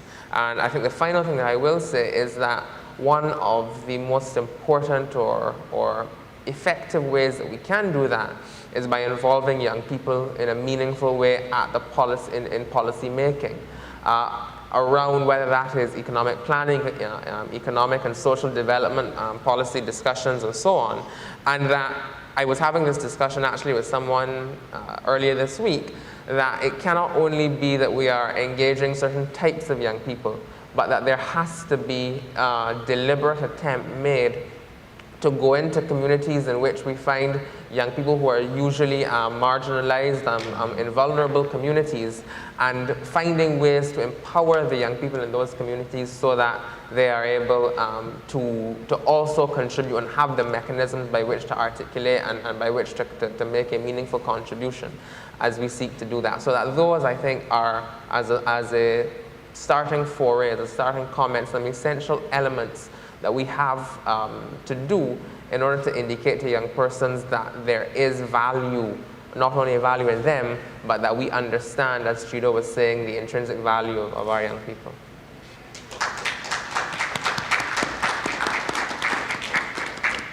Thank you so much, Khalil.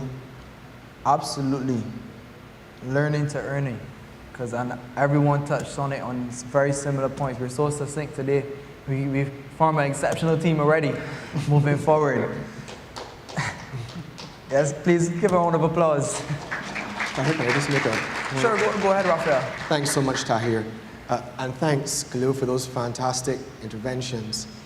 One of the things that triggered in my mind as you were speaking about the benefit to young people of seeing what other young people are doing, I also thought of the significance of ensuring that there is a comprehensive road mapping exercise. And by that I mean, one of the fastest ways to get young people disengaged is for them to feel that what they're doing is a means to no end. They can't see where this training is taking me. I can't see where this degree is taking me. I can't see where my entrepreneurial training with the Youth Entrepreneurship Scheme, for example, is taking me. I don't see where, after I begin this business, I'll be able to move to a public company. I'll be able to move to franchising opportunities. I'll be able to access bigger markets that allow my business to do better than it's been doing before. So that comprehensive road mapping exercise, I think, is also a part of us making sure that young people stay motivated, because they're able to answer two important questions. One, what's in it for me? It justifies the actions that I'm doing right now. But two, what's next for me? Which I think is also an important question that many young people ask themselves over and over. It is actually one of the reasons why young people may feel disengaged about being involved or interested in political life or in politics, because they may ask the question, well, if I do, will it change anything? If I lend my voice to economic discussions, will it mean that life will become any better for me or my family in the near or even the distant future? when there is that feeling of my contributions may not carry the weight or create the result that I hope they would create in the future, and there is no structure to show me what the guarantee is based on any roadmap, I'll start to feel as though my actions are meaningless or useless or pointless. And I start to wrestle more with why bother, which invariably causes me to become paralyzed and not to act in the way that I should. So that road mapping, I think, is important. And perhaps there are ways, throwing back to Chido and what we were talking about earlier, perhaps there are ways for us to explore what that entrepreneurial ecosystem looks like in Africa, or what the ecosystem of persons navigating various levels of formal academic training, even undertaking the risk of starting a new business, which I'm being encouraged to do by everyone. I feel as though there are the systems there to support me as I'm trying to do so, but also I feel as though there is sufficient impetus there in terms of the structure and the environment to help my business grow long term.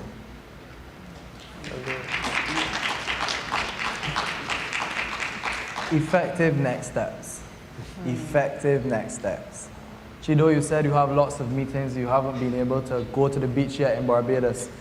But I want all of us on this panel, free your Tuesday morning, because you're going to be arriving, and we'll be having a meeting to plan some effective next steps to form. At the beach? Well, she's leaving on Sunday, unfortunately, so we can't meet at the beach. But I want some effective next steps coming out of this discussion as well. How can we forge greater ties between the Caribbean and Africa for our young entrepreneurs, for our young people? And that will be, let's do that next week when you arrive back home, and we will create that roadmap as you were speaking of. And I don't know if my CEO is in the audience, but we'll achieve that over the next few months coming out of this conference and Trade Investment Forum. At this time, I'm going to open the floor for any questions, comments, contributions from the audience. I see everyone coming in. We have two questions. Is there any mics for the audience? Yes, there are. Okay, so you can come. My guy here. Just raise your hand. We have it in the back. Okay, so perhaps also waiting for the question to be asked, I also wanted to just comment briefly on the mention on education. I think it's very important that we look at a multi-sectoral approach when it comes to this. It's interesting that you even quoted the U report, the UNICEF U report, because as of this morning, I was presenting to the ministers of education in Africa a declaration on education and the position of education for youth. And part of those consultations also involved the UNICEF U report, as well as an African Union youth survey that we rolled out, including national consultations. And part of that declaration was young people coming together to say that as we're going towards the United Nations General Assembly, which is going to be focusing on the Global Education Summit, this is what we want to see as young people included, and this is our position as young Africans. And part of that also looked at how can we match the skills when it comes to ensuring that young people have the relevant skills for the job market, but not only that, but looking into entrepreneurship. I think it would take a transformation when it comes to our education system. I think it would also take a transformation when it comes to our curriculum, and above all, it would take a transformation when it comes to policy. And I think that's where young people can come in with such recommendations that we present to our policymakers. But beyond presenting these recommendations to our policymakers, one of the suggestions, the recommendations that came was to say, how can we create a youth advisory council that's focused on education? Because in as much as we might go to our policy leaders, policymakers, and come up with these recommendations, they also need monitoring and evaluation, which goes back to what you were saying, to say what's going to happen beyond that. Yeah. Thank you, Chido. And we're running out of time, Sally. I think we need a part 2 of this discussion, but we're going to go straight to the audience now. Just say your name and where you're from.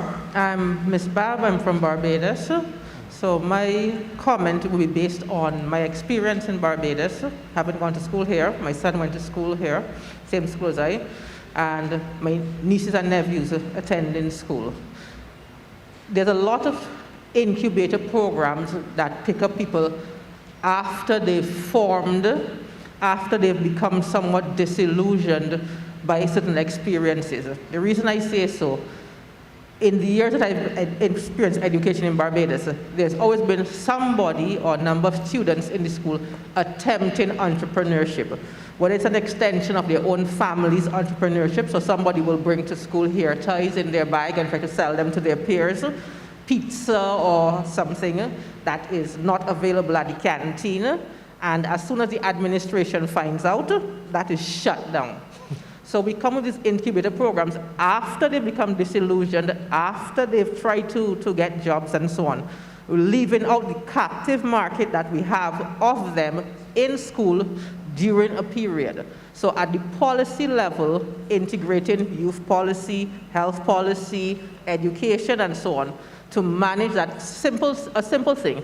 Every Friday after lunch, it's a marketplace, it's a bazaar. And students get to experience and try out the things that they're interested in. So if somebody's interested in sanitation, there may be OCD, that's a typical excuse. Oh, this person is very OCD, so they'll look at keeping things clean. But they get an opportunity to test out their skills, work on procedures, clean all the other booths for $5 or $2 and so on. Somebody's involved in hair. The girls who plait hair, instead of plaiting it after school or during their lunchtime, they can set a $2, $3 and do that as a bazaar and so on. So getting the policy, the regulation, all the monitoring, but to start it really in the school where it is already in a set environment. There are structures, there are walls, so you can monitor other factors like risk factors of other people coming into the compound and so on. Or we keep ignoring and try to catch them after a lot of things have happened to them to dissuade them. So I'm looking at what can we do or what can be done. Policy from the time we get them and they start to show that spark of interest or they've been involved in those activities already. Thank you. It absolutely starts at the school, definitely, and discussion around our education reform is absolutely important as we move forward and develop. We have another question in the back. Hi, yes. Just state your name and where you're from. Good afternoon. My name is Jennifer Burrows, and I'm here from Barbados. If you can just raise up the volume because we're having some difficulty hearing at the front here. Good afternoon. My name is Jennifer Burrows, and I'm Barbadian as well. My question is, the panel, they pointed out that we do have a lack of access to capital and technical assistance, which is one of the main grievous problems when it comes to our youth. My question is, what are the solutions that the panel, what solutions would the panel pose to dealing with this lack of access to capital and technical assistance? Who is it that our generation can look to solve this problem and to address this issue? Is it the government? Is it NGOs? Is it venture capitalist firms and other members of the private sector? So this is my question to the panel. Thank you. Thank you so much. Who would like to tackle it from the panel?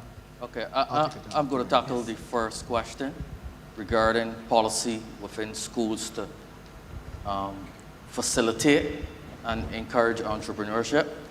We have a special program within the Youth Entrepreneurship Scheme called Yes Juniors. The reason why it is called Yes Juniors is because the constituents within the schools are generally under the age of 18 and they are within the school setting. Only on Tuesday night, we actually featured within the business report that Yes sponsors a collaboration that the Youth Entrepreneurship Scheme did with the Darrell Jordan Secondary School. We have had previous collaborations with the Frederick Smith School. So any schools that have the impetus and the foresight to become involved in entrepreneurship, because what happens is a lot of teachers normally marry subjects like principle of business with entrepreneurship to fit it into the curriculum.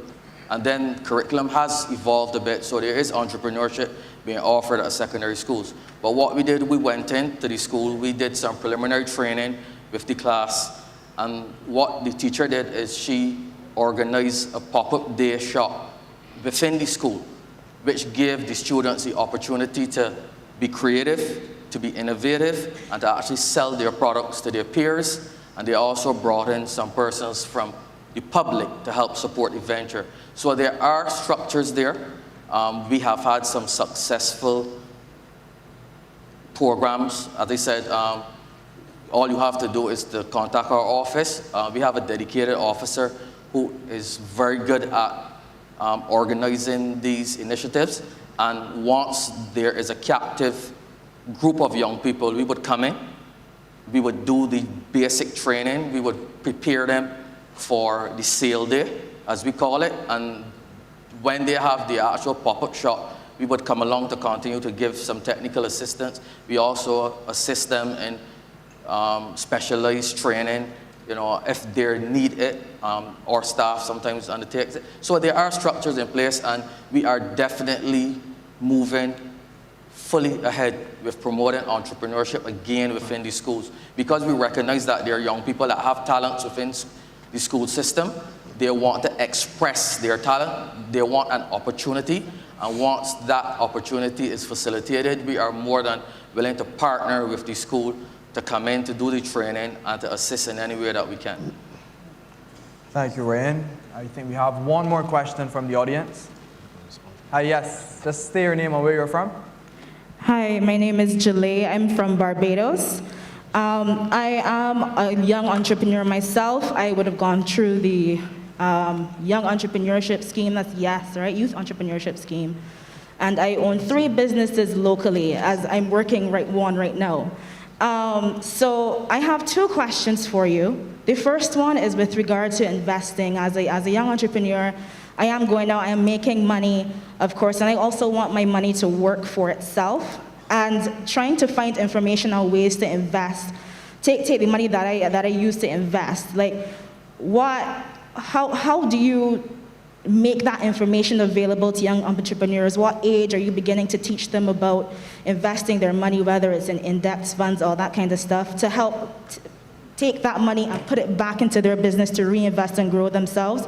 That's the first thing. And on the note of finding information, one of my businesses is to write articles about things in Barbados, and I've written articles about where to find small business loans locally, how to register your business online, all that kind of stuff. I've written this information. And what I've found is that it is hard to find information on government opportunities and opportunities, even with trading and whatnot. I have clients for my web business who have amazing products that I know they want to export. I know they want to share with their brothers and sisters across the globe, especially in Africa, because these are products that are a part of them and they want to share, of course.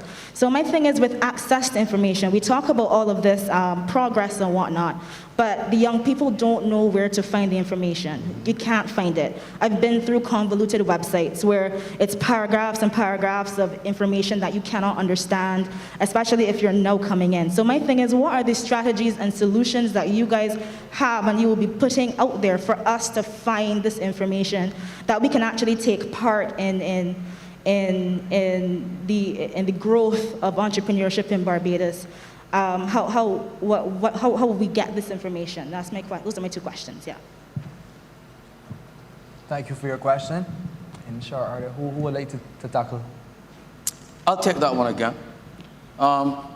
Within the last year, 2 years, there has been a heavy investment in the Financial Literacy Bureau within the Ministry of Small Business, Entrepreneurship and Commerce, where there are several sessions within the community, because they have decentralized the training within communities, so persons from communities don't have to travel a long distance to get the information. So you have technocrats, you have professionals in areas of investment, areas of business development.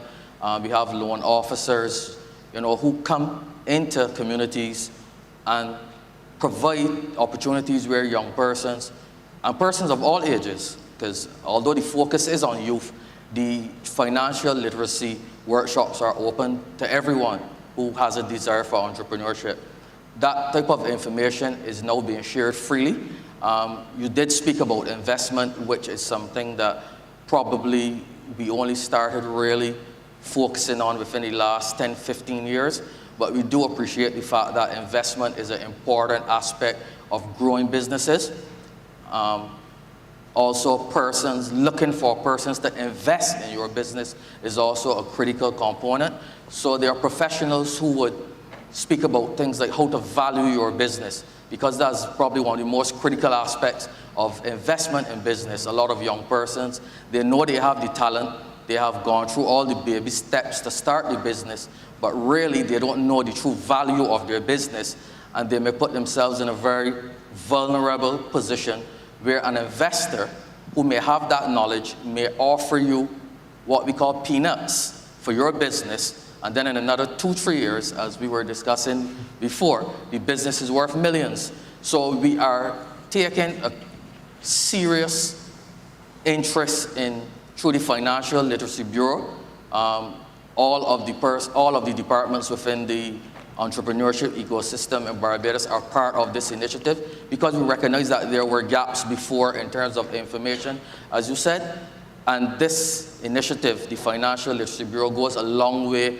in trying to provide that information to entrepreneurs about investment, business development, areas of opportunity, emerging markets, emerging type of businesses. You don't want the same old, you know, showing them where there are opportunities to indeed create businesses that can be global.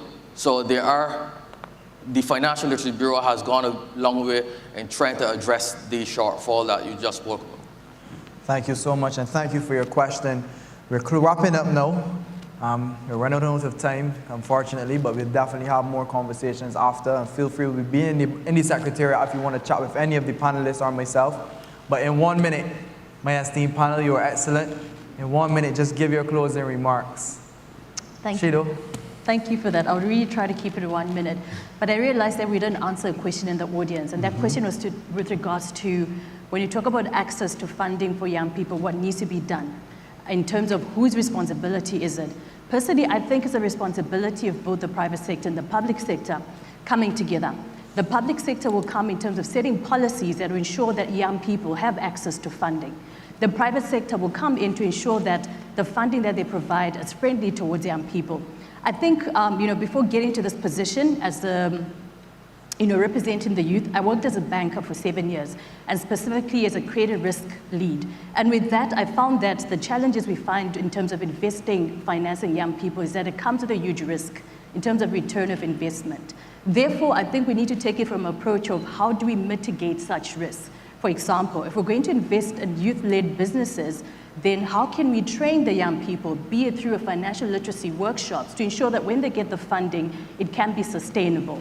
And how can we ensure that we have a mentorship program or create an intergenerational platform that, if there are businesses that have made it before or that are being successful, they can also come in as mentors to the, startups that we have. So I think definitely you have to take us working together in order for us to build that. And just lastly, to the young lady who spoke about how can we get access to information, we need to build the networks. And when I'm saying this, I'm speaking beyond Barbados. And as much as your question was specifically to the Caribbean, but taking it from a perspective of how to ensure we're integrated in the global platform and how to ensure that we connect with young Africans.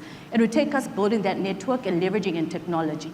But in as much as we leverage on technology, we also need to ensure that the marginalized community, those that don't have access to technology, that often find challenges in getting information, are included. And we can do that through working with various districts. For example, within a ministry, if it's a Ministry of Youth, then I would assume that there are district offices as well, where we can be able to disseminate information, but use it in a holistic way that it could go and create those platforms, or is it councils and networks where we can constantly share and build one another up in terms of our businesses. Yeah. Thank you, Chido. Raphael? Yeah, thanks so much, and Chido, amazing points. I'll just say there needs to be a general thrust of creativity, where we open up our minds to what the opportunities are for ourselves as individuals who are building burgeoning enterprises, and what these new opportunities and linkages with Africa can create and open up for us. As someone who operates in professional services, perhaps there's someone who operates in small manufacturing, in crafts, in t-shirts, in culinary, in whatever space you operate in. I think this is an opportunity to get excited about what the future can hold through the opening of doors that before were a bit mysterious and unknown to us. So if there are any business people here, and I know there are some, the policy framework within which we must operate. Of course, we must do our best to advocate for a business-friendly policy framework. We must do our best to encourage other persons who are in the private sector to work along with the public sector, as Chido has said, to ensure we're able to access the kind of capital that we need in order to build our businesses effectively. But really, it rests on us as the business people to be willing to dare to dream and to build something that will go beyond perhaps what we initially thought of when we first started out. And I'm excited that this opportunity has been presented to all of us. And I want to encourage everyone who is here definitely to make the most of it. Shake lots of hands, ask lots of questions, and ensure that this is just the beginning of an exploration of where you and your business can go. Thank you, Raphael. Mr. Ryan Mosley. I want to end by saying this is an excellent opportunity for the Caribbean and the continent of Africa to really set serious steps in motion to really develop our people generally, to develop our businesses, to develop culture, to develop all aspects of our development. We need the investment, we need the collaboration, we indeed need to learn from your experiences. Experience is still the greatest teacher, and if we can share those experiences, if we can marry those experiences, if we can take the positives and marry with our growing economies, I'm sure that this conference will be a watershed in the development of both the Caribbean and Africa. So I trust long live this spirit of camaraderie, and I trust that only good things will come from this conference. Thank you. Thank you so much, Ryan. And last but by no means least, Mr. Khalil. Thank you very much. I want to echo and join colleagues on the panel in everything that you've said.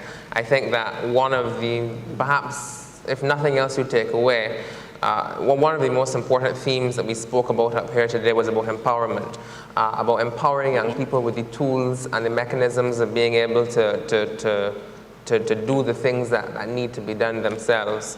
So that, for example, it isn't only about delivering the knowledge, but also about delivering that technical capacity and the skills that are needed.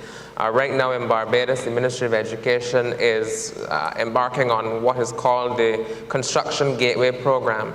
And that is teaching young people skills across the field of construction. I think about 26 construction skills, masonry, plumbing, and so on. But it isn't only about teaching a person who has chosen to do plumbing how to fix a leak or how to fix a toilet. It is about equipping them over the period of the program with financial literacy skills, with entrepreneurial skills, with an understanding, I think, even of the potential of investment, how to manage their own business, so that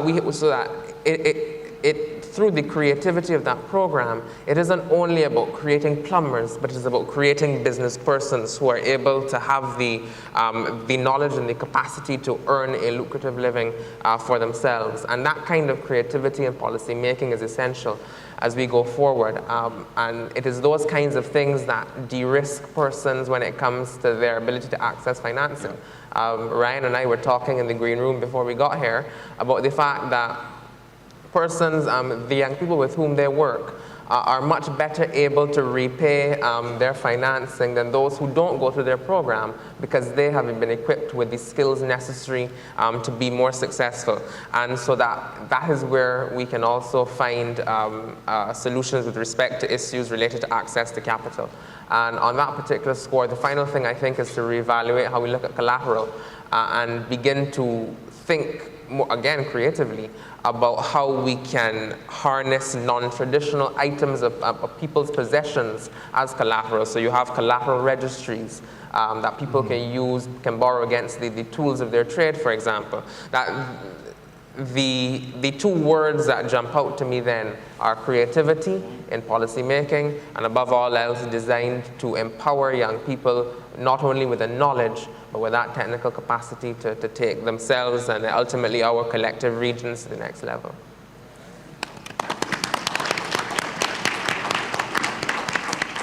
Thank you so much, Khalil, and thank you to my lovely panel.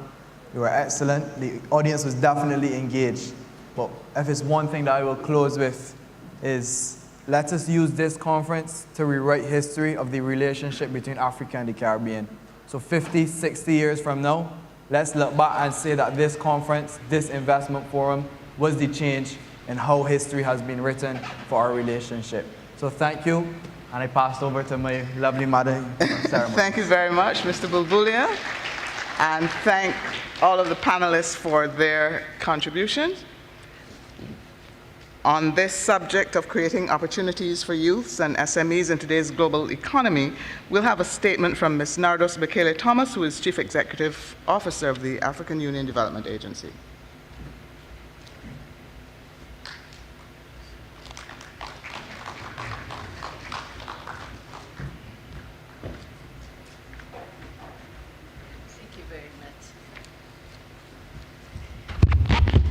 Thank you very much. Good evening. It's always, a challenge when you are asked to speak and, it's the end of the day. People are really tired. So I'm not going to be that long. I'm going to be very brief in my presentation. First of all, I would like to acknowledge all the panelists that are there, and also to say thank you to the host country and the government of Barbados for this wonderful expanded African hospitality, and also the AfriCaribbean Bank, for organizing this. It's really a visionary intention and initiative. Thank you very much.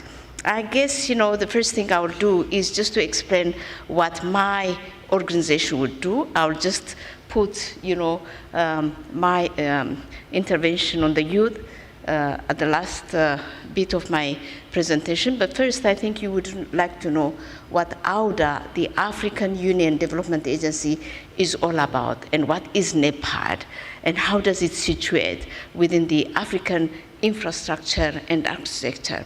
I think it's very important for us to understand the fact that, NEPAD, actually the new partnership, NEPAD, New Partnership for African Development, was conceived as a result of correcting the deficiencies of the structural adjustment program and all the problems that it brought about, which defied the real principle of partnership. Partnership which is built on trust, confidence, partnership that is built to make an effective, efficient contribution, partnership that respects the dignity of countries. And that is why, visionary leaders from 4 countries came out with the NEPAD, which is the New Partnership for African Development. It's really meant to really make sure that, support coming from the various development partners is neutral, is respectful, and the ownership and leadership of the programs are, bestowed on the member states. So, that's how they came out, and they stipulated some priority programs that are foundational and that require support from the external world. The NEPAD came to an existence in 2001 and was effective in 2002. And as we went on, there were many projects that were in infrastructure, agriculture, science, technology, education, health, that were prescribed in this list of programs of priorities for African development that were being implemented. But as we went on, and the transformation of the Organization of African Unity to the AU, the OAU to Organization of African Unity to AU, which focused more on the development, having really done its part when it comes to liberation and independence, and therefore focused on the socioeconomic development. And in the process, the leader of the AU, which happened to be a woman, Nkosazana Dlamini Zuma, thought of coming out with a vision for the continent, a vision that has got a long-term trajectory, a vision that will make sure that, the processes leading to a resilient continent is outlined in a paper, a blueprint, which African citizens can aspire and really express the Africa they want in the years to come, in 2063. And this vision has got implementation plans of 10 years. And in the process of the implementation of the 10 years, then African member states thought of coming out with a development agency. Rather than having to focus on priority programs, they said, we need a development agency that would translate everything that is there in the Agenda 2063 and also in the implementation plan in terms of actionable programs, deliverables, results for Africans. And that's how the AUDA was conceived in 2018 and came to an existence in 2019. But as it came into existence in 2019, it carried also the programs, the priority programs of the NEPAD. And that's why we kept AUDA NEPAD. And these priority areas are from agriculture, again, to infrastructure, which is an enabler to development, science and technology, education, health, and many programs have been implemented. Many programs have been implemented, many infrastructure projects were completed, but there are still some more to come. And I came into this position, I'm just 3 months old, this is a disclaimer. and in 3 months, what I have seen is that, yes, all these programs are still our priority programs. They are still very important, but there are some things that we need to do. And I found out some key, foundational and fundamental activities that could carry our programs further. And the first one is to make sure that our vision becomes the vision of the people of Africa. That is not just the vision of the elites, the political elites, the governments. It should be everybody's vision. Domesticating this vision was critical and very important.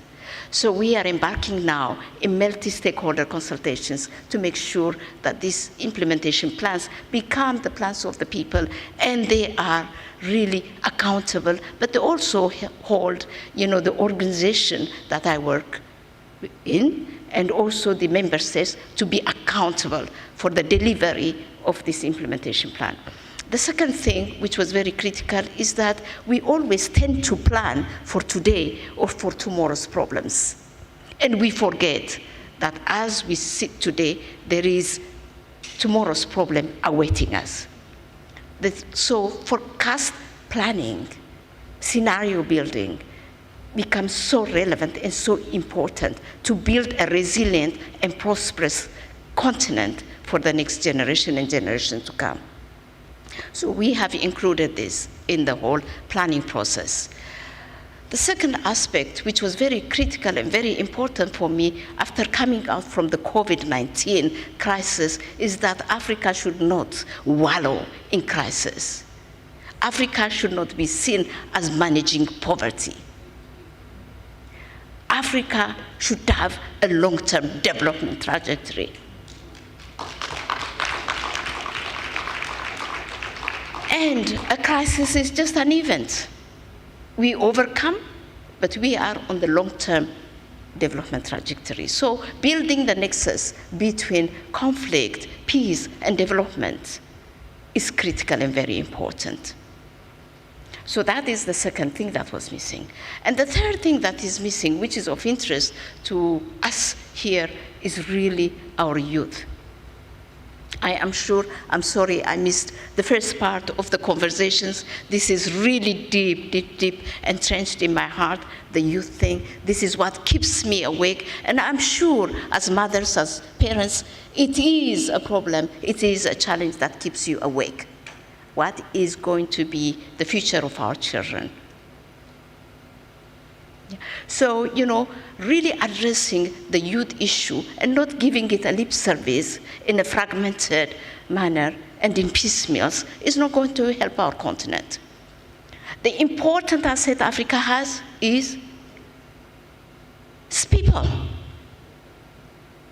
And the youth is not only the future, but the youth is the present and the future.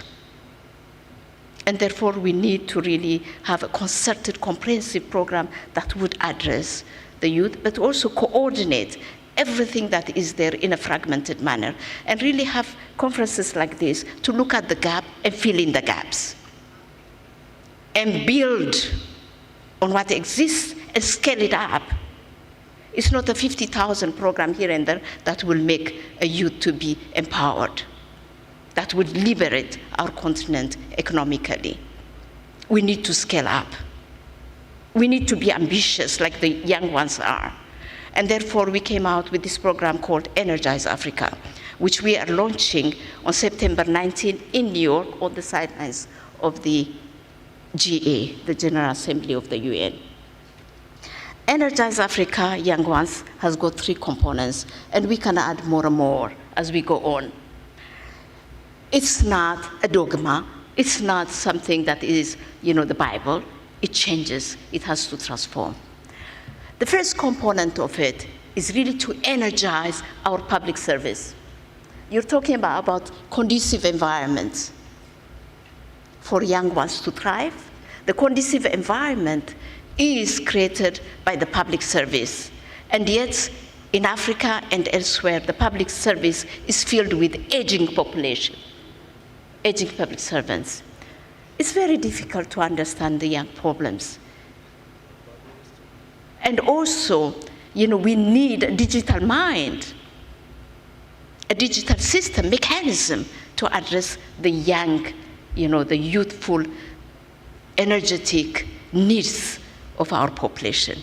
Africa has, 60% of its 1.2 billion population is youthful, is below 25 years, right? Yeah. This is a large workforce that we're missing out.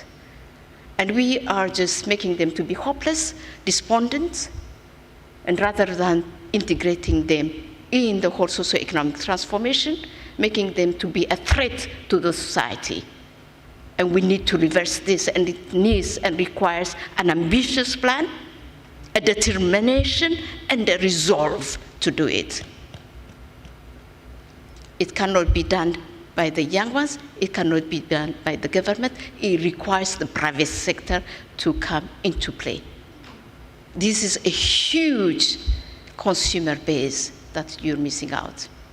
This is a huge, innovative, creative mind that you're missing out. So it should be a deliberate process. So the first part of it is how to energize the public sector, the public service, by creating a facility that will mop out all our PhDs, all our master's degrees, all our BS, all our children that are out there looking for a job.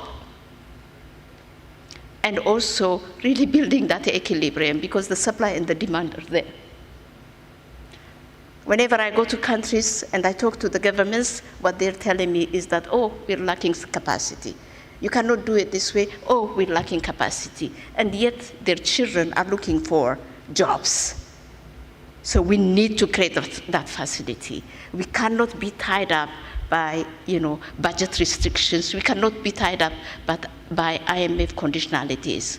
So this facility will mop out all these children from the streets and saving them from, dangerous adventures, to making them to be useful to the public. And we can train them. We give them skills and inject them in the public service. It will help us in the employment. It will help energize and regenerate and rejuvenate our public service. It will make it to be responsive to the needs of the people and the citizens. And therefore, the first aspect is really to create a facility that will bring all these people together and really make use of the energies and make use of the innovative minds of our young ones. And here, when I was just sitting and listening to to the speeches and everywhere, and looking at the possibilities of the Caribbean, and African, exchanges, I see this as a big opportunity. I see the Caribbeans coming to Africa, the Africans coming to help the Caribbean countries in the public service. We are going to create a cohesive Pan-African society in the future.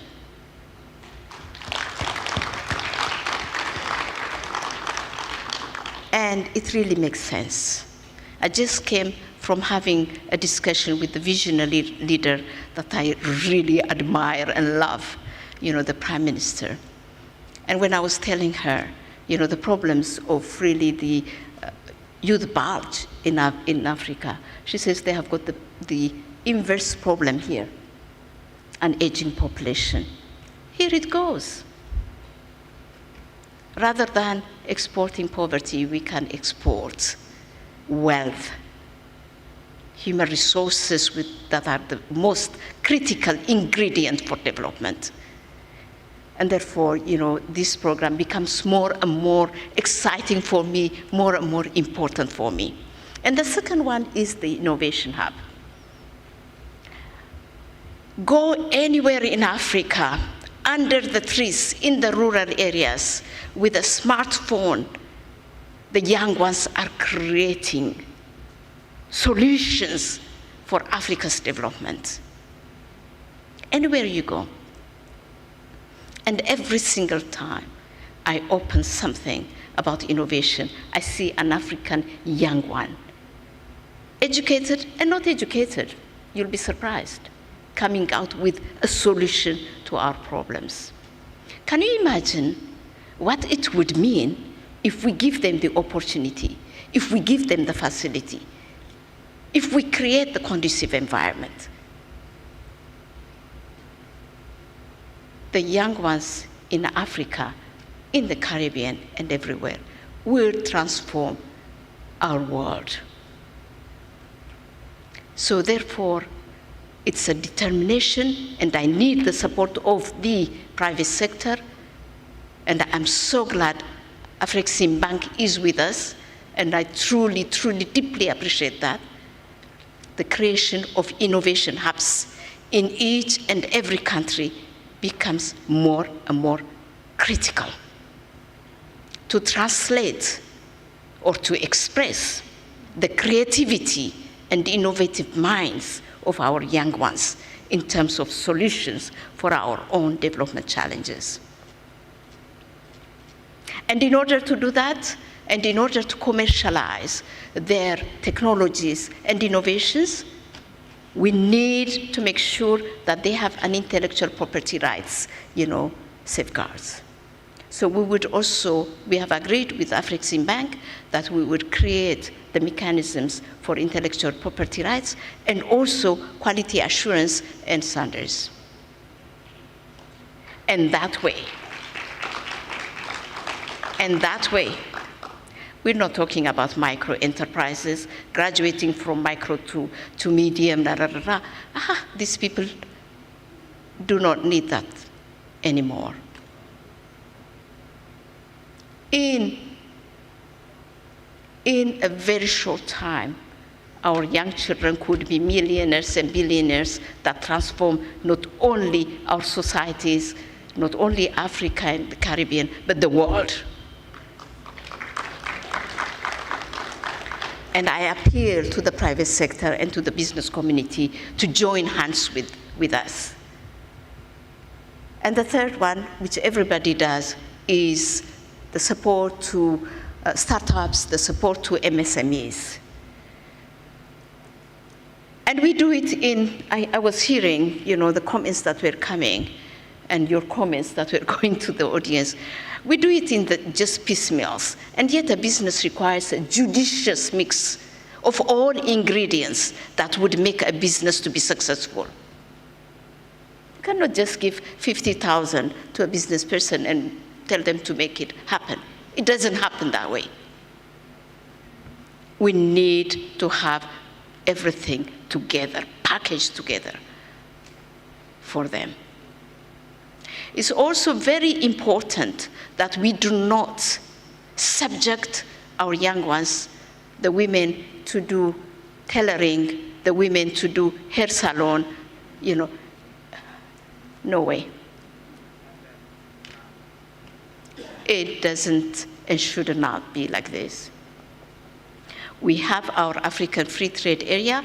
We have the growth pillars. We would build the value chain using the youthful energies around the value chain. It requires a lot of work. It requires value chain analysis in each and every country. It requires a regional value chain analysis. And then it requires reorienting our support to the young ones vis-à-vis these growth pillars. But we can do it. It's possible. And there is no other way. These fragmented efforts have not yielded any results. And I tell you, in 1990s, I used to be a private sector policy advisor, going all over the place, trying to build business associations and also giving entrepreneurship training and skills development. To my dismay, when I went back to see what others are doing now, how many years? More than 30 years. It's the same module that we're teaching people, our young ones. We need to upgrade them. These modules that we used in the 1990s are no more relevant today. And therefore, this facility would also try to get all the knowledge and upgrade this knowledge so that it becomes relevant to the evolution of our demands.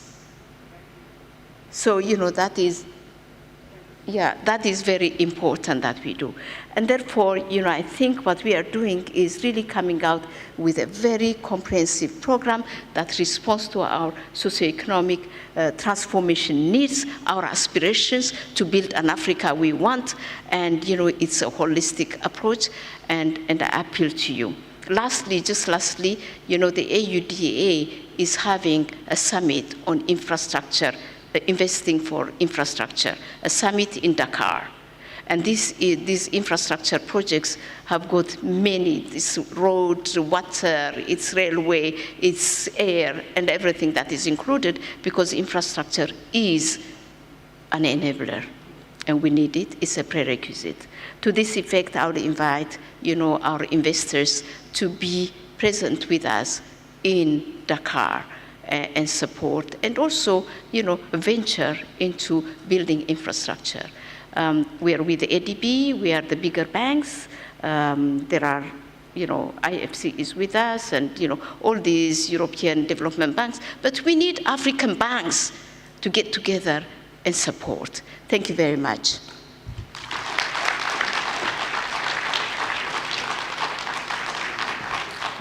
Thank you, ma'am. Thank you, panel.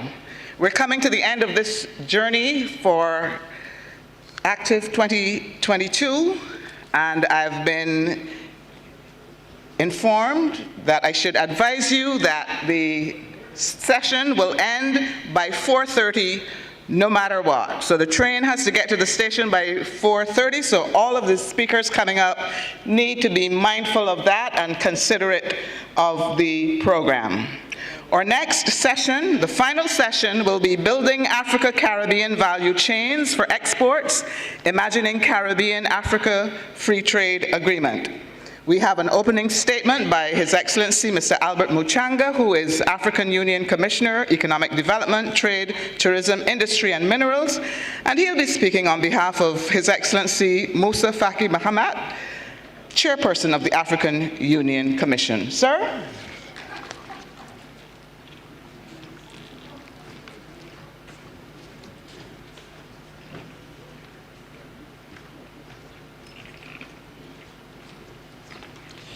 Thank you very much, Director of Ceremony, and I greet each and every one of you this afternoon. And go straight to say that I'm extremely very happy. I'm extremely happy to deliver the opening remarks at this session on building Africa-Caribbean value chains for exports. with an added call for us to imagine a Caribbean-Africa Free Trade Area Agreement. It is clear that there are actually two topics in one.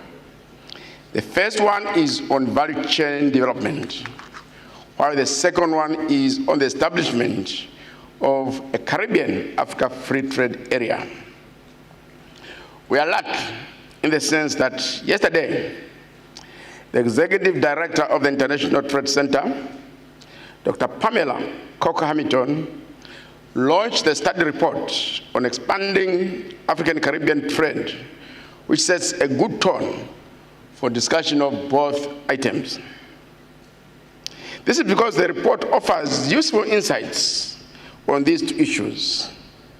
Let me bring just 4 of them for the sake of brevity. The first one is of the 4.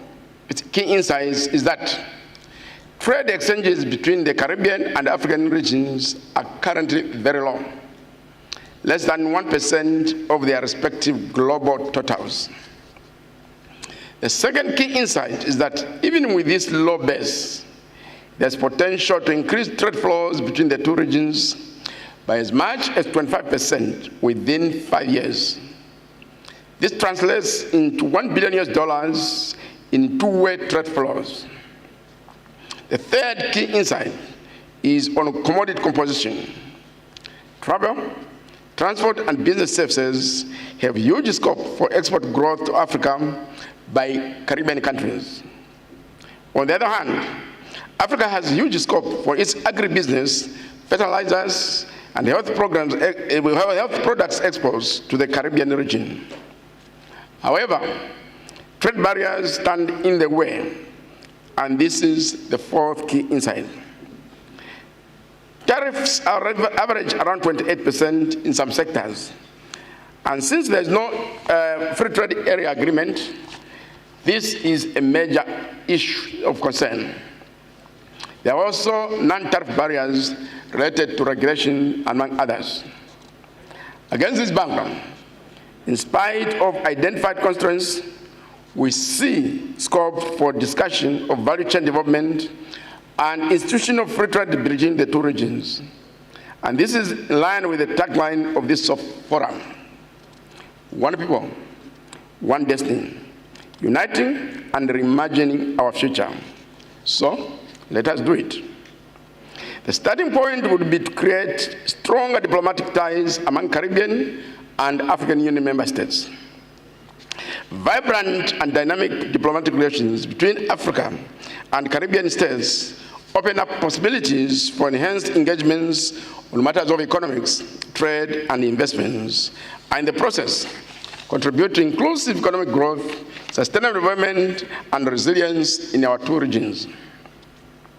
As I end this issue of diplomatic engagements, let me say that I had a meeting yesterday with the Excellency, the Secretary General of CARICOM, during which we agreed to conclude a memorandum of understanding between the African Union Commission and CARICOM as a matter of urgency. Let us now imagine the idea of creating a Caribbean-Africa free trade area.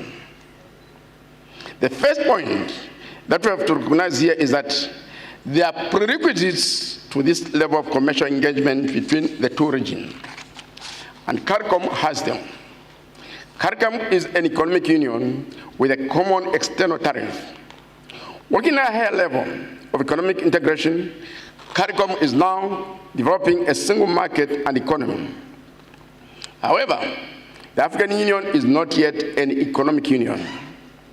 We've just laid the foundation towards this by establishing the African Continental Free Trade Area. Over time, we will move to the customs union or common market anchored on a common external tariff. That would enable the African Union to emerge as an economic union with the capacity to enter into free trade agreements with organizations like CARICOM and the European Union. At this stage, let me point out that the agreement established the African Continental Free Trade Area provides for bilateral free trade agreements between African countries and the rest of the world, for as long as the benefits accrued from those undertakings are shared with other member states in the African Continental Free Trade Area. So far, the information we have at the African Union Commission is that no state part to the African Continental Free Trade Area Agreement has notified other state parties of its intention to go into a bilateral free trade agreement with some external trading partner. Though provided for, bilateral free trade agreements pose a strategic risk to for the effective operation of the African Continental Free Trade Area, as well as the continent's industrialization. The vision of the African Continental Free Trade Area is to create one market.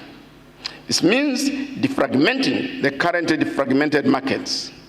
Bilateral free trade agreements would sustain this fragmentation and in the process become a stumbling block towards creating one African market. Furthermore, bilateral free trade agreements bring with them the risk of transshipments or trade deflection in the emerging market of the African Continental Free Trade Area, and with that, the added risk of deindustrialization.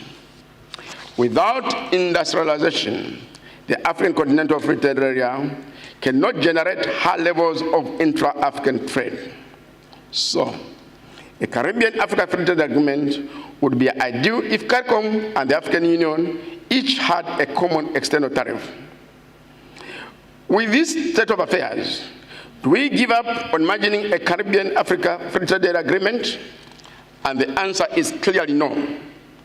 While agreeing that Africa must be accorded space to go through the technical process of creating an African Customs Union/Common Market on the basis of the African Continental Free Trade Area, on the basis of which we could establish a comprehensive Caribbean Free Trade Agreement, we can start somewhere. In this respect, I urge this meeting to investigate possibilities of liberalizing trade among the sectors of high two-way trade between Africa and the Caribbean as part of the process of eventually moving towards a free trade agreement. I also call on you to investigate possibilities of coming up with common quality infrastructure standards and other regulatory harmonization measures as a way of removing non-tariff barriers. Let me now address the second part, which is in fact the first part of the discussion, which is on the development of regional value chains. The starting point, as earlier indicated, is to enhance diplomatic engagements between the two regions. Let us, in this respect, develop commercial offices across our region to facilitate enhanced trade and investment exchanges between the Caribbean and Africa. This should also be followed with fora like this one, which could mobilize the private sectors of the two regions to come up with concrete follow-up activities. I'm also looking forward to business deals coming out of this forum, where I'm told we have 1,200 participants from 41 African countries and 16 Caribbean countries, as well as participants from 25 non-African and non-Caribbean countries. And we're encouraged with the signing of a memorandum of understanding yesterday, establishing an Africa-Caribbean Business Council.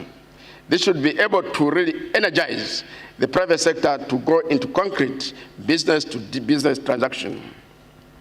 We came on a Boeing 787-800 charter plane yesterday. I asked and was told that there were 103 passengers on that chartered flight. I'm sure there are other chartered flights from Africa to Barbados, bringing participants to this forum in addition to scheduled connections. The task for each one of us in this forum is to build on this through regular travel between Africa and the Caribbean and vice versa. If we sustain this process, the airlines will see the figures rising and start scheduled flights. With direct air transport links between the two regions, we have removed one major barrier, which is lack of transport connectivities. The good news is that African Export-Import Bank is ready to finance the development of transport and logistic links between our two regions. So, private sector, take advantage of this. Networking and engaging in business-to-business transactions through trade fairs is another platform that will aid us in developing value chains between Africa and the Caribbean. We'll be inviting governments of the Caribbean states and the private sector to participate in the Intra-African Trade Fair editions, the next week of which will be held in Côte d'Ivoire in November next year. We look forward to the Caribbean governments and the private sector, inviting the African Union to participate in their trade fairs as well. Availability of reliable information on trade and investment opportunities and general statistics are equally important. In this respect, we have, in collaboration with the European Union and the International Trade Center, developed the African Trade Observatory, which has already started offering trade information on Africa as well as the rest of the world. Work is also underway to develop an investment observatory in collaboration with the OECD, Pan-African financial institutions, the Secretariat of the African Continental Free Trade Area, and regional economic communities, in addition to Auda Nepal. In order to develop a strong foundation for the development of regional value chains between Africa and the Caribbean, both regions need to enhance investment in productive transformation by leveraging the entrepreneurial spirit of our business people to boost innovation, diversification, and productivity. Our 2019 Africa's Development Dynamics Report focuses on this issue. One of its key highlights is that since 2000, domestic demand has accounted for 69% of Africa's gross domestic product, and this is expected to increase with the operation of the African Continental Free Trade Area. Manufacturers and agro-processors across Africa are seizing this opportunity to increase investments across the continent. The report further highlights the need of developing strategic clusters of firms, facilitating regional production networks, as well as enhancing firms' abilities to thrive in new markets. Achieving productive transformation invariably involves development of strategic value chains. Our 2022 Africa's Development Dynamics Report focuses on regional value chains such as automotive, wood, agri-food, energy, and among others, pharmaceuticals. Beyond this, working with partners like the European Union, International Trade Center, United Nations Industrial Development Organization, and GIZ of Germany, we are also undertaking mapping exercises of regional and continental value chains. We now need to move beyond the African region and start work on developing regional value chains on a continent-to-continent basis. The European Union and CARICOM are two regions that have shown interest in this area. In this case, the Africa-Caribbean regional value chains. In the case of the Africa-Caribbean value chains, I'm now making a public announcement or statement, and unfortunately, I don't see any board from the African Export-Import Bank. And the announcement is that, there you are, and you should say yes. The announcement is that I'm going to make a request to the president of the African Export-Import Bank to finance 2 or 3 studies on the development of regional value chains between Africa and the Caribbean. Tell the meeting that you agree. So there you are. In the case of the African Caribbean value chain, we are also in 2024 going to have, in the Africa's Development Dynamics Report, case studies of the development of regional value chains between Africa and the Caribbean, as well as between Africa and the European Union, because these are the 2 regions which have requested us to go into value chain development. I thought I should give a broad introduction. It's now over to the panelists. If I add too much into your time, my apologies. Thank you.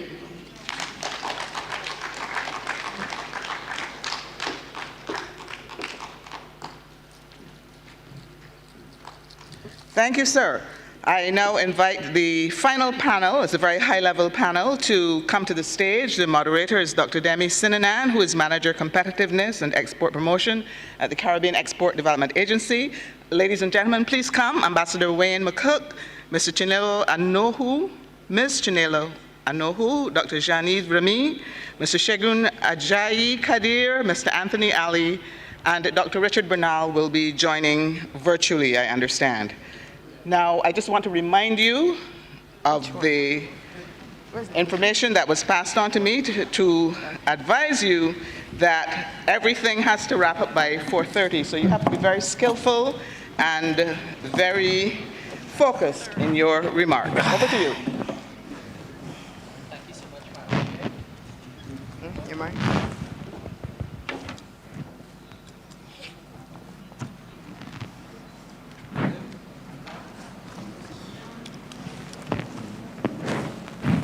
Hello, can you guys hear us? Yes. Yes, we can. Well, good afternoon. All protocols observed. As you hear, we are operating under significant time constraints. We have about 30 minutes for the panel, and I'm conscious it's the last panel of the day, and everybody wants to get to all the fun and the cultural activities. Just allow me to briefly introduce the panel. We have Ambassador Wayne McCook, Assistant Secretary General for the CARICOM Single Market and Trade, CSMT. We have Ms. Chinolo Anohi, who is the Senior Director of the Africa Investment Forum, African Development Bank. We have Dr. Janice Remy, Director of the Shreve Ramphal Center for International Trade, Law, Policy and Services at the University of the West Indies.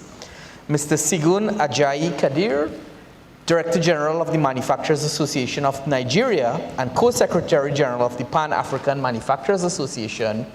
Mr. Anthony Ali, CARICOM Private Sector Organization, Executive Committee Member and Director and CEO of Goddard Enterprises Limited here in Barbados. And we have Dr. Richard Bernal, who is the Principal Research Fellow at the P.J. Patterson Institute for African Caribbean Advocacy at the University of the West Indies, and he's also a professor at Salisis. So as you can see, we have a very high-level, very distinguished panel. So let's jump right into the discussions. When we were having our little powwow backstage, I had one question and I was asking who would like to answer that question. And our three representatives of the Caribbean were very eager. So I thought in the interest of getting a wider discussion about an Africa-Caribbean free trade agreement, we can get the differing opinion from not only CARICOM, but academia as well as the private sector. So I will open with Ambassador McCook. We heard from Excellency Machanga about on the African side in establishing a free trade agreement between Africa and the Caribbean region. Tell us from the Caribbean side, how can we get that done from the Caribbean's point of view? Thank you, Demi. First thing is that the title of the session is Imagining an FTA. So I think we are given quite a bit of latitude in the discussion. I think Commissioner Muchanga laid out certain sort of statutory considerations that would need to inform the establishment of an FTA. But an FTA is not the only vehicle through which you can have structured trade relations. And there is a hierarchy of trade arrangements that one can look at for the future. I think the conversation now is really about the momentum that is being built on the back of the decision of the Africa CARICOM Summit of last year, for which this forum is a beneficiary, from which it's a beneficiary, and the discussions that are taking place here. So what can we envisage? We can envisage looking at different areas of potential for trade and assessing what kind of arrangements would be needed to support it. And I would want to rest there to allow particularly our business colleagues to talk about what they need, because the agreement really would need to serve those who trade. It's firms who trade. And the agreement we envisage, whether it's an FTA or other arrangement, would need to be consistent with what business requires in order to do better in the opportunities that exist now. Thank you very much, Ambassador McCook. Hopefully we can get second rounds in the FTA, give some more remarks. This segues very nicely to Mr. Ali. I know we said Dr. Remy would go first, but I think it segues quite nicely to Mr. Ali, being a private sector person and being on the executive committee of the Private Sector Association. Maybe you can jump in here and give your thoughts on imagining a free trade agreement between Africa and the Caribbean region. Thank you.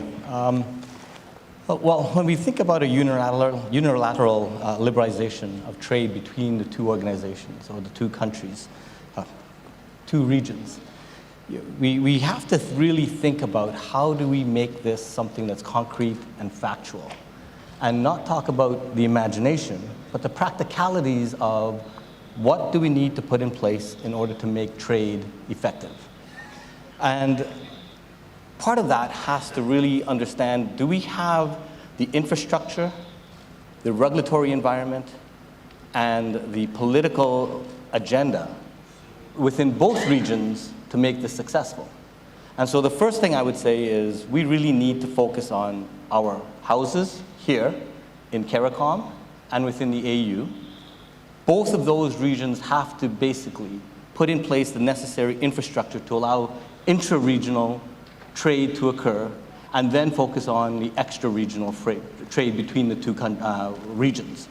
And so I think there is huge, huge opportunity between the two regions. And we have to make sure that in order to capitalize on that, we put in place through the political agendas, the private sector agenda, and I will use the regulatory environment to make sure that the policies that are there enable us to be successful.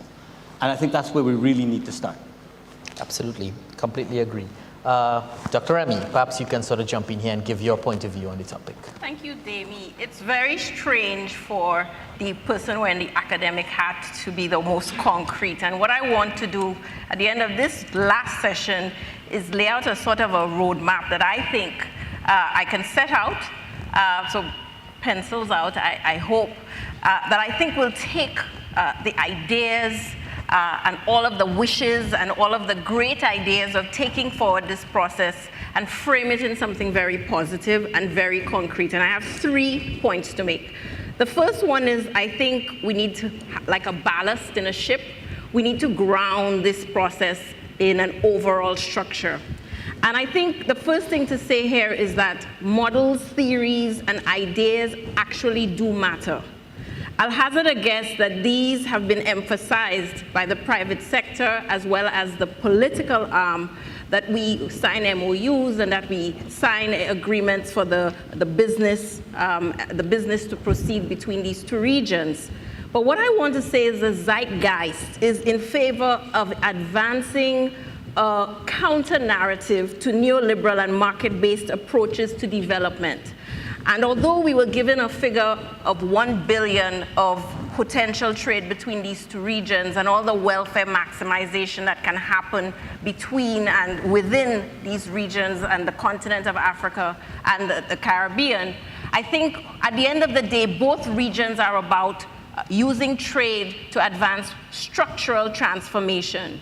By design, the AFCFTA, and by evolution, I would hazard a guess, for the CSME, is about this process of structural transformation. Africa's thinking and scholarship and the shape of its AFCFTA reflects a sustainable and inclusive approach to trade. And it is embedding that counter-narrative in the very language of the agreement. It's talking about things that usually are just whispered outside of the open liberal approaches, things like variable geometry, flexibility, capacity building, building on the regional economic agreements. And it's also creating protocols on women, youth, the environment, e-commerce. These are things that all of the world is now moving towards, moving away again from neoliberalism and really using a bottom-up approach towards advancing our economies. So the first thing we need to do to concretize this process is learn from each other. How can CARICOM, with its own ideas, contribute to the idea of how we structurally transform our economies? And how do we teach and learn from each other and represent that jointly in the fora where agendas for the SDGs and other types of structural transformative ways of development actually reside? The South-South cooperation is important in bringing these ideas forward. The second point that I want to make is that the process demands structure and design to reflect our realities. And here, I want to pose a series of questions that I think it would be useful for our policymakers who are guiding this process to answer. Which sectors do we want to privilege? If anybody is from Nigeria, they would know this part of Burna Boy's song. One idea I have, we know we need Igbo and Shayo.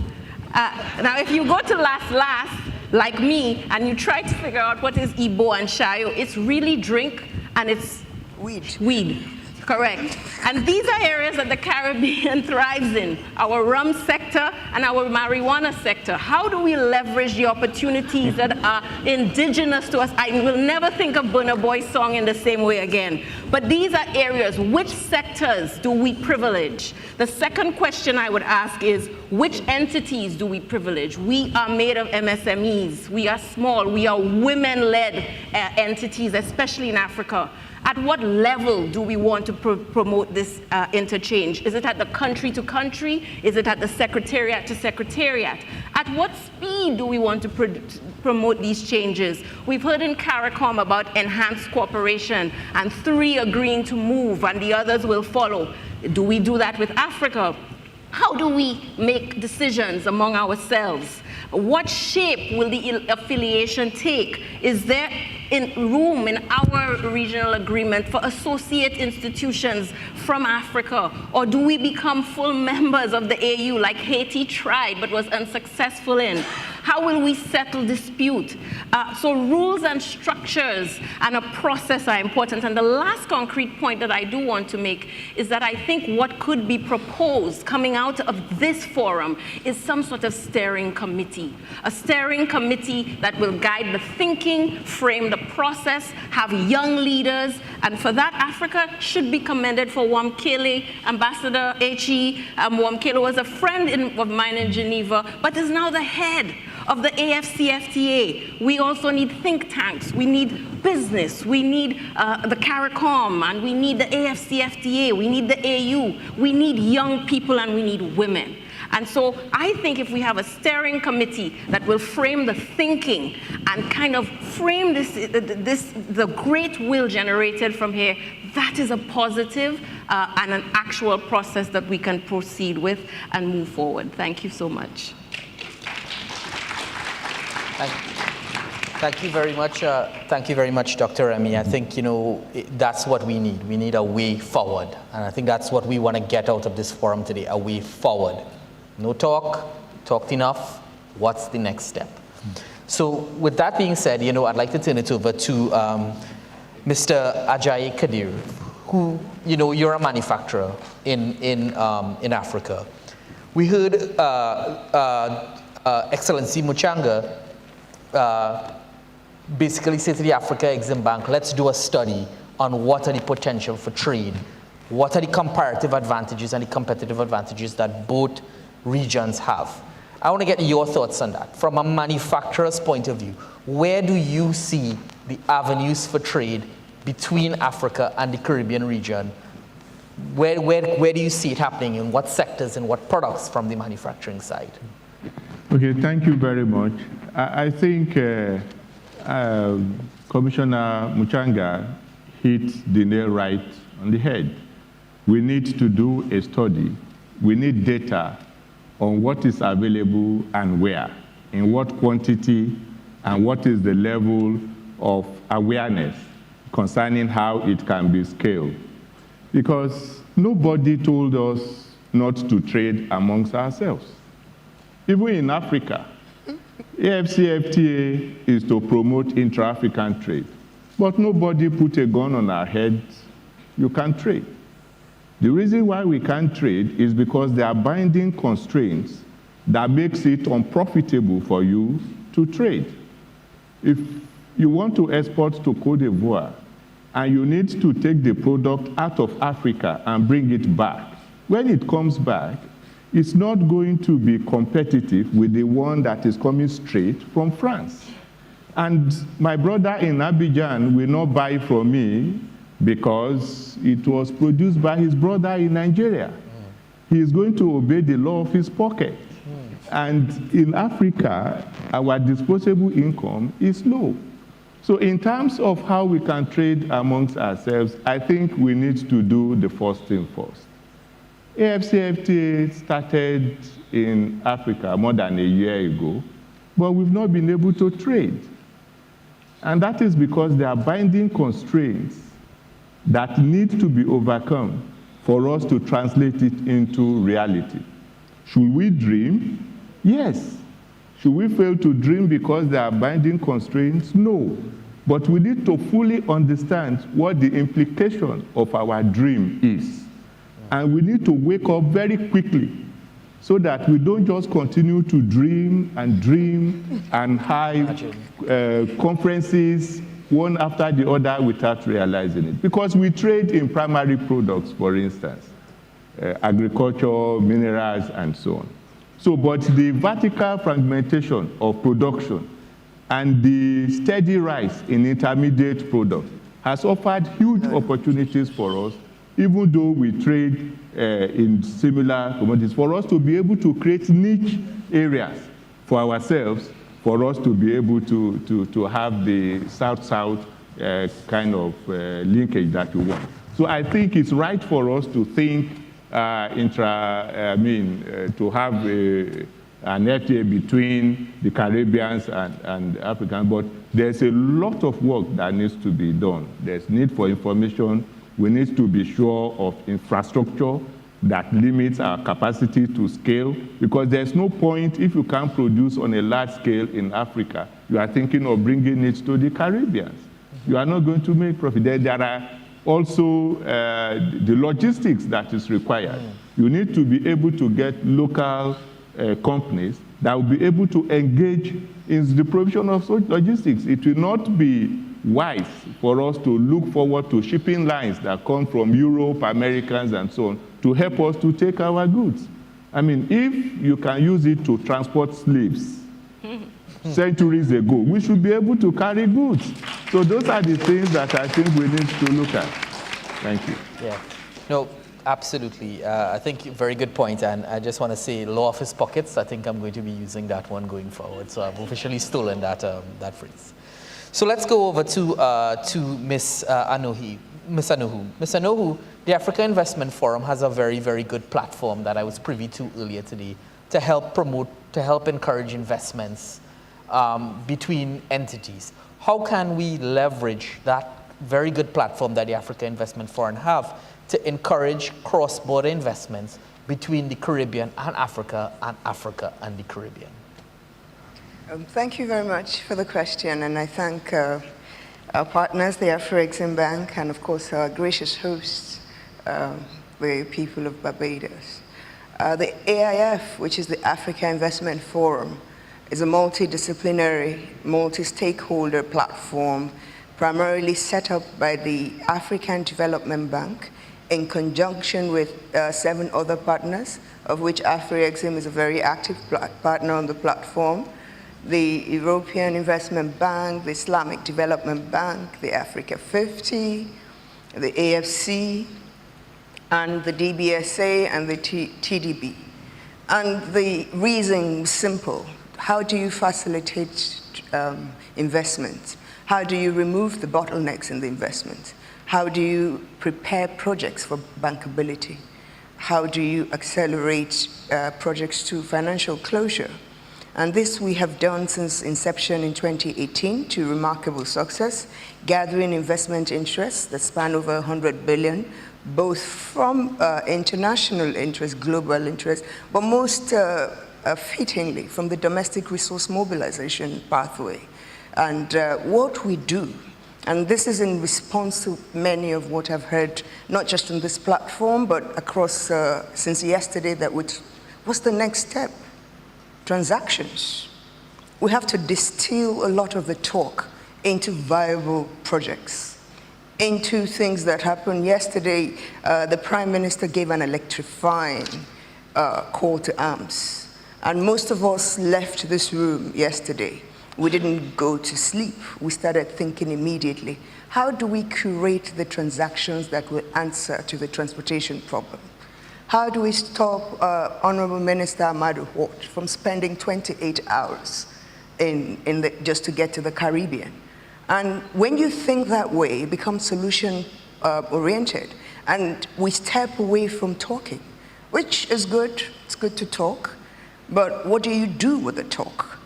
And unless you distill it into bankable transactions, with all the attendant problems that we have seen, it would be naive of us to believe that there are no barriers to what we need to do. But then it will be also self-destructive to focus on the barriers and not the solutions to the barriers. So we do not have a direct flight from Nigeria, for instance, Cote d'Ivoire, for instance, to Barbados. What do? Do we sit and talk about it? Do we wait for any airlines to come? Or do we sit down, as we're doing now, to curate a transaction with willing airlines, private airlines, commercial airlines, cargo airlines, the whole gamut? And it's in thinking that way that the things some of my colleagues in the panel have talked about will spring up. What are the enabling laws needed? What are the policies that governments need to put in place? And when you present a government with a solution to a problem, it's far easier to implement, rather than saying to them, oh, this is not possible, this doesn't exist. If things don't exist, what we do on the platform is to create them, to open up the thinking of how we can solve these problems. The comparative advantages Africa has far exceeds its limitations. We were talking yesterday, and what is key about the African continent is that we have just as much above ground as what lies beneath. We have the mineral resources, abundant by all ramifications. And on top of that, you have the mental resources, the talent, a comparative advantage by any standard. She talked about Burna Boy. He's been discovered, and you wonder what happens to him 10 years from now. We're focusing on the creative industry. That's where we have a complete synergy with both Africa and the Caribbean. The music is in the soul, and it comes unbidden. How do we harness that for profit? How do we harness that for sustainability? And these are the questions we need to ask and reduce to transactions. We talked about women. How do we move away from, if a lady is weaving baskets, you think more of how she owns a factory that produces them at 100 baskets a day. How do you deal with promoting them, as we do on the platform, as investment champions? The total amount of the women-focused investment champion deal is about $5 billion. And this ranges from refineries to textiles to agribusiness. So to answer your question, the very thing you need to focus on is the ability to get things done, and is the will to pursue what you have to get done with all the attendant problems and how to surmount them. Thank you. Thank you so much. Absolutely. All right. I'm assuming we have Dr. Bernal with us. I'm not seeing him on the screen, but I'm assuming he's there. Yes. Dr. Bernal, can you hear us? Yes, I'm here. Okay, great. So, Dr. Bernal, let me pose a question to you. We spoke about promoting trade between Africa and the Caribbean region. What role do you think the diaspora can play in doing that? Because we've heard it from the point of view of the private sector, we've heard it from the point of view of governments. What do you think can the role of the private sector be in promoting trade and investment between Africa and the Caribbean region? Thank you, Chair.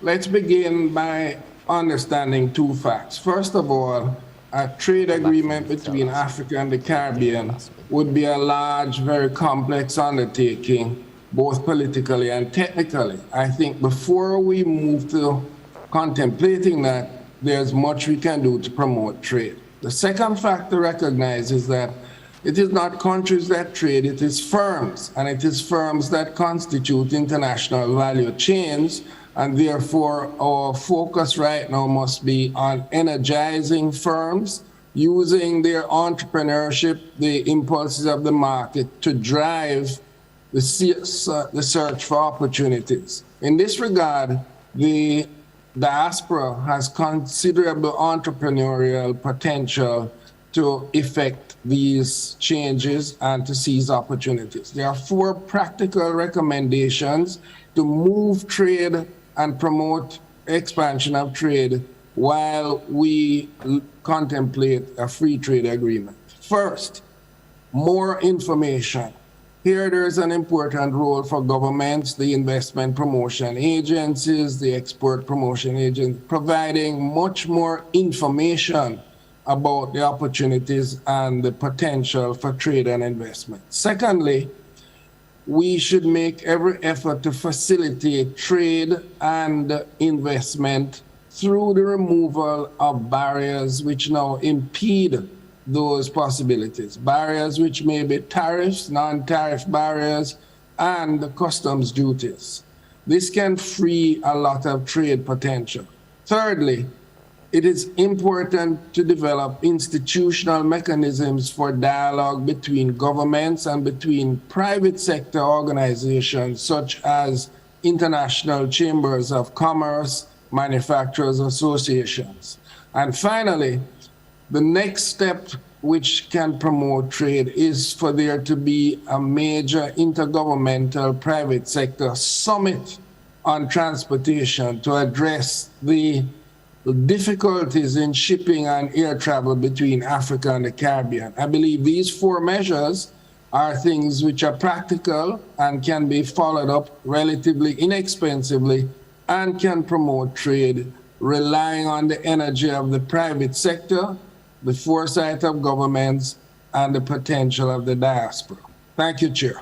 Thank you very much, Dr. Bernal. I appreciate that.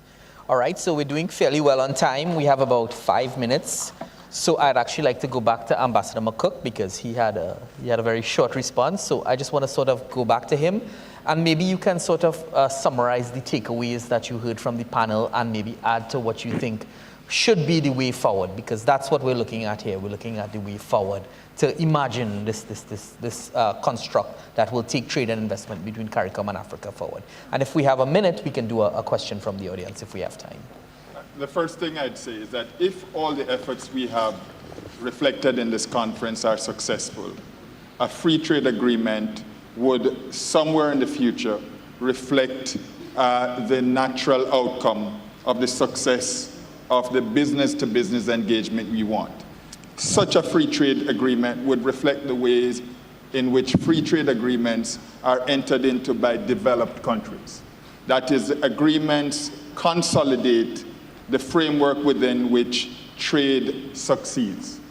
So what one could envisage, at the moment, for example, CARICOM's exports to the world is valued at 18.6 billion US dollars. Exports to Africa is 4.4% of that. CARICOM's imports from the world would be valued at $33 billion. Africa's exports to the Caribbean represent 1.8%. So you begin with the first question, opportunity. That 33 billion is being sourced somewhere. Now it takes us to the fundamental challenge that I think both Africa and the Caribbean face, which is a challenge of competitiveness and supply side capability. For the CARICOM side, I can say there is now a momentum building to address at long last our supply side challenges, beginning with agriculture. The 25 by 25 project aims to transform agriculture from a dependent-based approach in sugar and bananas of the past to one that looks at best practices in competitive production. We intend also to approach industrial development in the same way, and the president of Suriname, who is chair of CARICOM and was here, is leading that process. Equally, when you read the objectives of the AFCFTA, it is to break the barriers within Africa, to build the value chains and drive competitiveness. I recall my African negotiating colleagues always saying in Geneva, the need to preserve space for industrialization, and colleagues mentioning that in certain African countries, deindustrialization had taken place. So if on both sides of the Atlantic we focus on fixing our supply side capabilities, the pocket question, then the agreement that we would write would follow the practices that we would define. There's a colleague who used to say, define by doing. So if we begin to strengthen our firms on either side, address what Richard has mentioned regarding the connecting links, and once the links are there, the supply side competitive production will find ways across the Atlantic between the markets. The way of negotiating the FTA is simple. The AFCFTA negotiations reflect the capabilities in Africa of fashioning a 21st century agreement. The CSME and the CARICOM revised Treaty of Chaguaramas reflect a very good treatment of single market arrangements in a trade agreement. So I don't see a difficulty in the future having the experts on both sides, public and private, engaging in creating a fit-for-purpose agreement. But I take the private sector's lead in the discussion. We need to get there through the path of the pocket, fixing the things that allow goods to be sold to market in conditions that promote purchasing not for sentiment, but for practicality.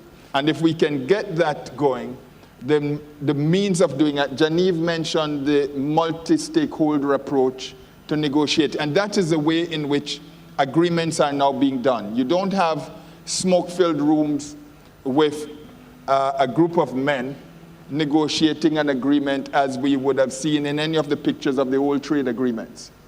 What you have now are consultations that have demanders. If the private sector tells us what they want and the negotiators deliver it, the day after you don't have to go to promote your agreement. The private sector will come and say, thank you very much, we don't need to see you unless something goes wrong, and they go off and trade. That is the envy of the future, and negotiating from the Caribbean side, and I suspect also from the African side, on the basis of enabling our entrepreneurs to add value, maximize advantage, and grow trade. Thank you. Thank you very much, Ambassador McCook. All right, we are just approaching 4:30. I'm actually going to take an executive decision to take a question. I believe I saw the gentleman in red. Yes, I know everybody had their hands up, but I saw the gentleman in red. He had his hand up first. So I don't know if we have a mic.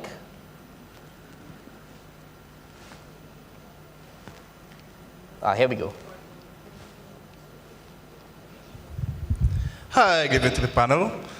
My name is Andre Petit, and all the talk you all are talking about in terms of transportation, I have the solution for you all.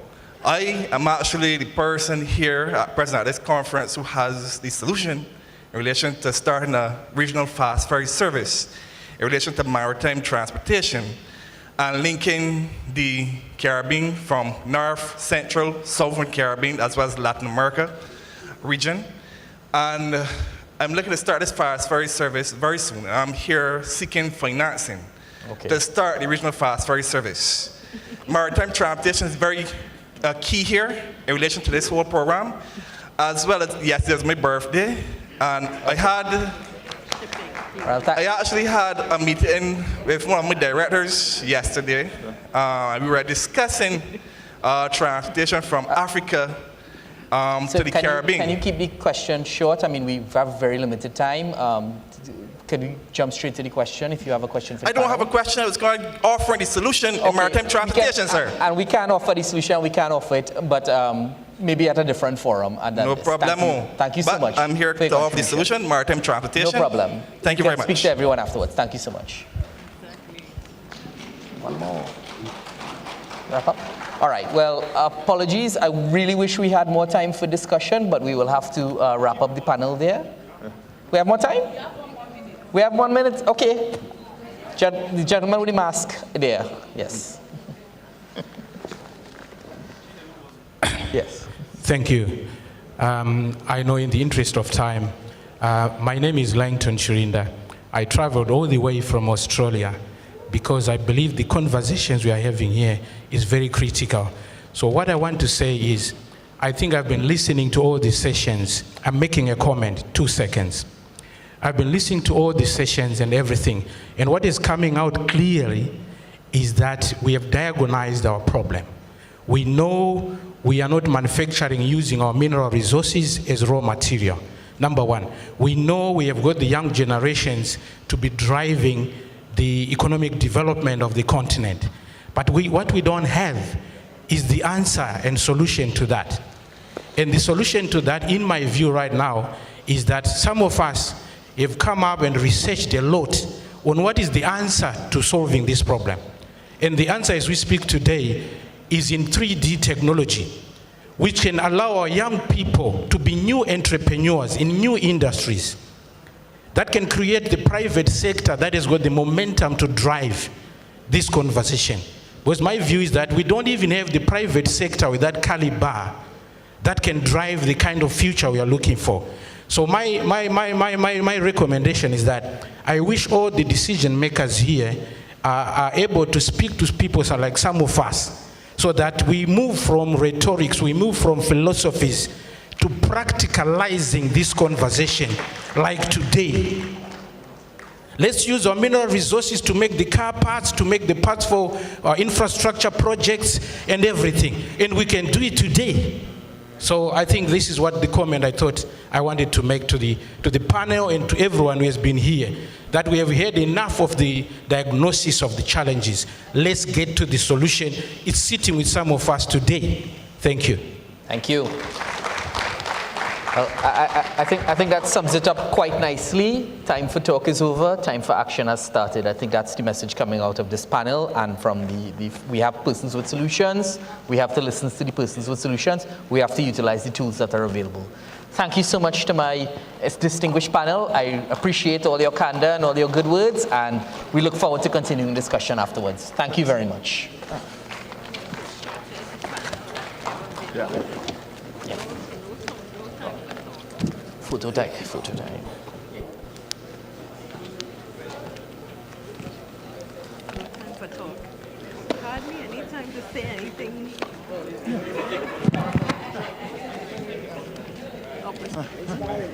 Because you lose an interaction. Yeah. Like,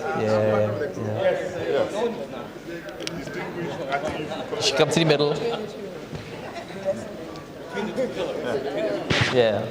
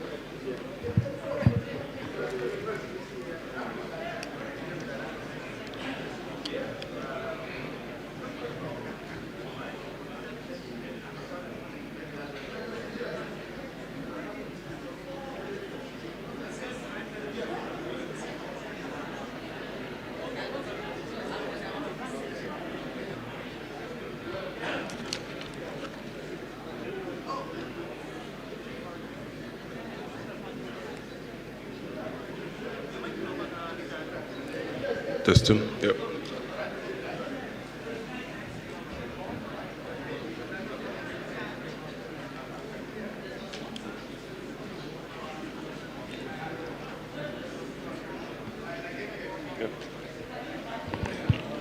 Okay, ladies and gentlemen, we are now to the final segment of this very exciting two-day program that we've had thus far.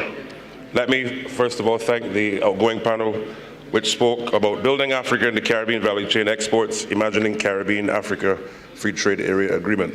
We certainly believe that all that was discussed allows for us to really chart a roadmap forward, both in terms of intra-regionally and inter-regionally, with the benefit of our consumers.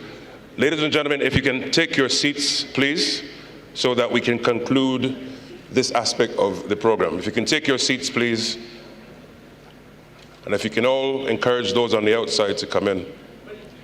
We're at the end, but of course, this is a very important aspect of the program.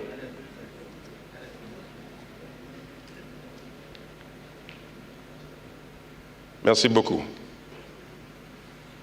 Now, as I said, we've had 2 days of rich dialogue in this inaugural AfriCaribbean event, focusing on trade and investment. Of course, the government of Barbados is the host, and we had Export Barbados, Invest Barbados, and also the African Export-Import Bank. But really, this provided a historic moment for a number of reasons. One, business, trade, development, but bringing our two regions closer than ever before. And in order to set that final context in terms of thanks and gratitude, there are a number of persons who are going to come and speak to you with regards to the way forward and the importance of this event. So first on my list, I would like to invite Mr. Dennis Tenia, the Executive Vice President of Finance, Administration and Banking Services of AfriCaribbean Bank. Please, sir, you have the floor.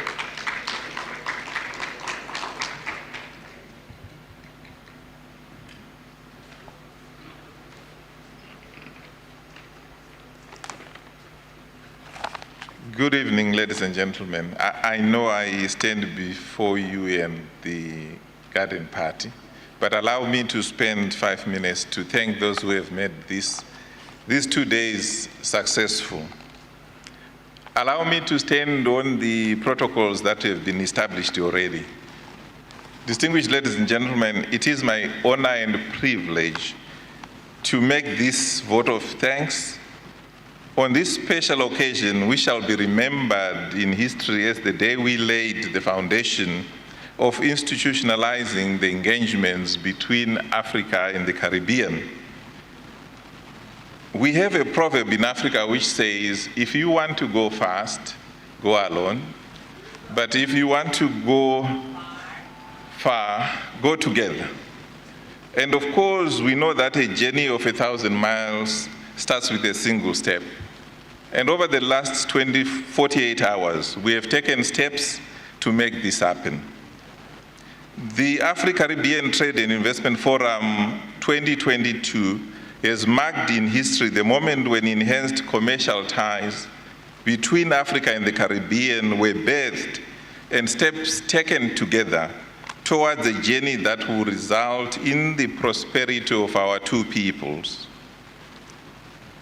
Most speakers during the last 2 days highlighted the fact that Africa and the Caribbean have ties that are deep-rooted and based on shared history, culture, and a sense of common identity, and thus creating a need for institutionalizing the engagement between the two regions. Ladies and gentlemen, allow me to thank our host and champion, the government and people of Barbados, for their great partnership and generous hospitality in organizing this event. Let me pay particular mention of the Prime Minister for her guidance, her leadership, advice, and commitment, and the time she took to share with us her vision for the Afro-Caribbean relationship. Your Excellency, your speech was very captivating, and it rejuvenated our zeal to collaborate at various levels as we facilitate trade across our regions. You challenged us not to allow another generation to pass without bringing together our two regions for the betterment of our people. Indeed, as you rightfully said, Africa and the Caribbean have the collective brain power, creativity, discipline, and resilience, and more importantly, the capital to define our future. I also want to express my gratitude to Professor Benedict Orama, the President and Chairman of the African Export-Import Bank, for laying out the foundation of how African institutions can work together with CARICOM community to forge an unbreakable partnership.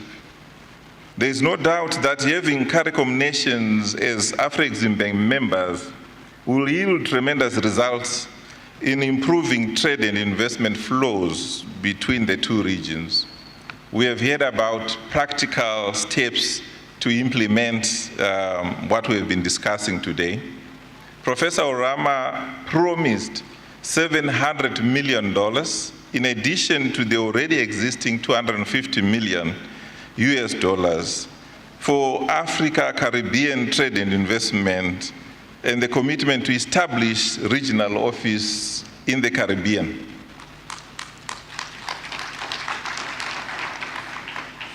Yesterday, we signed an MOU and partnership agreement which will catalyze and build bridges between our two regions. My sincere thanks also go to the various heads of state and government, ministers and senior government officials representing heads of state, heads of delegation of international, African, and Caribbean development institutions who are here present. I would like also to thank the CARICOM Secretariat and the African Union Commission, under whose auspices our countries are pursuing integration for the prosperity of our people, for defining the tremendous opportunities ahead of our two regions, and your guidance on areas to look for in order to boost trade, as highlighted by Ambassador Mchanga recently. I'm also very thankful to our co-organizers, Invest Barbados, Export Barbados, for helping us organize this event. And as you know, an event of this magnitude cannot happen overnight.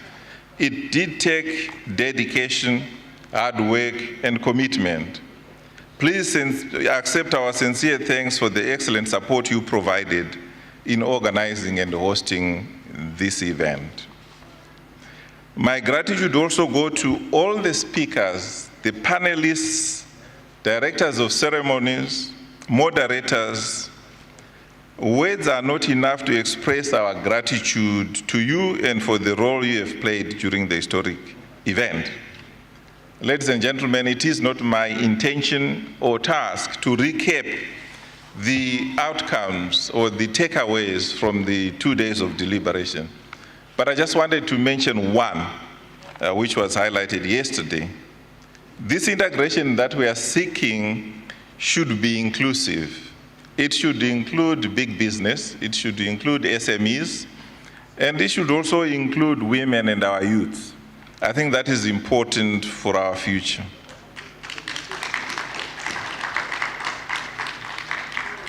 Distinguished ladies and gentlemen, it will be remiss for me not to acknowledge and thank in a special way our bold men and women who are seated here, who took time from your busy schedules and established networks in order to make the integration a success. I would like to pay particular attention to you, ladies and gentlemen, for sparing your time to come here. Let me also take the moment to thank our sponsors, without whose support this event would not have been possible. I am not forgetting our exhibitors, who partnered with us and showcased products that are available for trade. To our entertainers, I say thank you. The poets who put up a great show, thank you for your participation.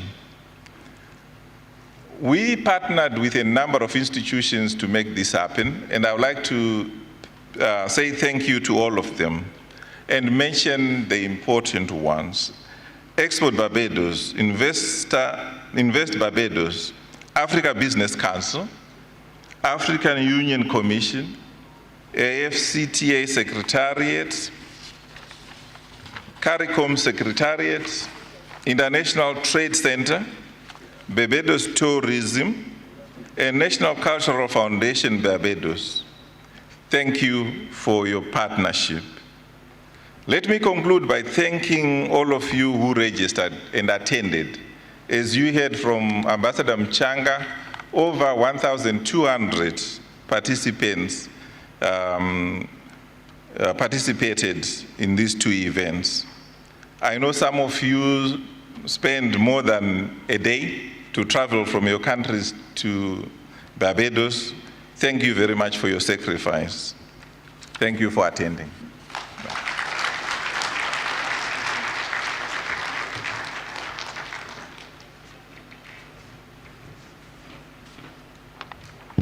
Thank you very much, Mr. Dennis. Now at this time, ladies and gentlemen, I invite to the stage Ms. Kay Greenidge, who is the Chief Executive Officer of Invest Barbados, CEO.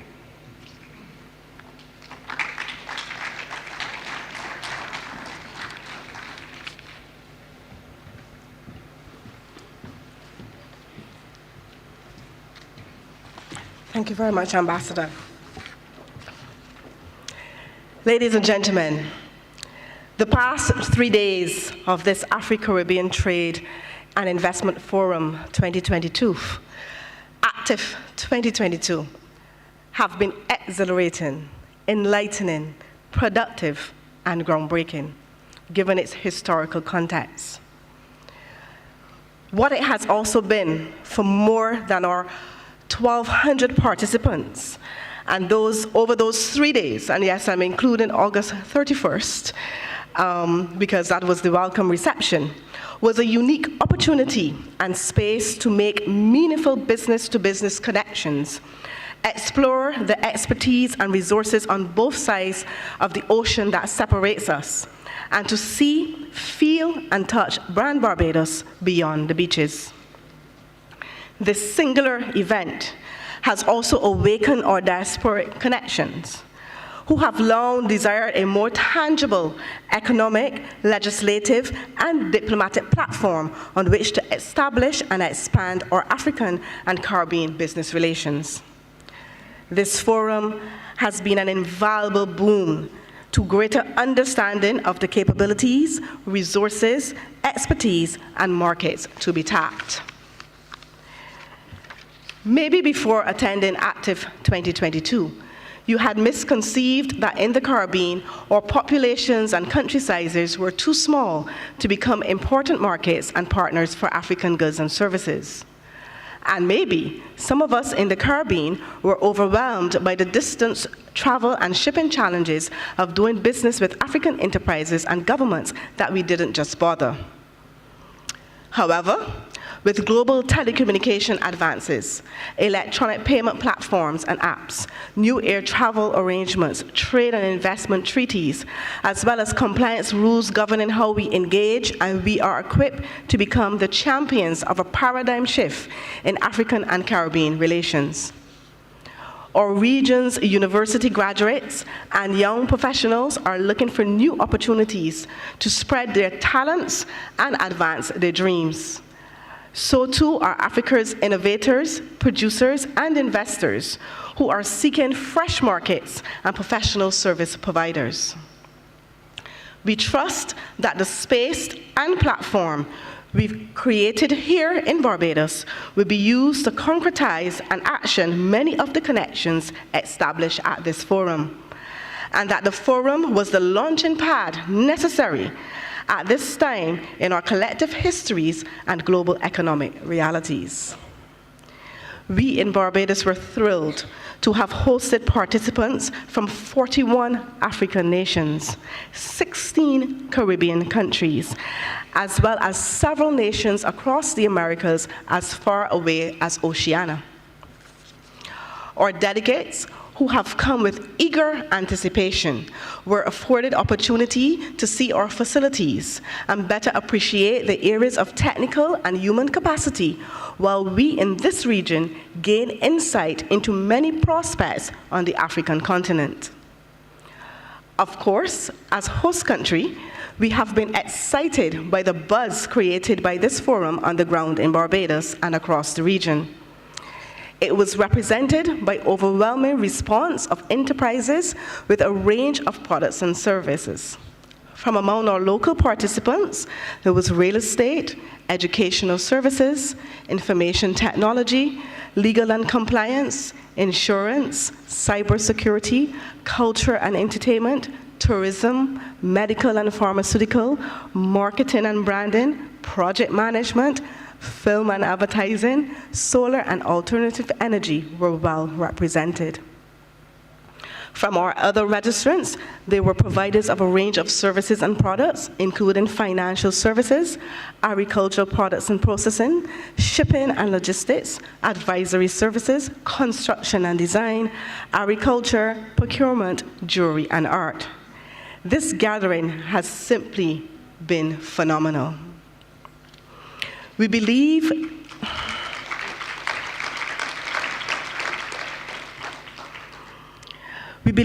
that the cooperative approach adopted at the event signals a new trajectory of our nations and businesses.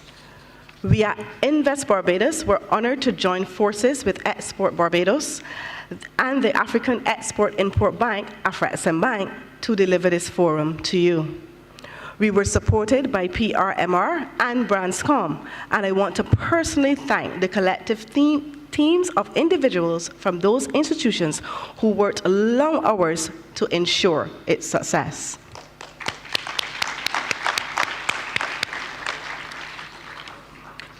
We were also provided with valuable assistance from several national and regional agencies and sponsors who put their financial and human resources behind the staging of this highly successful event, and I also thank them. Additionally, I thank the dedicated teams within several government departments and ministries, including the Prime Minister's Office, the Ministry of Foreign Affairs and Foreign Trade, and the Ministry of Tourism. The contributions from our partner institutions were also invaluable. We thank the Barbados Tourism Marketing Inc., the National Cultural Foundation, the African Union, the African Business Council, the world's largest free trade area, the African Continental Free Trade Area, the CARICOM Secretariat, the CARICOM Export Development Agency, and the International Trade Center. We, of course, could not have this forum without our many sponsors from Africa and the Caribbean and Barbados. And for their unwavering support, I want to actually give them a hand. We thank you.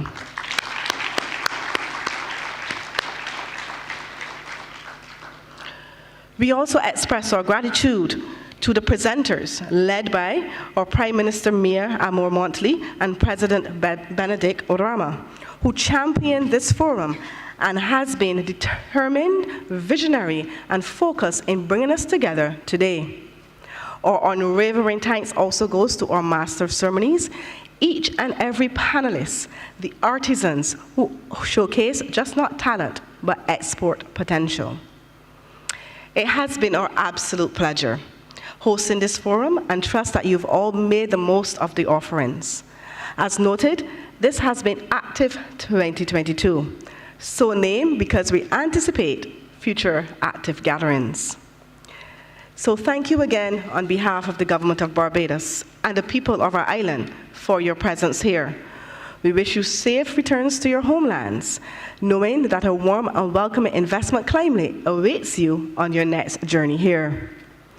So as our theme says, one people, one destiny, uniting and reimagining our future. I thank you.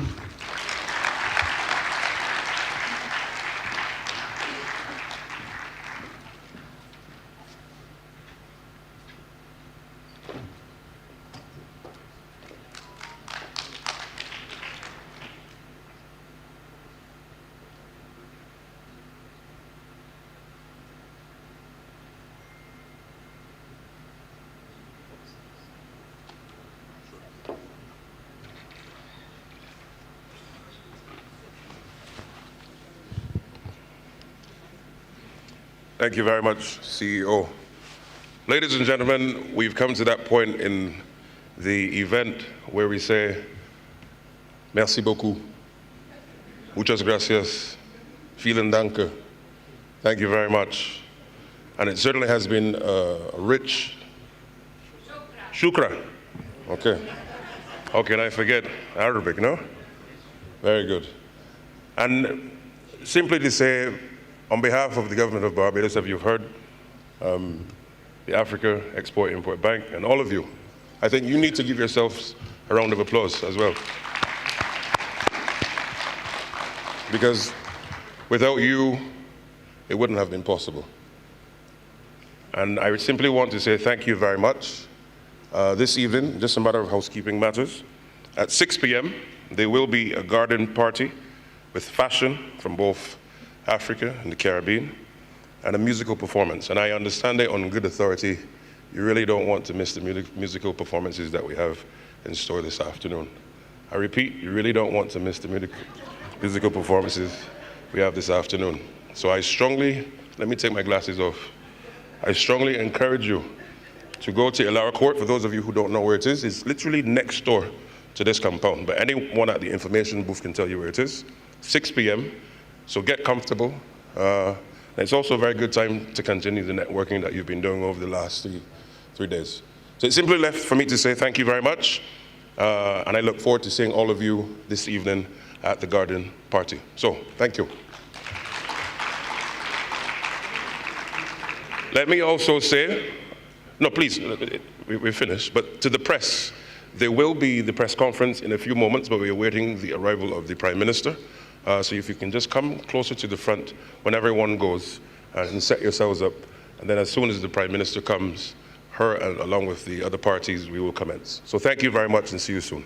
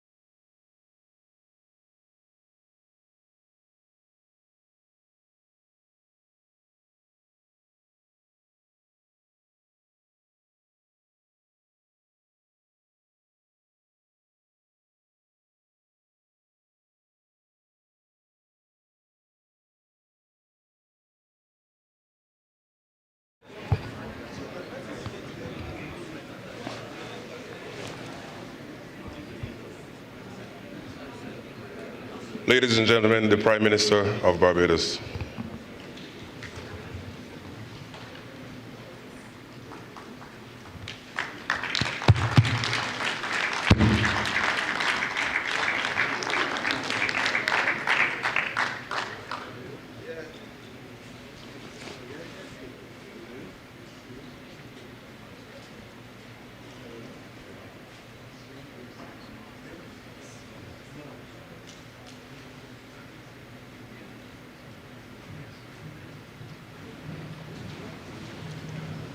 Thank you very much.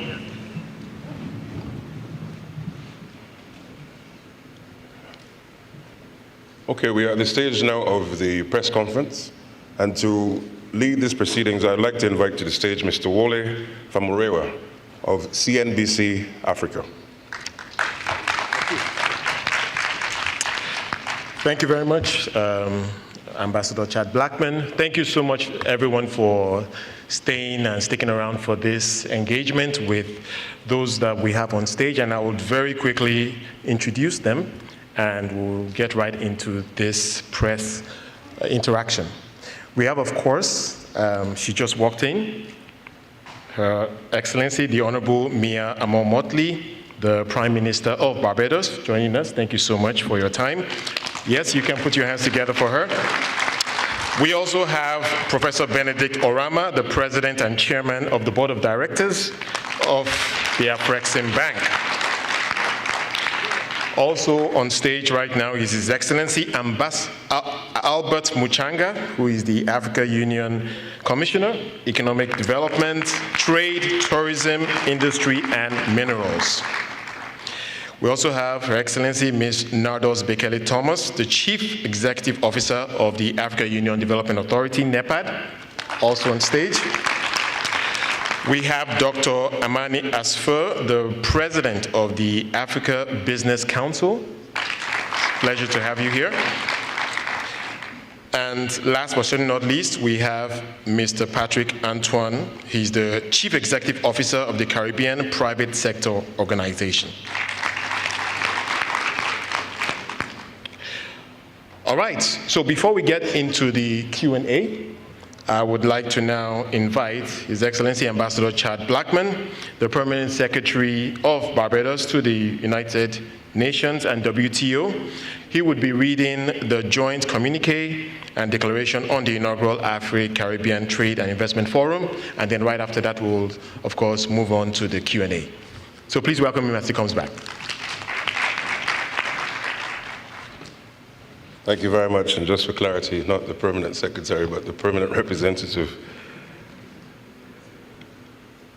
And I read, we, African Export-Import Bank, Invest Barbados, Export Barbados, in collaboration with African Union Commission, Africa Continental Free Trade Area Secretariat, United Nations Economic Commission for Africa, International Trade Center, African Union Development Agency, African Business Council, Pan-African Manufacturers Association, the CARICOM Secretariat, Caribbean Export Development Agency, and CARICOM Private Sector Organization convened the inaugural Afri-Caribbean Trade and Investment Forum 2022, which was held during September 1 to 3, 2022 in Bridgetown, Barbados. Having deliberated on the theme, One People, One Destiny, uniting and reimagining our future, recalling the decision of the African Union Executive Council that the African diaspora be designated as Africa's sixth region, acknowledging the decision of the Assembly of the Heads of State of the African Union, recognizing the African diaspora as a substantive entity contributing to the economic and social development of the continent, having regard to the decisions of the September 2021 meeting of the African and Caribbean Heads of State and Government, aware of the cultural and economic ties and benefits of an integrated African-Caribbean economy towards driving industrialization and development, cognizant that the COVID-19 pandemic and the current crisis in the Ukraine pose an unprecedented threat against Africa's and the Caribbean's economic growth and development aspirations, stressing the critical importance of enhancing trade and investment ties between Africa and the Caribbean, as the key drivers of integration between the two regions. Having examined the immense opportunities for cooperation and the major structural challenges to enhancing Africa-Caribbean economic collaboration, being cognizant that fostering economic and social transformation in Africa and the Caribbean will require substantial financial and non-financial resources, recognizing that economic diversification through an inclusive and sustainable development agenda that builds upon Africa's and the Caribbean's resource potential is dynamic tools for poverty eradication, economic resilience, and structural transformation. Acknowledging the synergies between the African Union's Agenda 2063 and the vision of the Caribbean community towards unity, integration, and prosperity that is centered on its people. Hereby, reiterate or resolve to achieve goals and objectives of industrialization and sustainable economic development through mutual cooperation to reduce Africa's and the Caribbean's vulnerability to domestic and external shocks. Reaffirm our commitment to strategic commercial partnerships between the business communities in Africa and the Caribbean, with the objective of fostering bilateral cooperation and engagement in trade, investment, technology transfer, innovation, transport, tourism, culture, and other services.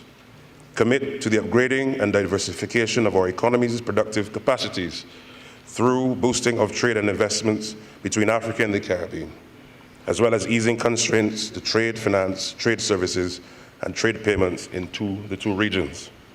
Support data sharing for effective trade information and customer due diligence. Request the African Union, CARICOM, the Organization of Eastern Caribbean States, and other relevant stakeholders to formalize Africa-Caribbean political relations to advance economic cooperation and bilateral trade and investment. Call upon the African Union and CARICOM to explore an Africa-Caribbean free trade area to enhance market access and trade. Welcome the signing of the partnership agreement between AfriCaribbean and 7 Caribbean governments of Barbados, Antigua and Barbuda, the Commonwealth of Dominica, St. Lucia, Suriname, St. Kitts and Nevis, St. Vincent and the Grenadines, and encourage other Caribbean states to sign and ratify the partnership agreement expeditiously and become partner countries. Welcome the announcement of AfriCaribbean of a US $700 million facility to support trade and investments in the Caribbean partner countries, and welcome the proposed establishment of the Caribbean Export-Import Bank to support trade and investment between Africa and the Caribbean.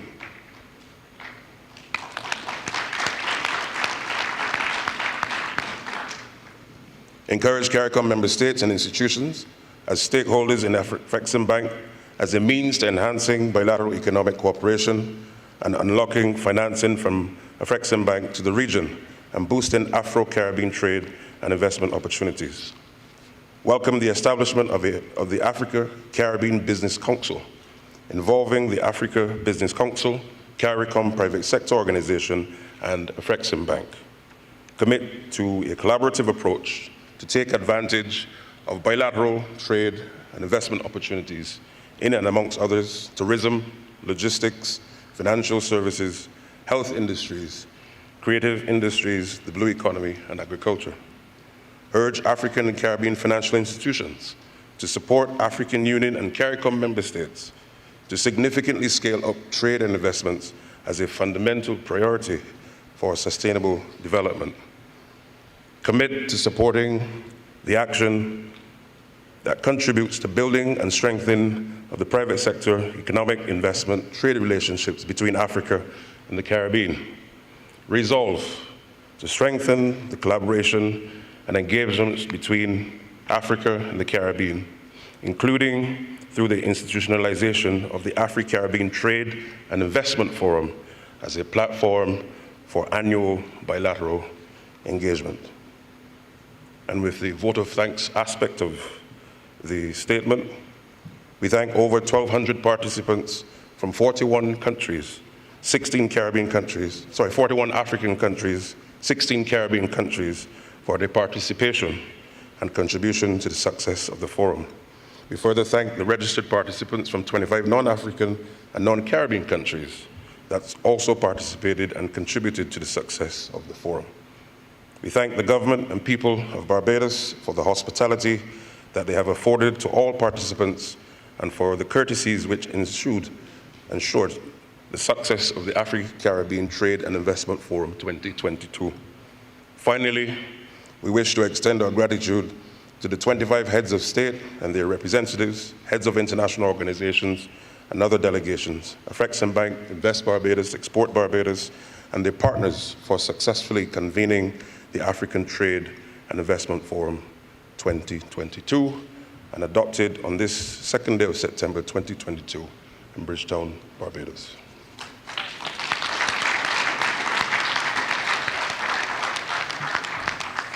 Thank you very much, Ambassador Blackman. It's been a great co-MC, I'm sure you would agree, for today. And thank you so much for the information that you just shared. Now, before I go on, two things I need to certainly address. You would have noticed I mentioned 6 names earlier, but clearly there are 7 people, so I must have missed out someone. So my sincere apologies. I'd like to also welcome to the stage Ambassador Wayne McCook, who is the Director General of the Office of Trade Negotiations, OTN, the Caribbean Community Secretariat. Please, if you can put your hands together for him. Thank you very much. And my sincere apologies for that. The second point I would make is, as we mentioned earlier, this is a press conference, and so no doubt I am going to be prioritizing the press. So I see, obviously, there are quite a few people here, and you want to be informed. Potentially, you would like to engage those on stage as well, but I really would be prioritizing the press, so if we do have a moment, we'll come to the others. So I just thought to make that point. So without further ado, I'd like to now invite the press to ask your questions. Please raise up your hands. I have Deborah with a microphone. She will be coming to you. Please introduce yourself and the media that you work with. Please make it concise so we can take more questions. Thank you very much. Yeah, greetings, Madam Prime Minister. My name is Brian Ngugi, a Kenya-based financial journalist, here to cover this important forum. I listened to your impassioned speech yesterday and that of Dr. Orama, where you both traced through historical and academic context why our regions are where they are economically, but also how we can move them forward. My question is, do you have practical timelines on when we would have direct flights from African aviation hubs and here? That was to Professor Rama? Oh, I see, okay, all right. So when will we have direct flight? I think our approach will be to take the responses and then we'll come back to take more questions. So please, over to you, Prime Minister. If I could twiddle my nose and make it happen now, it would happen tonight. The reality is that we've started more serious conversations than I've seen before. And as recent as yesterday evening, my Ministry of Tourism and International Transport met with a number of persons from the bank and from other countries. We're trying to see how best we can create a framework that will allow for charters first, if necessary. Barbados has indicated that we are prepared to work with 1 or 2 African countries to be able to do the co-marketing because you have to be able to sustain the traffic. And we hope that we can look at anchoring maybe a city out of North America as well to help with the traffic load. The second component, apart from the multi-destination trip, would be to allow us to carry cargo. If we can put stuff in the belly of the plane, it can then help reduce the cost of air traffic between our 2 countries, our 2 regions, sorry. So I'm hopeful that within a few months we can make a reality of this pipe dream that has been spoken about, not in terms of air travel alone, but remember what Marcus Mosiah Garvey said when he wanted to be able to move people back to Africa on the ship. And in fact, the quotation that President Orama used yesterday from Marcus Garvey is perhaps the most appropriate quotation that we could have, that a race that depends on others will never achieve economic resilience. And the first thing we need to do, as I said, remove the middle leg, remove the middleman, and remove the scars of the middle passage. It is wrong that our people have to go to the North Atlantic countries, US, UK, Canada, Europe, in order to be able to get a visa, a transit visa, not to stay there, but to come to us. So a Kenyan, a South African, a Ghanaian, a Rwandan, coming to Barbados, coming to St. Kitts, coming to Grenada, you've got to go via London or New York or Miami or Frankfurt or Amsterdam. That's wrong. And if we have not just a sense of history, but an appreciation for the economic activity that it will unlock, then I think that the case will be well made. But like with any child, you must creep before you walk. And like with new routes, we need to support it for the first year or two until it can sustain itself. Thank you. Thank you, Prime Minister. Okay, so let us begin from this side and we'll move. I think President Orama wanted to add. Oh, you want to make a point? Okay, please, Thank you. Professor. Just to add one or two words to what the Honorable Prime Minister said on this subject. Those who are as old as I am will recall that in Africa, it used to be that if you wanted to go from Accra to Lagos, you flew first to London and then flew down back to Lagos. If you wanted to go from Lome just, because better people drove, you flew to Paris, and then from Paris you flew to London, and then from London you came to Lagos. But at a point when indigenous capital started becoming available, and there was a determination to change this, that began to change. And I'm proud to say that our President Bank contributed to it. We started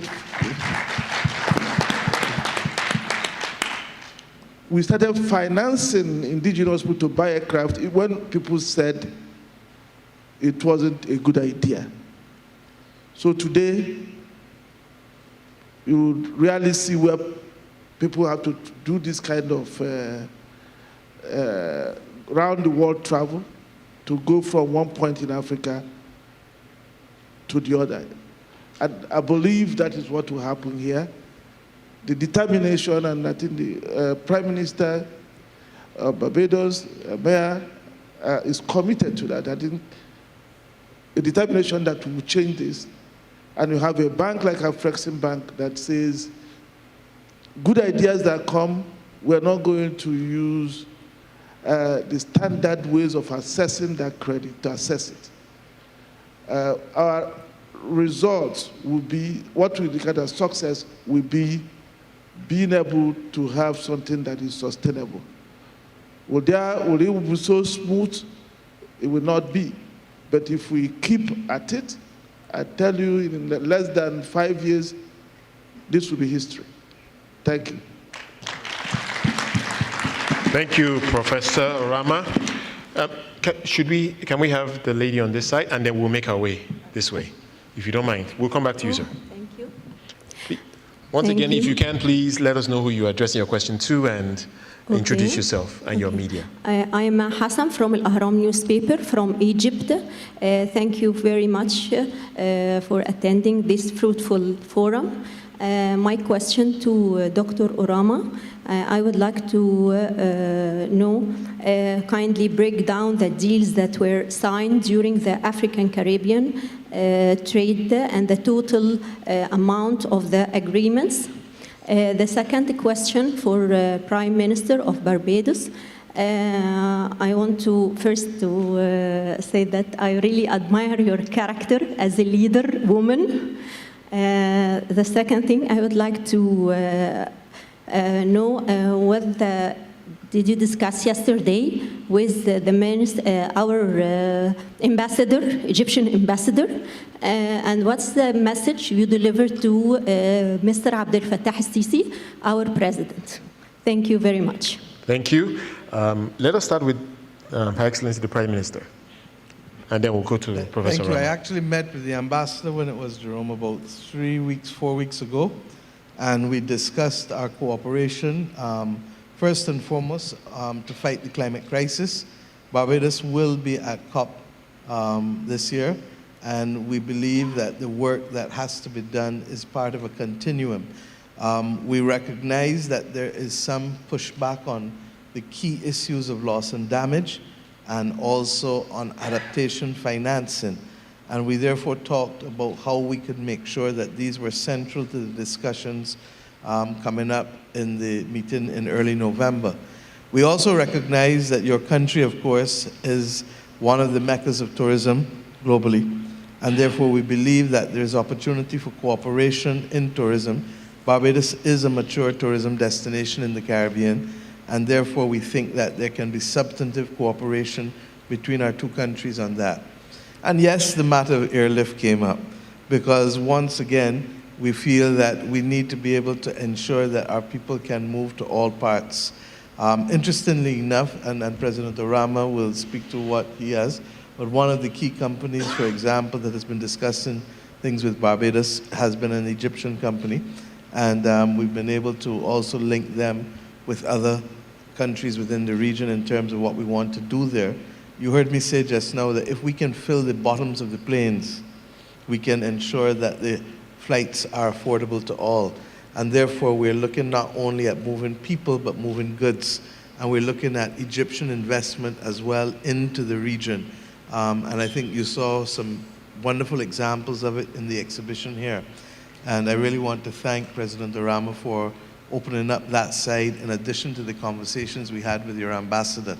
The last point I'd like to make, of course, is that we believe that the financial services, and President Orama and I talked about this last night at length again, that potentially we need in the Caribbean to have a greater presence in Cairo in order to be able to have that link with our financial services sector, which is critical to our economies in this region as well.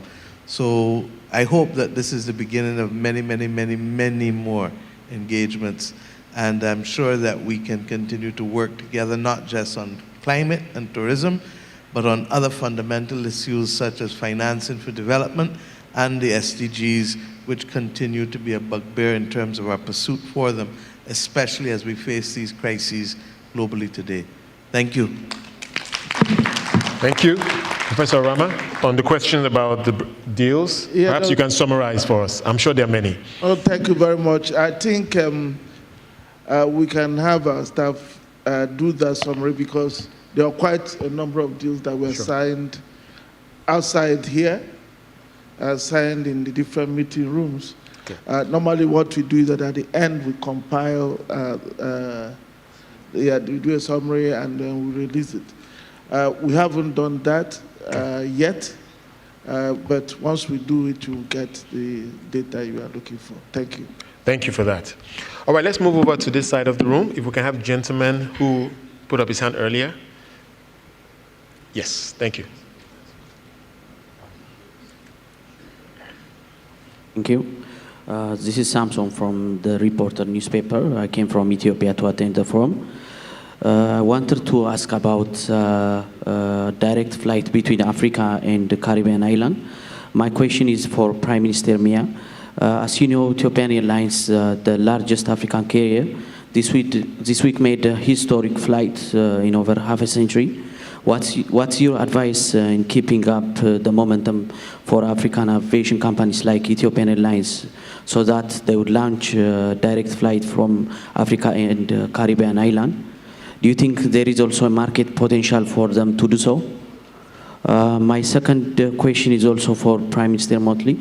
It's related with coffee, as I can see here, that's the most consumed item. So you may know that Ethiopia has the finest coffee in the world. And our government in Ethiopia is also trying to diversify the market and reach new markets. Do you think there is an opportunity for Ethiopian traders to export coffee to Barbados? Thank you. Thank you. Interestingly enough, the Rwandan minister was just telling me they have the finest coffee in Africa. and the Kenyans tell me they have the finest tea, but so do the Rwandans. What I love about it is the traditional family rivalry. But needless to say, my answer to him was, I think we can buy some tea from Africa instead of Lipton's, and we can buy some coffee as well.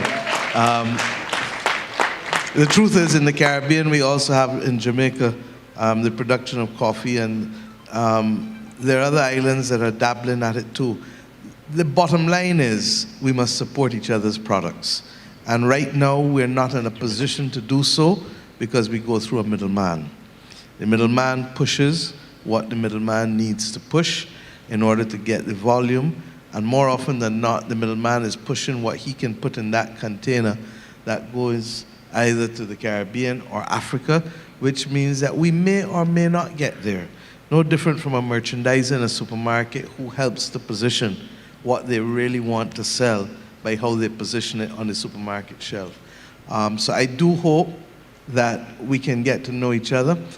One of the things that I've asked us to do in Barbados is to have our national television station, CBC, enter an information exchange agreement with those countries that would wish to do so.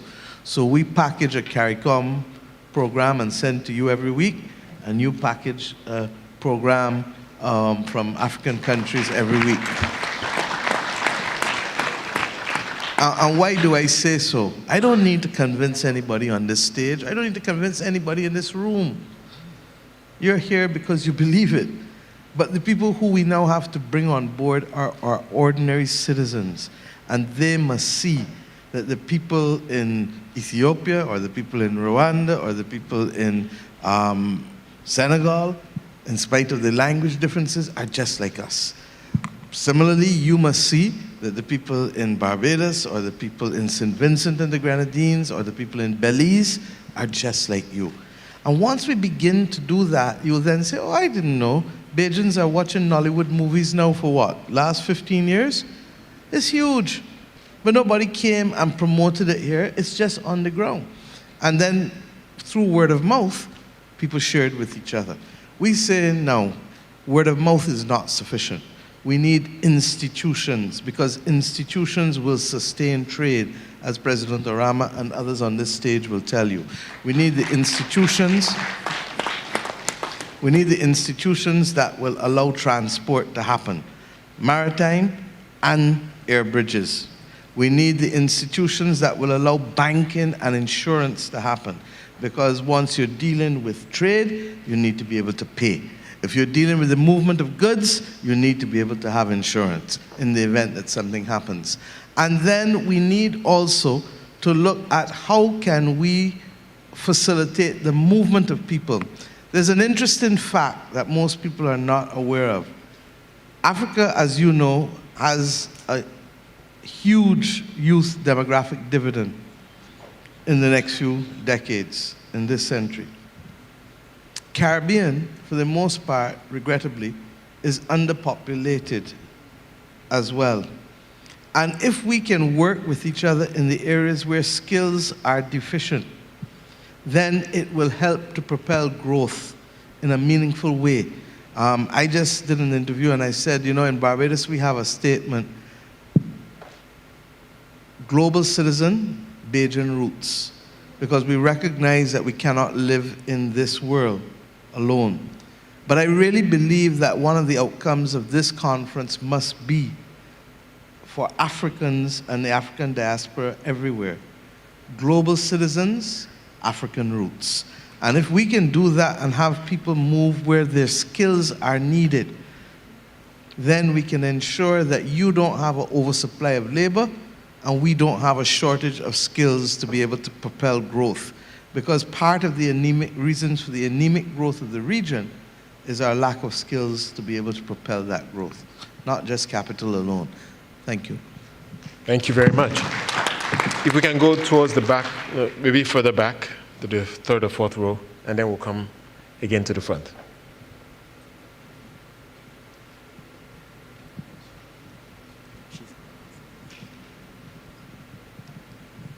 Good evening, everyone. President Orama, Prime Minister Motley, Mishron Robinson here from Capital Media HD 99.3. There seems to be a lot of enthusiasm on the ground amongst entrepreneurs locally and further afield, but for the ordinary citizens, what blessed assurance do we have that practical moves will be made to ensure these ideas and proposals don't stop here, and how soon will we see them starting? And you are directing that to President Orama, okay. So they would like to know how we ensure that it goes beyond talk today and we execute on some of our ambitions from here. All right, thank you very much. We keep our promises. We're a bank. We didn't travel all these thousands of kilometers to come and make a show. We came here for a purpose. The coming here is an investment towards that end. The way we work, we have to realize the benefits of that investment. And the benefit of that investment is concrete results coming out of the commitments we make here. So you're going to see in the next few weeks and months actual things on the ground. We're going to have a mission come to the CARICOM, because one of the things we thought we would have done after this conference, thanks to Prime Minister Motley, we've almost achieved. We needed the basis, the framework to enable us as a bank do what we wanted to do, and that was the membership agreement we call the partnership agreement. Before we came here, only 3 countries were ready to sign. Yesterday, 7 signed. We are expecting 1 tomorrow and 1 next week. That's already 9. So, and it tells us that before you know it, we'll probably get the whole CARICOM. But 9 is more than enough to get started.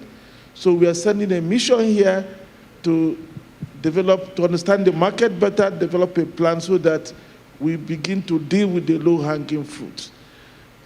Because we know that the reason for poverty in Africa and poverty here, the reason why others who come to our continent or to our countries do better than us is because we do not control our capital. We will tackle the capital problem aggressively.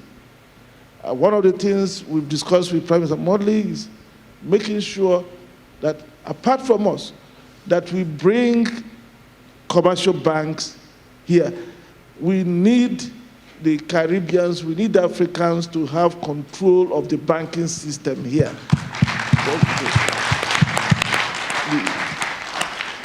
Because that's the only way the small Caribbean business person can have access to credit. Because otherwise, what has been happening is that the banking system is controlled for the benefit of those who have other objectives, which is different from ours. So the banks finance them to achieve the objectives, sometimes making us poorer. So we will deal with that because that is the beginning. And once we begin to deal with that, other things will follow. I hope that by the next time we speak, you will be the one telling me either that we are moving too fast or, or you will suggest ideas about how we can also accelerate. Thank you very much, President. All right, if I can come to the front row now. Let us start with this gentleman with the jacket. His hand has been up for a while. Prime Minister, President, members of the panel, and of course, ladies and gentlemen, I'd like to say... Sorry, introduce yourself, if you don't mind. Thank you. My name and make is it very concise. Chris Elems. I work with Channels Television, Lagos, Nigeria, one of the biggest brands in Africa. You can Google it. It's been a forum for proposals, and I was going to make 2 proposals. One is to have a 100-meter dash with the Prime Minister, because the way she ran up the stage, showed that she's actually very, very fit. That's 5 meters or less.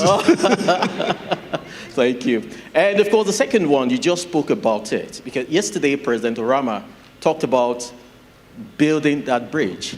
No matter how you want to do it, but build it, even if it means intermarrying.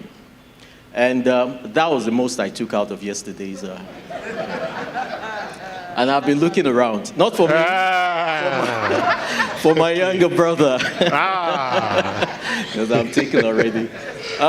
So if you can just keep it type for benefit of others, please. So, and then you spoke about, because today I was with someone from CBC, I was actually talking about the need for, because it's the fastest way to build that bridge.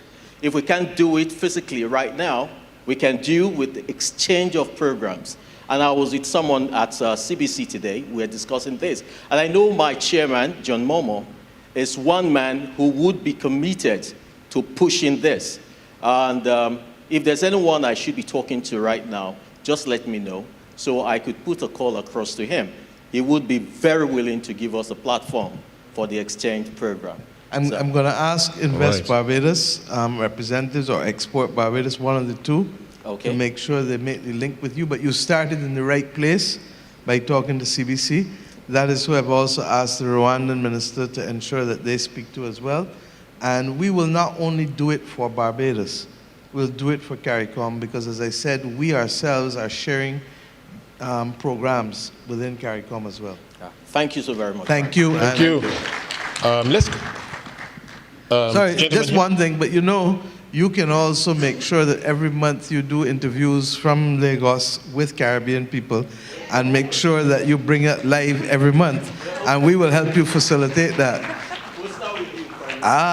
Promise made, promise kept. All right.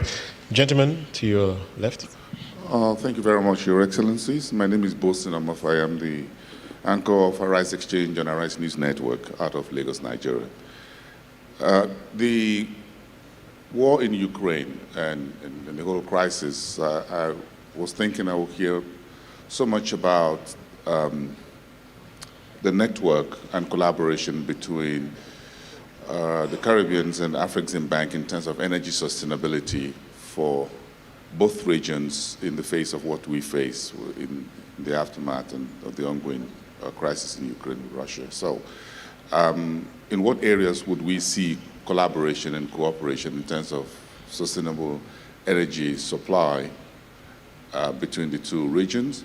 Right. And how that will, and how AfriCaribbean Bank will support that particular initiative to ensure that when we have perhaps another shock such of this nature as the current war in Ukraine, Africa and the Caribbean will have a sustainable energy within the global supply chain as well, outside oil. Thank you so much. Thank you.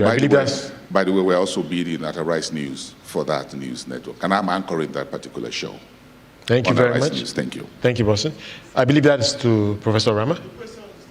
And the Prime Minister. Okay, basically, he would like to find out how this collaboration is going to drive energy sustainability in both regions, given what we've seen in terms of the shocks created by the Russia-Ukraine crisis. More and more countries are looking to be more sufficient in terms of energy and collaborating to make sure that they have enough energy. So he wants to hear more about how this can help that process for both regions. So to the Prime Minister and also to Professor Rama, I believe. I think that we are very clear that the opportunity for us to collaborate is now imperative. Let me put it another way. I think it was President Kagame who said that he would not believe that 1.3 billion people can be held hostage to a country that has, 43 million people with respect to the provision of grain and the provision of fertilizers. I say similarly that I do not believe that the region of the African region or the Caribbean region, both of whom are rich in energy resources, ought to be held hostage. What does this mean? That apart from the international arrangements we have with multinational corporations, many of us have state oil companies, and we need to start to see where the opportunities for partnership are with those state oil companies. We also need to see how we can improve the level of local ownership participation to ensure that where we do need support, we get it from those who have that capacity. Barbados this week in Houston, for example, would have announced that we will open a bid round for blocks on the 1st of December of this year. We've already awarded 2 blocks. There were 3, but 2 effectively. But we have a state oil company too, but we don't have a long and deep tradition in oil and gas. Trinidad does, Nigeria does. There are other countries in Africa that are equally emerging as major players globally. How do we work together through the provision of technical assistance, financial support and investment to be able to make these things happen? And I think that the example of what happened in Ukraine shows us that we cannot rely on others to guarantee our stability and our security going forward. And I therefore hope that this will be another area in which that partnership can happen. And I say another because yesterday I mentioned to you the Africa Medical Supplies Platform. In the midst of the pandemic, when we couldn't get PPEs, when in those days we thought we needed ventilators, and we couldn't get equally the conversations to have access to vaccines. It was the collaboration with the Africa Medical Supplies Platform, undergirded by the financing of the Africa Exim Bank, that made a difference to our people. Now, I'm aware that there is a similar platform, for example, for fertilizer and grain. And while our needs may not be as acute with respect to grain, our farmers have seen fertilizer costs go way through the roof. Our problem is that our scale is just simply not there. And we therefore may have to look to work collaboratively outside of CARICOM with others in the Caribbean, be it Cuba, be it the Dominican Republic, be it northern Brazil, be it Venezuela, in order to ensure that in working with Africa, that we can ensure that our prices, the prices at which our farmers access to fertilizer, are far, far more affordable than they are as a result of this war.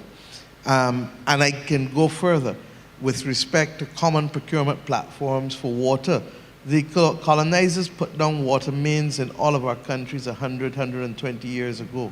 And almost every one of our countries is facing a severe problem with non-revenue water. But if we were to pool resources in terms of the procurement such that we can get better prices, the fact that Barbados has less than 300,000 people and Nigeria is what, near 300 million, that you will not therefore see a disparity in the unit pricing because we're coming together to work together to be able to access it in the same way that we did with the Africa Medical Supplies Platform.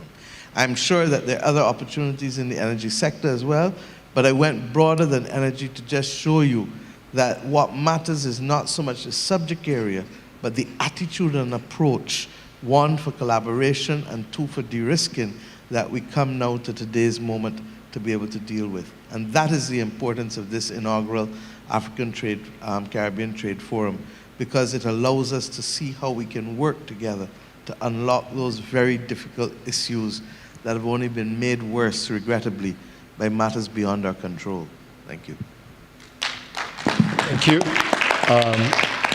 Professor Rama, please go ahead. And I do know that Dr. Asfor wants to say a couple of things about this too. Okay. No, but you can go ahead, sir. Okay, whichever way. Can we switch on her microphone, please? Hello? Yes. Yes? Okay. Go ahead. So thank you very much for this question about energy, and I believe Prime Minister have really responded very adequately.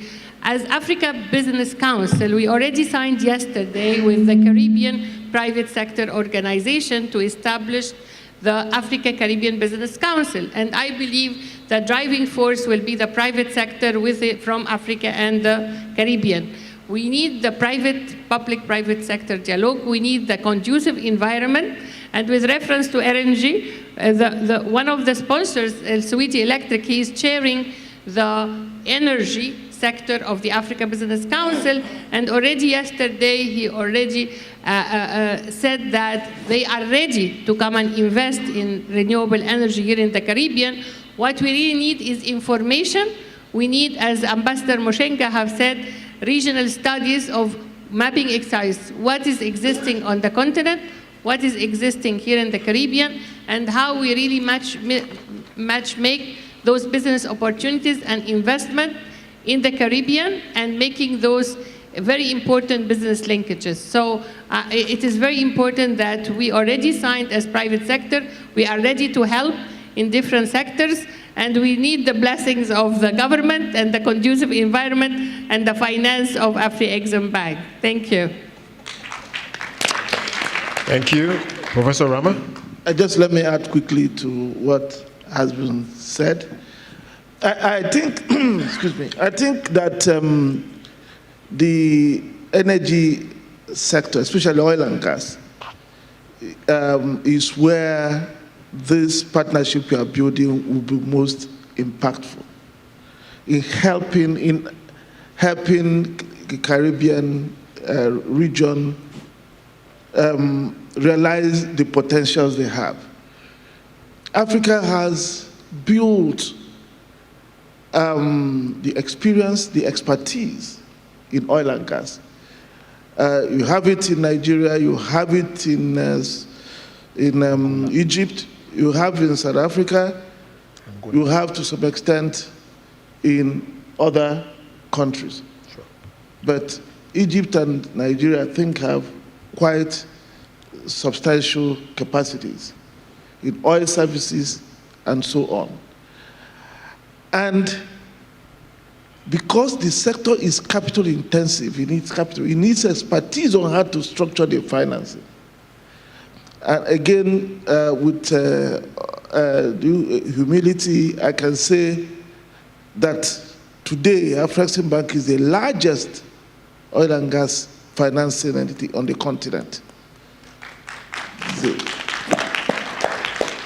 And the expertise goes all through the value chain, from upstream to midstream to downstream, all the structures you have, and advisory. But because of the need that is arising in Africa, because many of the banks that used to finance along with us have all withdrawn because of because they were told to stop financing Africa's oil and gas. So most of that financing has fallen on us. So we now collaborated with Africa Petroleum Producers Organization to create Africa Energy Bank that will be focused on this. Because Africa is in a bit of a situation, COP27 will be discussing this. The idea that Africa should just all of a sudden cut off financing oil and gas and so on is like saying, Africa, to promote the idea of decarbonization for the graveyard. Because without it, we are not going to be able to develop. To the extent whereby we would then gradually move away from fossil fuel. And I'm sure that will be the same question that the Caribbean will be facing. But the good thing is that AfriCaribbean has the capacity, has the expertise to support the kind of activities the private sector will be doing, as Dr. Asfor mentioned, to help develop any opportunities that arise, to help also to use oil and gas to create the wealth that will then make it easier to transition to renewable energy. To use the oil and gas services sector to create the ability to have certain, the kind of technology that is required. For example, if you do a lot of pipes, which the oil and gas sector requires, you are then able to perhaps be able to produce big guns, because it's all about pipes. So I believe that that is where we can contribute much here. If more oil and gas fields are discovered and they start producing. Thank you. Thank you, President. Okay, so we really have to begin to round this up. I know many questions are coming, so I'm going to go to this side and perhaps to the middle again. Let's start with the lady on this. We'll take the questions together. Let's start with the lady. Please, if you can make it really brief and introduce yourself and straight to the point. Sure, thank you. My name is Chidom Pemba, and I'm the African Union Special Envoy in Youth, representing for the 55 member states in Africa in the cabinet. And what I found is that the common theme when it comes to young people across Africa, which is the largest demographic, has been in terms of access to opportunities, access to financing and funding. And I found that that's also common in terms of speaking to my peers within the Caribbean. So my question is, in terms of deals, is there anything that would take into consideration access to financing to the youth for trading and investment? Because often we're saying that financing is not so friendly to young people. Right. And what needs to be done for youth to get access to these opportunities? Are there any programming? And how can we leverage on the youth that we have in Africa as well as in the Caribbean? Thank you. Thank you very much. Let's take the question from the gentleman raising his hand back there. No, right there, right there. His hand has been up for a while. Thank you. Clayton Clark, Tobago Channel 5 News and Tobago Media and Services Solution. My question is to President Orama and Prime Minister Motley. Yes, we haven't fully come to an end and an evaluation has not been done as yet, but how would you assess achieving the goals of this conference? Meeting the goals, have you met, exceeded, and what are the highlights for you, both of you, of the conference? Thank you. All right. If I sneak one more, maybe I should come again to the front maybe here. From one of our Francophone. Okay, do we have any of our Francophone speaking? Okay, please go ahead. Your Excellency, should I ask a question in French or in English? Oh, no. English is good. Okay, my name is Joël. We just wanted to make sure we... Okay, my name is Joël Assoko. I'm a business reporter for Jeune Afrique Media Group. I had just one single question for the panel as a whole. If within the next 12 months, just one concrete thing, a law, an agreement, a contract, whatever, has to happen to move forward the goals and the ambition of this forum, for you, what should that be? What would that be? Thank you for that. Next 12 months? Thank you for that. Unfortunately, I really have to come back to the panelists now to respond to these questions, and we may begin to wrap. So we have 3 questions. The last one, very strong one. Over the next 12 months, what could be a concrete achievement that we're targeting? And then we have a question about Professor Rama's assessment of the achievements of the goals of this event. And then we also have a question relating to access to finance for youth.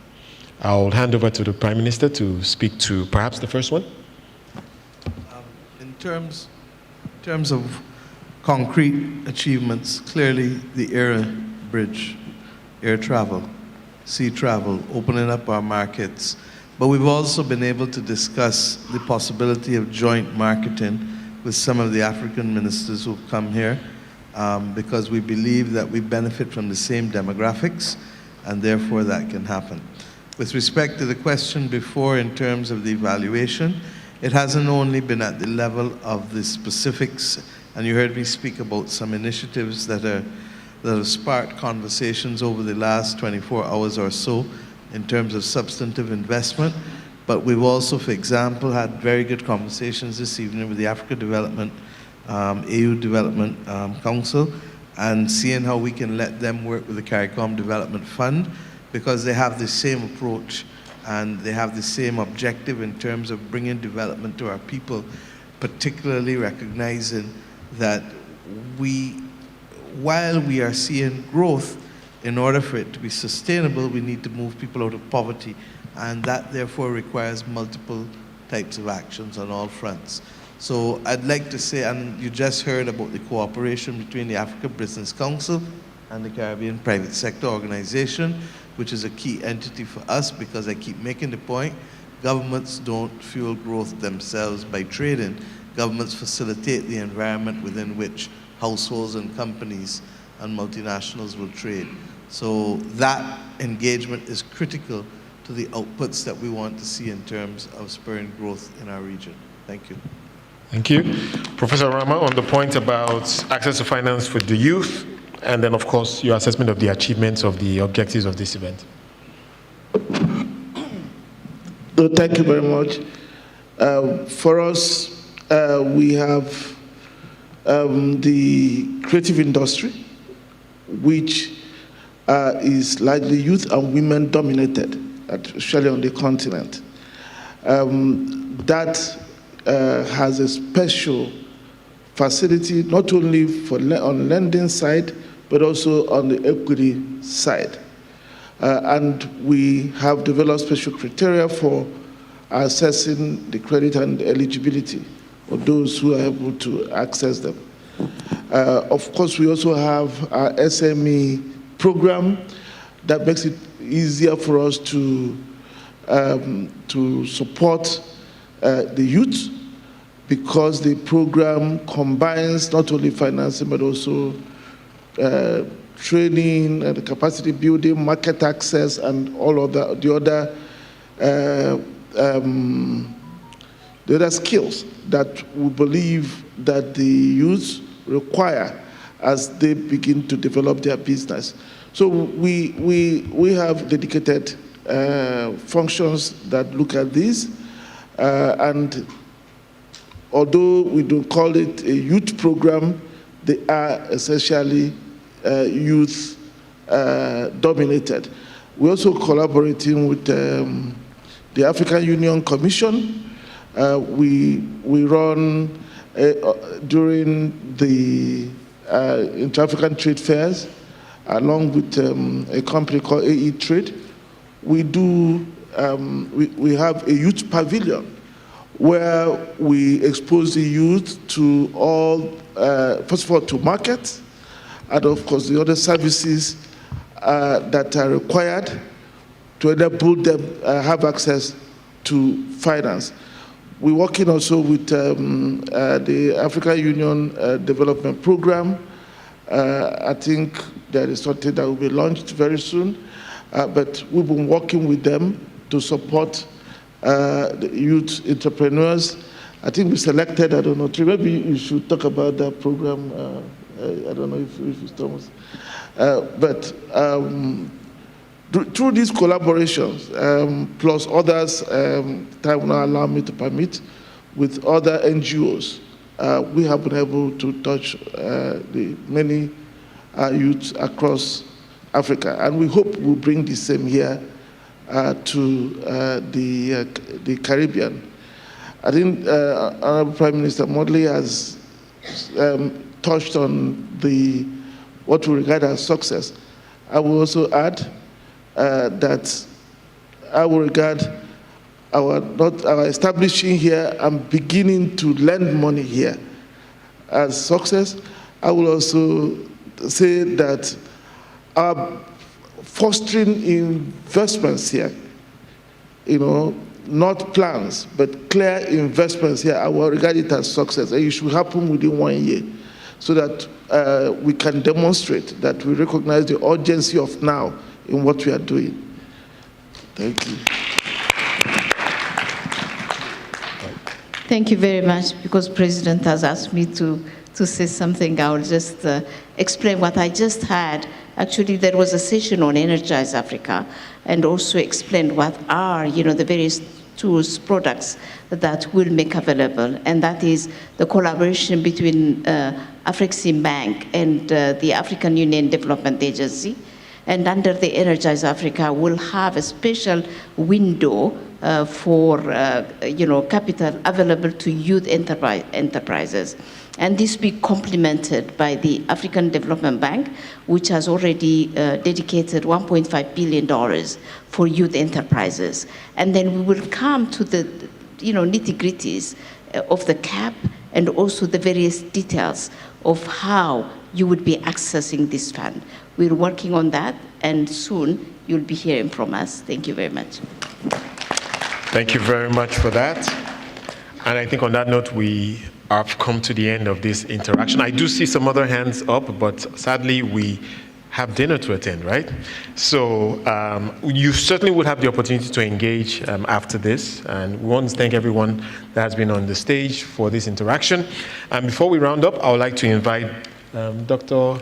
Asfer, the President of the Africa Business Council, to step forward to deliver some gifts to, first of all, Her Excellency, the Prime Minister of Barbados. If I may ask for the Prime Minister to step forward. Thank you very much.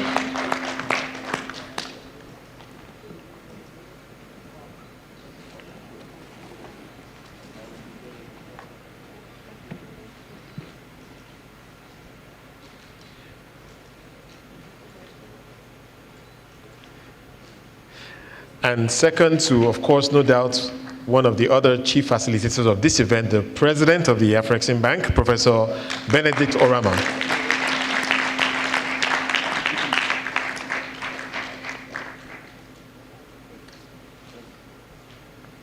Thank you very much, Dr. Asfer.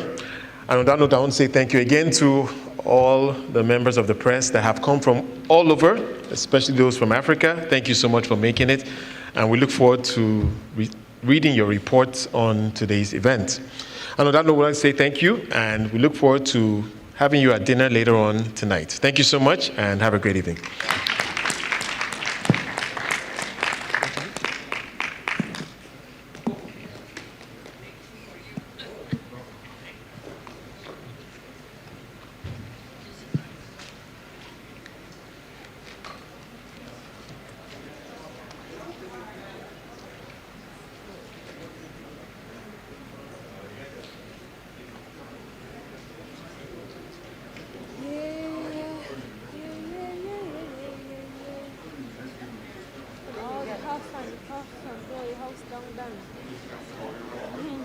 Thank God.